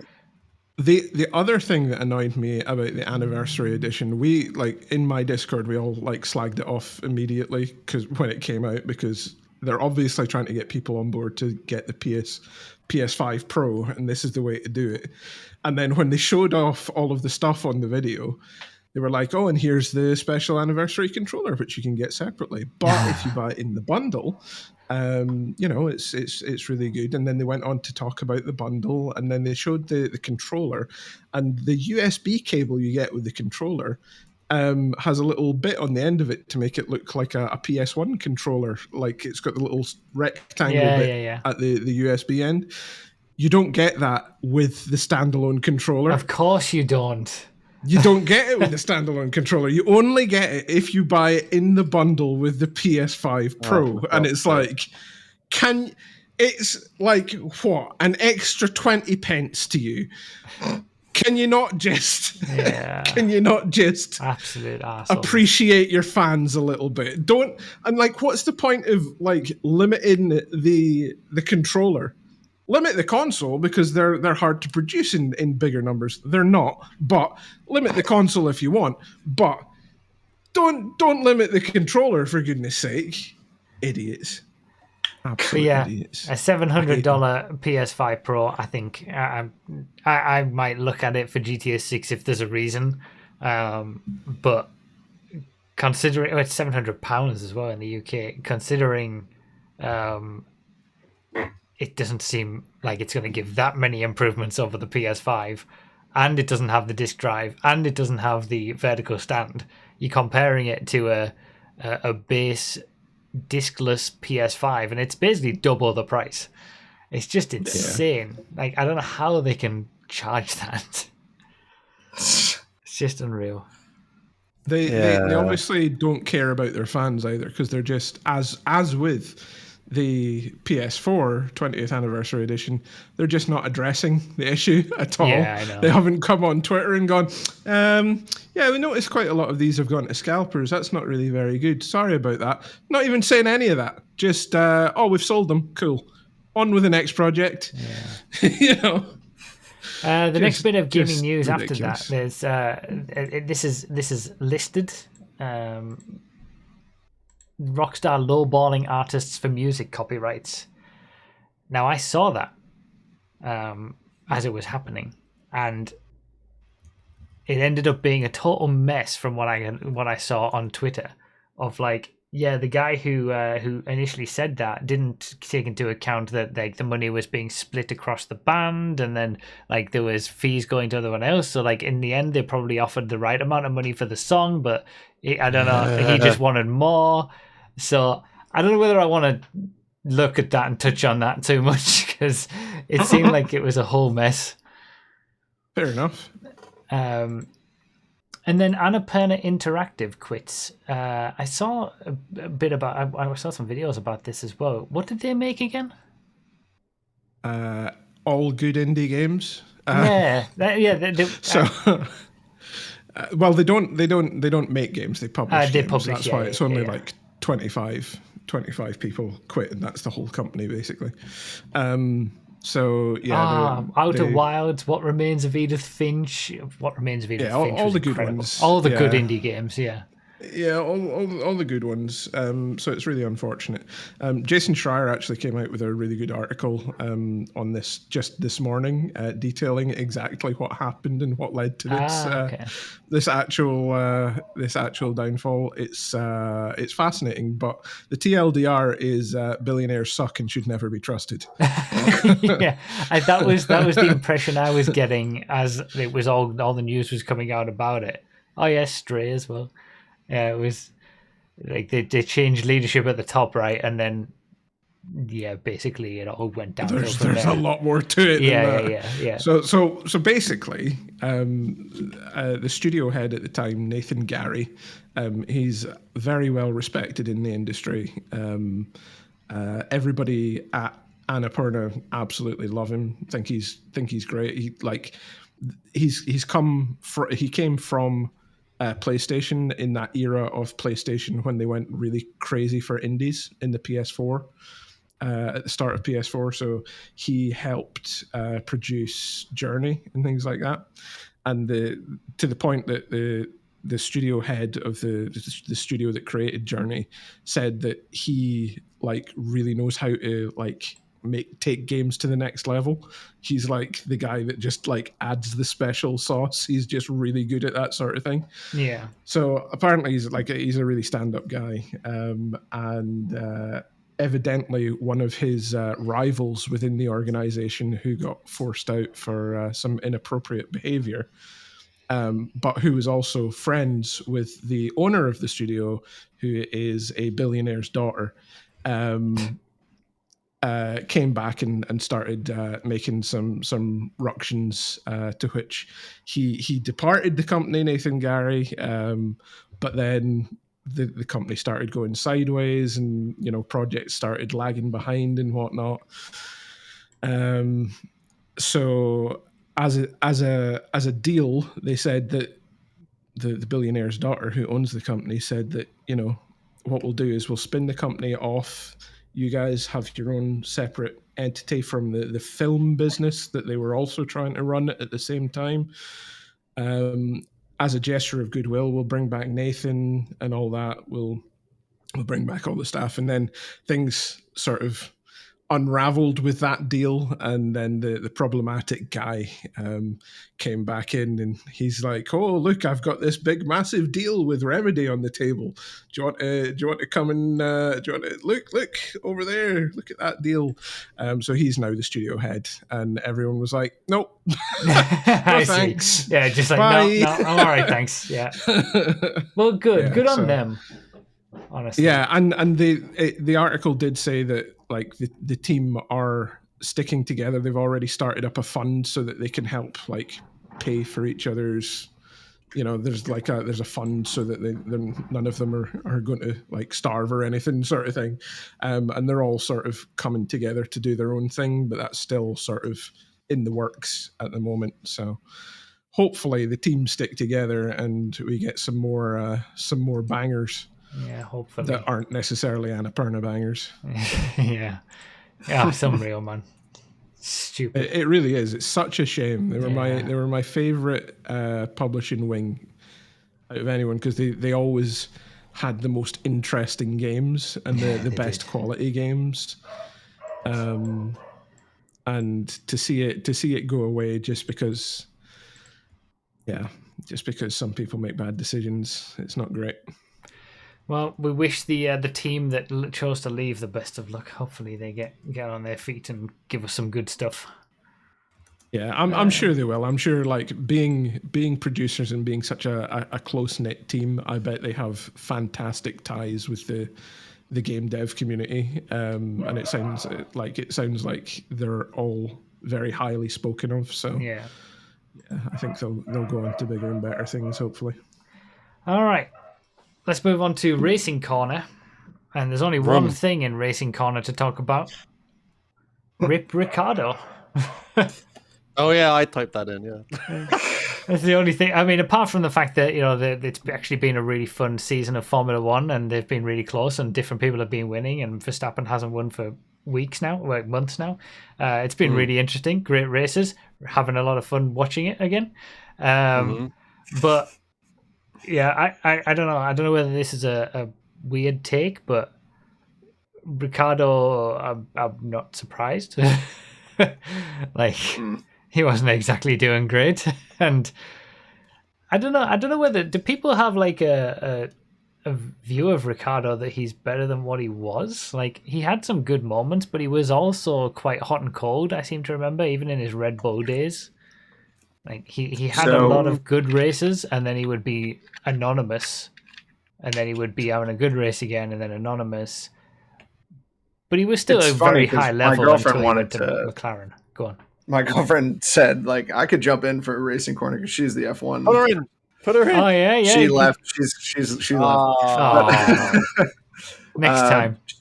She mentioned something the other day that Ricardo, she feels, maybe kind of overextended on thinking highly of his own abilities, because he left Red Bull and then went to a lesser team thinking that possibly he could be a number one and be the guy for another team, and just didn't end up that way. I think his mistake was, I mean, he left for Renault, and that's fair enough. Okay, you saw the writing on the wall that Verstappen was starting to be the golden child of Red Bull, so and he did well at Renault, I think, but then he left Renault and went to McLaren, and I think that was the moment that he couldn't get it all working. He still did good performances at Renault, and I think he should have stuck with them and tried to build it. He only gave it 2 years there. I know Renault's a bit dodgy, which is now Alpine. They're not exactly known for being fantastic, so you don't know what's going on behind the scenes, but I don't know. I feel like what would have happened if he had stayed there? Like, if they would, they're like proper bad right now, right? So yeah, but I mean, from his own personal performance perspective, but he also came in and beat Vettel in his first season.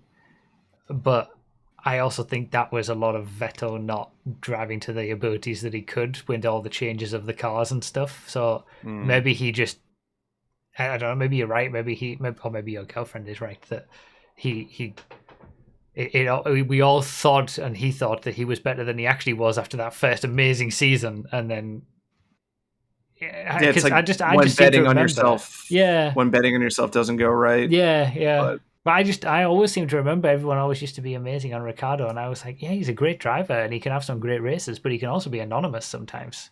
So yeah, I don't know. I don't know. Some of those late breaking moments. Oh yeah, so good. Ricardo, I know. right? It's a shame he lost that to a degree. Yeah. Maybe it's just the I way need the cars justice. developed away from what his style was good for, or something. Ricardo is like one of those drivers that everyone wanted to do good, and everyone are like, fans and everyone around him in the sport like always wanted him to do good, and it just kind of never happened after the Red Bull days. The Renault stuff wasn't too bad, but there was that one win at McLaren when Hamilton and Verstappen hit each other at Monza. But yeah, it just never really like happened again after that. And yeah, then after I don't know, after all of that stuff, and then going back to Red Bull, like as soon as he went back to Red Bull, like V Carb or whatever, Toro Rosso, it was so over. Like, what's your plan after that? The only way from there is to back into Red Bull, but that's where you started. So that was what you moved away from because of Verstappen all those years ago.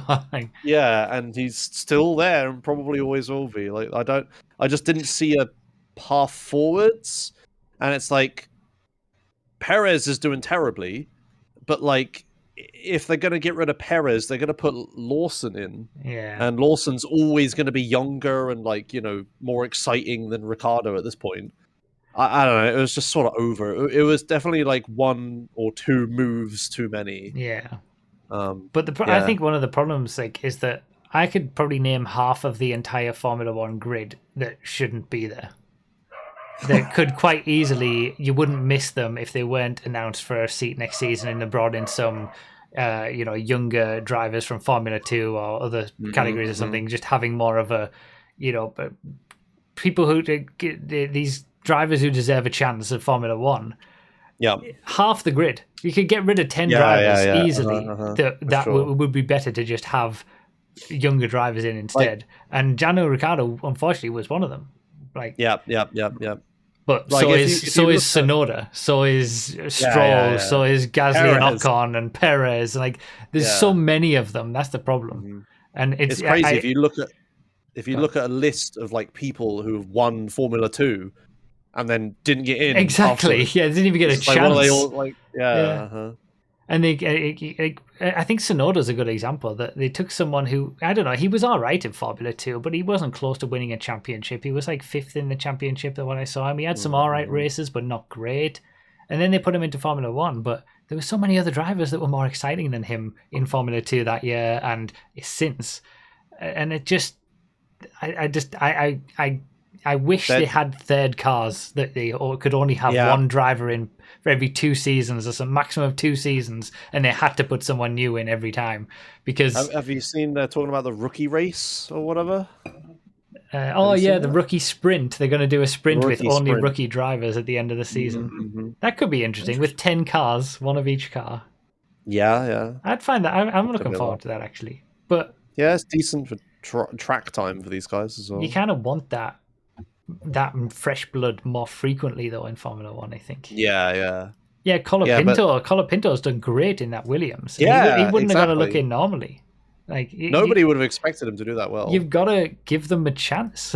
You don't get that in Formula 1 now. I think more organizations need relegation. I think it just keeps things interesting. Yeah. But yeah, I agree with what people are saying in the chat. The issue is more so with how Ricciardo was gotten rid of. That was just, it was bad. The fact that it seemed like everybody knew, and then he was told on Sunday night after the race. At least give him the decency to. And Lawson knew 2 weeks beforehand. At least give him the decency to tell him.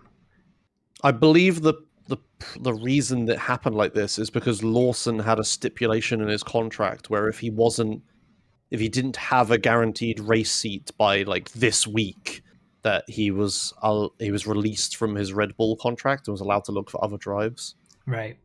It was part of his contract because then that gives him time to like sort out the next season. Yeah, but like still, September. at that point they should have told Ricardo then. Yeah, and he doesn't get a proper send off race or anything like that. Like it's all a shame. Yeah, yeah. But Red Bull, Red Bull are just the team to hate, I think. Yeah. Are they getting rid of him mid-season? Yeah. He's not in anymore. Now. That's it. Yeah. He's gone. He did his last race. He did his last Yes. race on Sunday, and he didn't even know officially, technically, that it was his last race. Everyone else seemed to.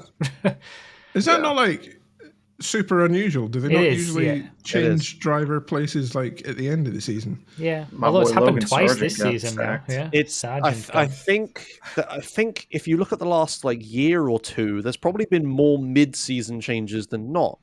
Right, like between this year and last year, in the middle, in the off season, there were no changes. Yeah, which was the first time that had ever happened. Yeah, but now there's been lots of season changes, so we're kind of in this weird situation where mid-season seems to just happen loads now. Well, we've had 2 this year, right? Like, yeah, that doesn't happen normally. It's very strange. But yeah, I want to see a third car for every team. You're only allowed rookie drivers, so maximum of 2 seasons in those cars, and then you got to swap them out or promote them to the main team. Put some fire under the belly of the main drivers. If this rookie comes in and just beats one of them, and it's like, okay, well, he's out. Put the new guy in, and then you can even have a separate like championship table for the rookies. You know, you can do all sorts of stuff with that. Sprint race again, just for the rookies or something. It's just it's too. Yeah, too it's like set in you its ways. fuckers. Well, yeah, you fuckers. You keep vetoing new teams. Yeah, here you are. You add more cars. Like one of them. Yeah, you gotta do one of these. Flipping Andretti. It's a good idea. I support it as a non-Formula One watcher. I support it. All right, the final thing then, speedrun corner. I think I have to dip out. You need to dip. Unfortunately. Wait. It's important you're here. 1 sec. Okay. I'm traveling to GameStone Quick, like in person. Oh. And I'm flying to Newark. Okay. Newark. Newark, New York, whatever. I'm staying there for like 1 day. Then we're road tripping to Pittsburgh. Okay. And then we're road tripping back, and then I'm in New York for a couple days. All right. So it's quite possible I could see you at some point. All right, yeah. If it's on a Thursday or a Tuesday, I could meet up with you after work probably because I'll be in the Big Apple. All right, yeah, maybe one of those days. All right, yeah. Hit me up. Okay, sick. That was all. You can leave now. Fun. Before you left, podcast meetups. See you later, RDT. Right, see you next month. Right. Okay, yeah. So the longer version of that story that I just told. I signed up for GameStone Quick. So for drama reasons, ESA isn't having a winter event this year or next year. So GameStone Quick and ESA normally happen around about the same time. So that frees up my schedule. And me and all the other GTA speedrunners who we all normally go to the ESA, we were like, hey, why don't this time we go to the GDQ instead? So yeah, we're having a big community trip over to New York. Cool. Yeah, we're gonna then road trip from New York to Pittsburgh. Is that where GDQ is? I'm guessing. Pittsburgh? Yeah, that's out with the winter one is there. Yeah. Right. Okay. We're gonna stay in an Airbnb house there together. Oh, cool. Yeah, and then we drive back, and then we spend a couple days in New York before we fly back. Yeah, New York's fun. Yeah, I've never been to it's America good before. For like a couple of days of like craziness. New York, I enjoyed the way they did it. You've never been to America at all? No, I've been to Canada once. That's it. Okay. You need to get your ESTA or whatever it is. The visa thing or whatever, or visa wafer. I was pleasantly surprised because when we went to the US this time, our ESTA from when we went to New York at the start of 2023 still applied, so I didn't need to pay or do any more for it. It was ideal. Nice. Yeah, that'll be fun. When is that? That is the very beginning of the year. It's like January the 3rd or something. So that's why we're going to New York at the end of it. So we leave later, so we're further away from New Year's. Oh, okay, I see. Otherwise we would have to get there early, and then we'd be there like you'd have to fly, like pay New Year's prices on everything. Yeah. So when are you? What do you have a date that you're flying out yet? Yeah, let me wait. Where I had these details written down somewhere. So because interestingly, you're going to be in New York at about the same time that I was in New York in 2023 because we flew out on January the 3rd. Oh, okay. I misplaced the details. Hang on. Travel. Ticket. Okay, it is the 3rd of January. I fly out. So same day. We flew out 3rd of January 2023, which happened to be our wedding anniversary. Oh, nice. Yeah. I fly out the 3rd. I fly back the 14th. Oh, you're staying a lot longer than we did. Yeah, well, yeah, it's almost 2 weeks. Like Yeah. the marathon itself is a week, and then we got like days where we're road tripping and stuff. So yeah, that's going to be a lot of fun. Yeah. I fly out on a Tuesday. Tuesday at like 9 p.m. I fly out, so I can see RDT that day, I guess. Oh yeah, there you go. Do that. Meet up. Do a podcast meetup on a Tuesday. Yeah. Well, we'll have to we'll have to do like a image where we put pins in for all of us and connect each pin to how many of us we've each met and try to complete it. Yeah, that'll be fun. Josh was secretly trying to book the same flight as Broughy, but got the year wrong and now has made this elaborate lie to explain it. Yeah, right. That's what it is. Yeah. What's this GTA MIRL as well? Yeah. Finish it off. That's the final bit of news. So may know. Do I have a sticker for it? I don't. Okay. Yeah, if you get a photo with RDT after I've had the chat, like I've met all of you and never get photos with anyone. And we didn't get one. Yeah, we didn't get a photo either. Because why would we? No, it's something I don't do. Evidently. But yeah, so there's a GTA speedrunning community. We have a yearly speedrun marathon called a GTA Marathon, where we have like our own online like week-long marathon of doing our speedruns and stuff for like GTA community. Because of drama-related reasons, aforementioned drama-related reasons, there's a lot less in real life marathons happening. And we've always talked about doing it. So this time we're gonna try. Me and English Ben are gonna try to organize an in real life GTA marathon. Where we both have a lot of it'll be in Portsmouth. Because I know that city pretty well, and I think it's pretty good for a speedrun marathon with good connections and prices and everything and stuff. Apart from being at the arse end of the country, yep. yeah. Hang on, well, that's good. Well, it's good for people who aren't living at the other arse end of the country. To be fair, okay, a lot of people won't be coming from the UK. Is the thing, so it's like not that important. And there's plenty of speedrun marathons in Scotland. Damn it, like, we need one down here. Screw you guys. Because I remember the last time we talked about GTA Marathon, you said like you could totally Gfred could totally be a speedrun thing that GTA Marathon would showcase or something like that. Like doing some big Gfred thing where everybody's doing their own Gfred speedrun or something like that to see who wins live or something. Like that. I don't know. Maybe I can attend. Okay. Yeah. That'd be cool. A bit of a drive for you, I suppose, but yes, at least I wouldn't have. See my previous point. Okay, come on. Yeah.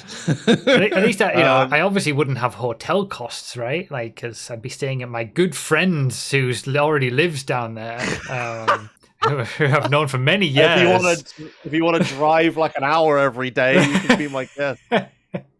I'd probably be staying at my parents' place. Okay, fine. But anyway, so me and English Ben are organizing it. English Ben's the guy who like organizes the online GTA marathons at the moment. And I'm like, also a part of organizing them and stuff. But between us, we have a decent amount of like marathon experience in general. And nothing is confirmed. I need to stress this every time. This is only like ideas. We haven't booked anything. Don't the people are like saying they're going to buy passports and stuff for it. I'm like, oh my god, please no! Like it might not happen. Yeah. You're in the So very yeah, early planning stages. Yeah, I did the other day. I have a lot of contacts in Portsmouth, and one of the people is a friend of mine who I grew up with, who works in Portsmouth University in the game development course. And he is very eager to host it in the university, which has a lot of upsides. Mainly, it's a nice space. They have god tier internet, so we don't have to deal with like hotel internet trying to stream this and stuff. They have like lots of support, tech support stuff. So that would be good. There might be some downsides, but it depends on stuff. But I went there to have a look. We looked at like a 60-person room that we could book out for the week and stuff. But yeah, we got other ideas for venues and stuff in Portsmouth. I'm looking at all the tech stuff I need to buy. Like I need to buy like new audio mixers and lights, cameras, capture cards, all sorts of stuff. Okay, yeah. Everything that goes into something like this, I suppose. Yeah, so there's a lot of it is if we just combine my and Ben's setups together, we sort of can cobble something together. Like I have 2 computers, he has at least 1. That's enough. But yeah, so yeah, it's like our first in real life marathon. It'll be a hybrid event. So during the daytime, we'd have like on-site runs of the people that are there, and then during the evening, we'd have like online runners, so like Americans and stuff. Yeah. So we don't exclude all of the people that can't travel and did all the previous GTA marathons and stuff. But yeah, so that's a thing that's being worked on, which is pretty exciting. Well, yeah, keep us it's updated. gonna be a lot of figuring out and investment and stuff. We'll have to. And it will probably be a disaster because the first one always is. Yeah, your very first real life organization. Every first time speedrun marathon I've ever been to has always been a disaster. Oh, really? I'm fully expecting this to be a disaster as well.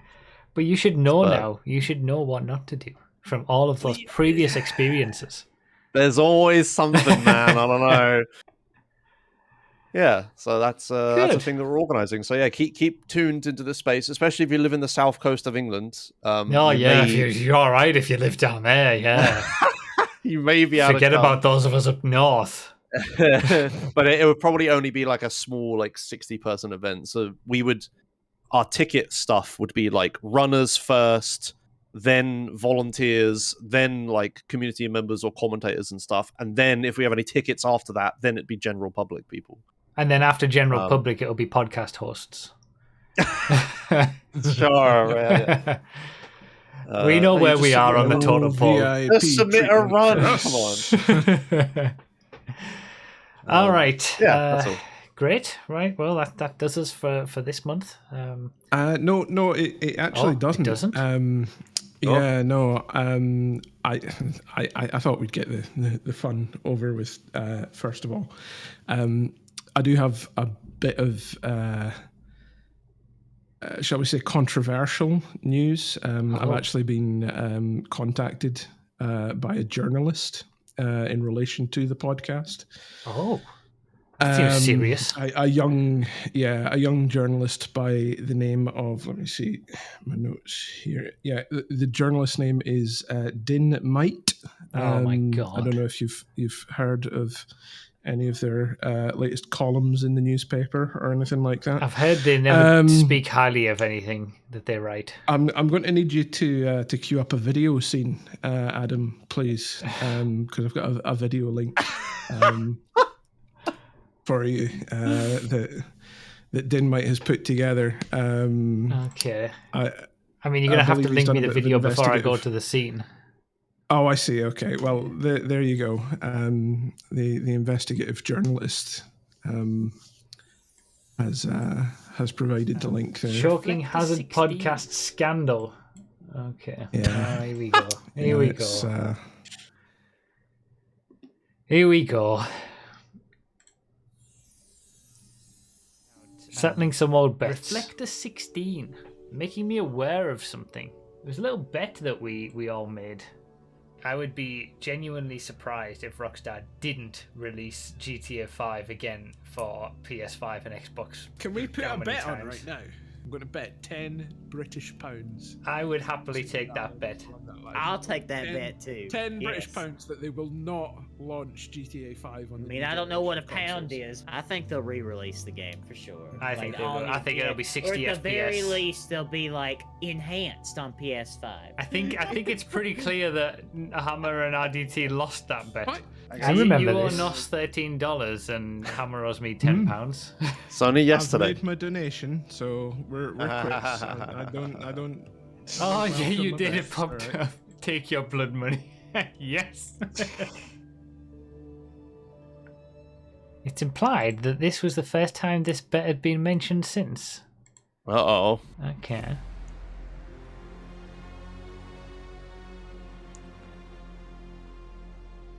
GTA 5 on PS5. Yeah, I believe we owe you some money.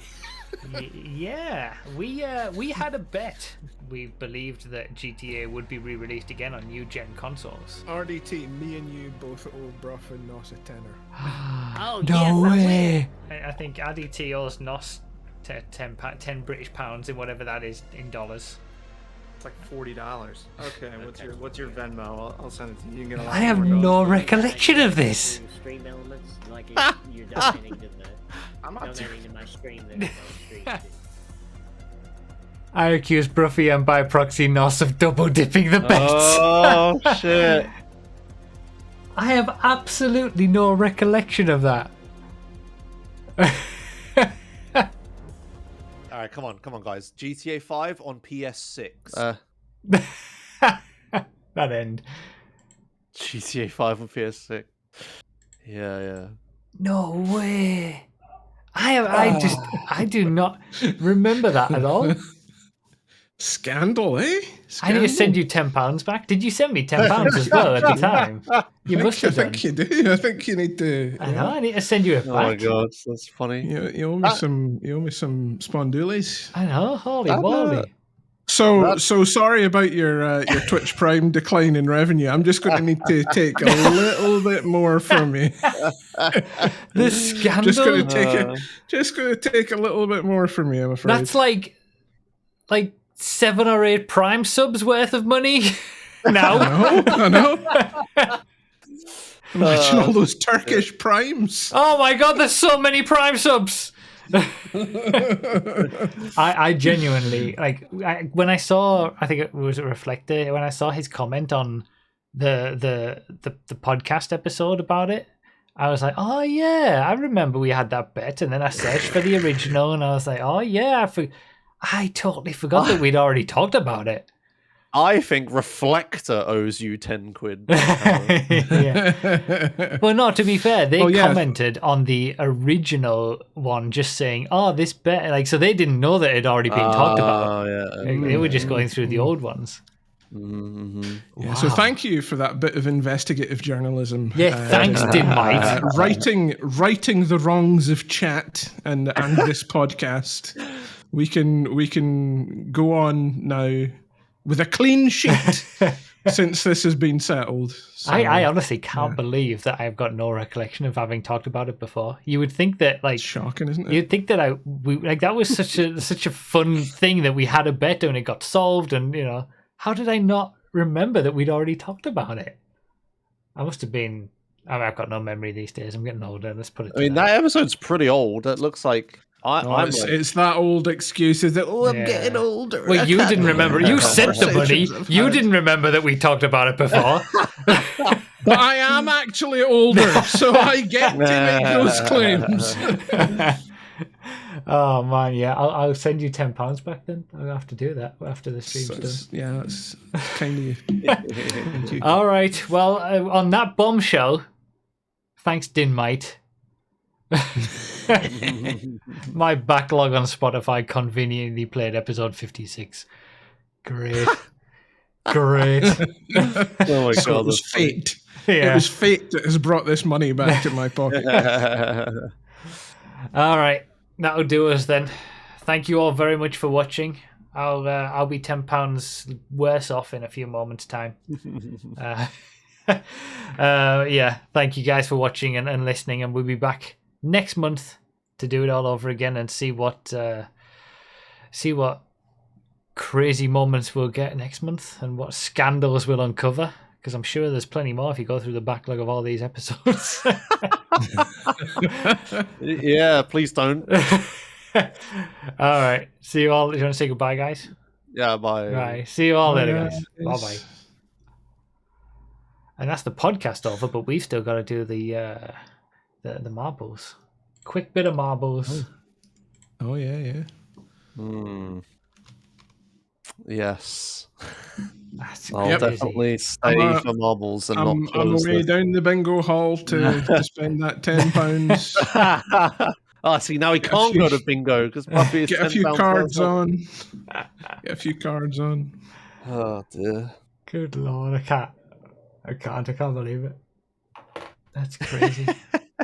It's so well edited as well. I know. Dinmite sent me that this morning, and I was just like, "Oh, that's made my day." That Yeah. has. Yeah, that's pretty funny.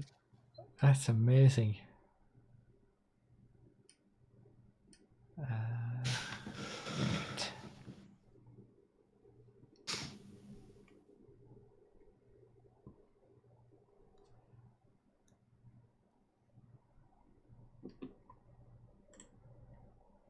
Hammer's tea paid for.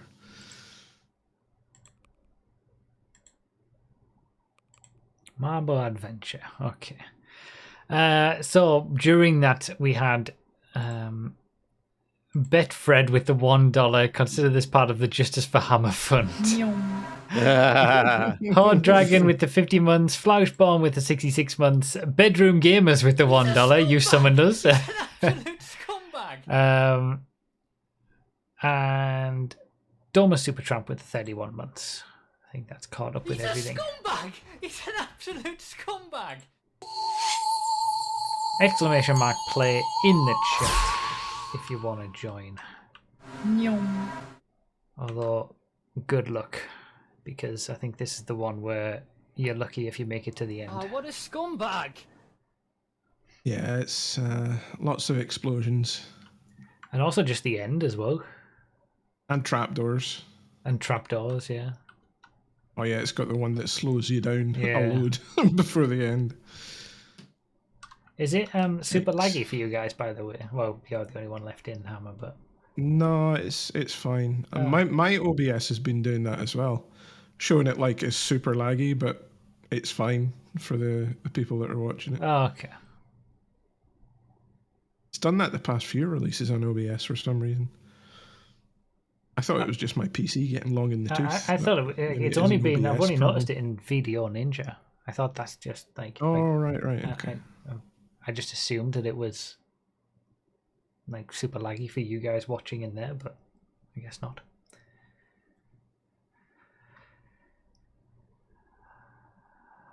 All right, 17 seconds. Last chance! Exclamation mark play. This investigative journalism gave me an excuse to try out the new note-making app that has a mind map view. I saw all the connections, the scandal hidden in plain sight. That's What, crazy. Is that Obsidian? Or...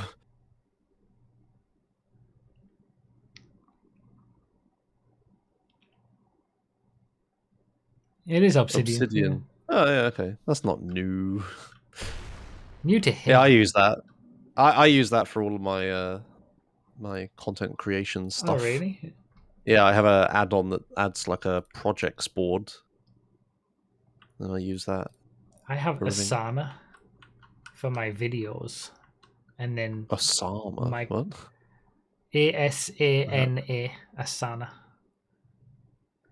I've never heard of this. Okay. And I your team- use Oh, it's like Notes, Microsoft Notes for all of the notes. Well, I'm dead. Yeah, okay.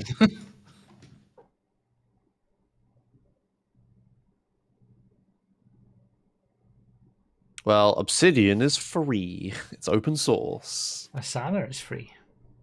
Oh, well, not according to the page, it wasn't. Oh, I didn't- okay.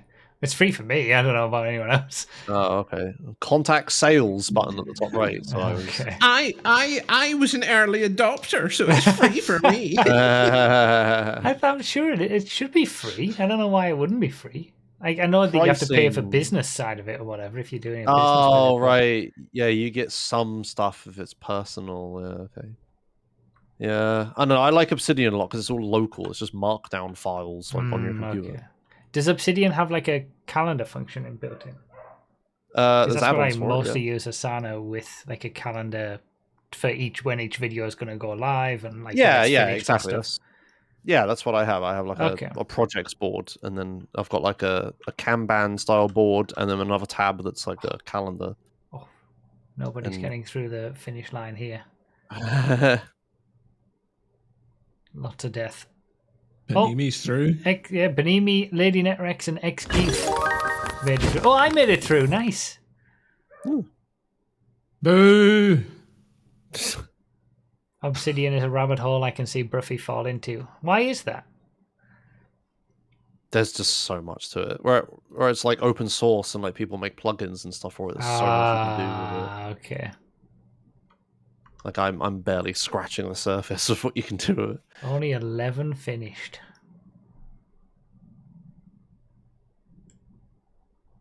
All a bunch of cheats as far as I'm concerned. Yeah. Yeah, do you know CPG Grey? CGP Grey. Grey, Yeah. Yeah, that one. Yeah, yeah. He's like a big advocate for Obsidian. Oh, okay. He uses it for everything. Voice of gold. Yeah. Puts mine to shame. I could listen to his voice forever. I'm so disappointed Hello Internet doesn't exist anymore. I know, right? I listen to Cortex instead, but like I half tried the and I episodes are just couldn't about get into Apple. Yeah, I'm so sick of listening about Apple products I don't care about. Like, I couldn't get into the other host as well. Hello Internet was just a beautiful thing. I loved sticking on. I loved leaving the podcast for like months, and then I would use it as a traveling podcast. I'd store them all up, and then just listen to them while traveling. Yeah. Oh, it was so good. Right, time for me to go. See you all. Well, I'll see you all next month, but maybe I'll see you tomorrow. I don't know. Oh You yeah, might. random clip. When will you start tomorrow, and when is the giveaway? Let's say I'm going to start at 11 tomorrow. It's earlier than what it says in the schedule. I know, but it also has a little note on the schedule saying, "Oh, may also start earlier." So don't pay attention to little notes.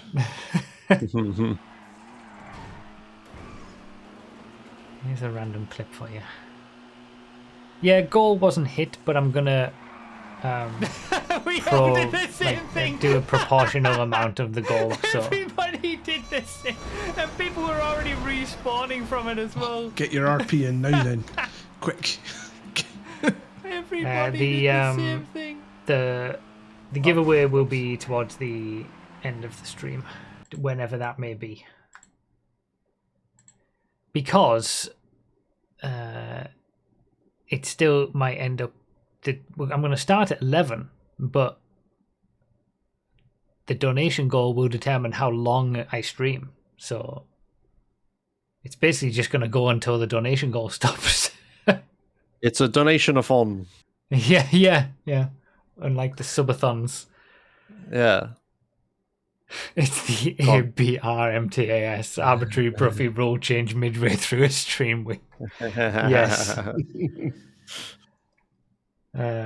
So yeah, I'll start. Let's say I'll start at 11, because the maximum I can go is then 11 p.m. But I don't think that's going to happen. But if we hit the donation goal, I'll be going till 7, so that feels about right. But as it is right now, it's going to be 11 till like what, 5:30, something like that. But any donations that happen tomorrow will just extend that further. So 11 seems safe. Yeah, no donations, and you can all go to bed early. I'll start at 11 a.m. That's what. But you can wake up whenever you want, DW. But that's when I'm starting streaming. So. All right. Thank you all down below for the various gift subs and the bit donations today. Thank you for being here. And I'll see you all tomorrow for the final stream of the stream week. And you have all your RP from those donations tomorrow as well to use for the giveaway. All right. Bye-bye, everybody.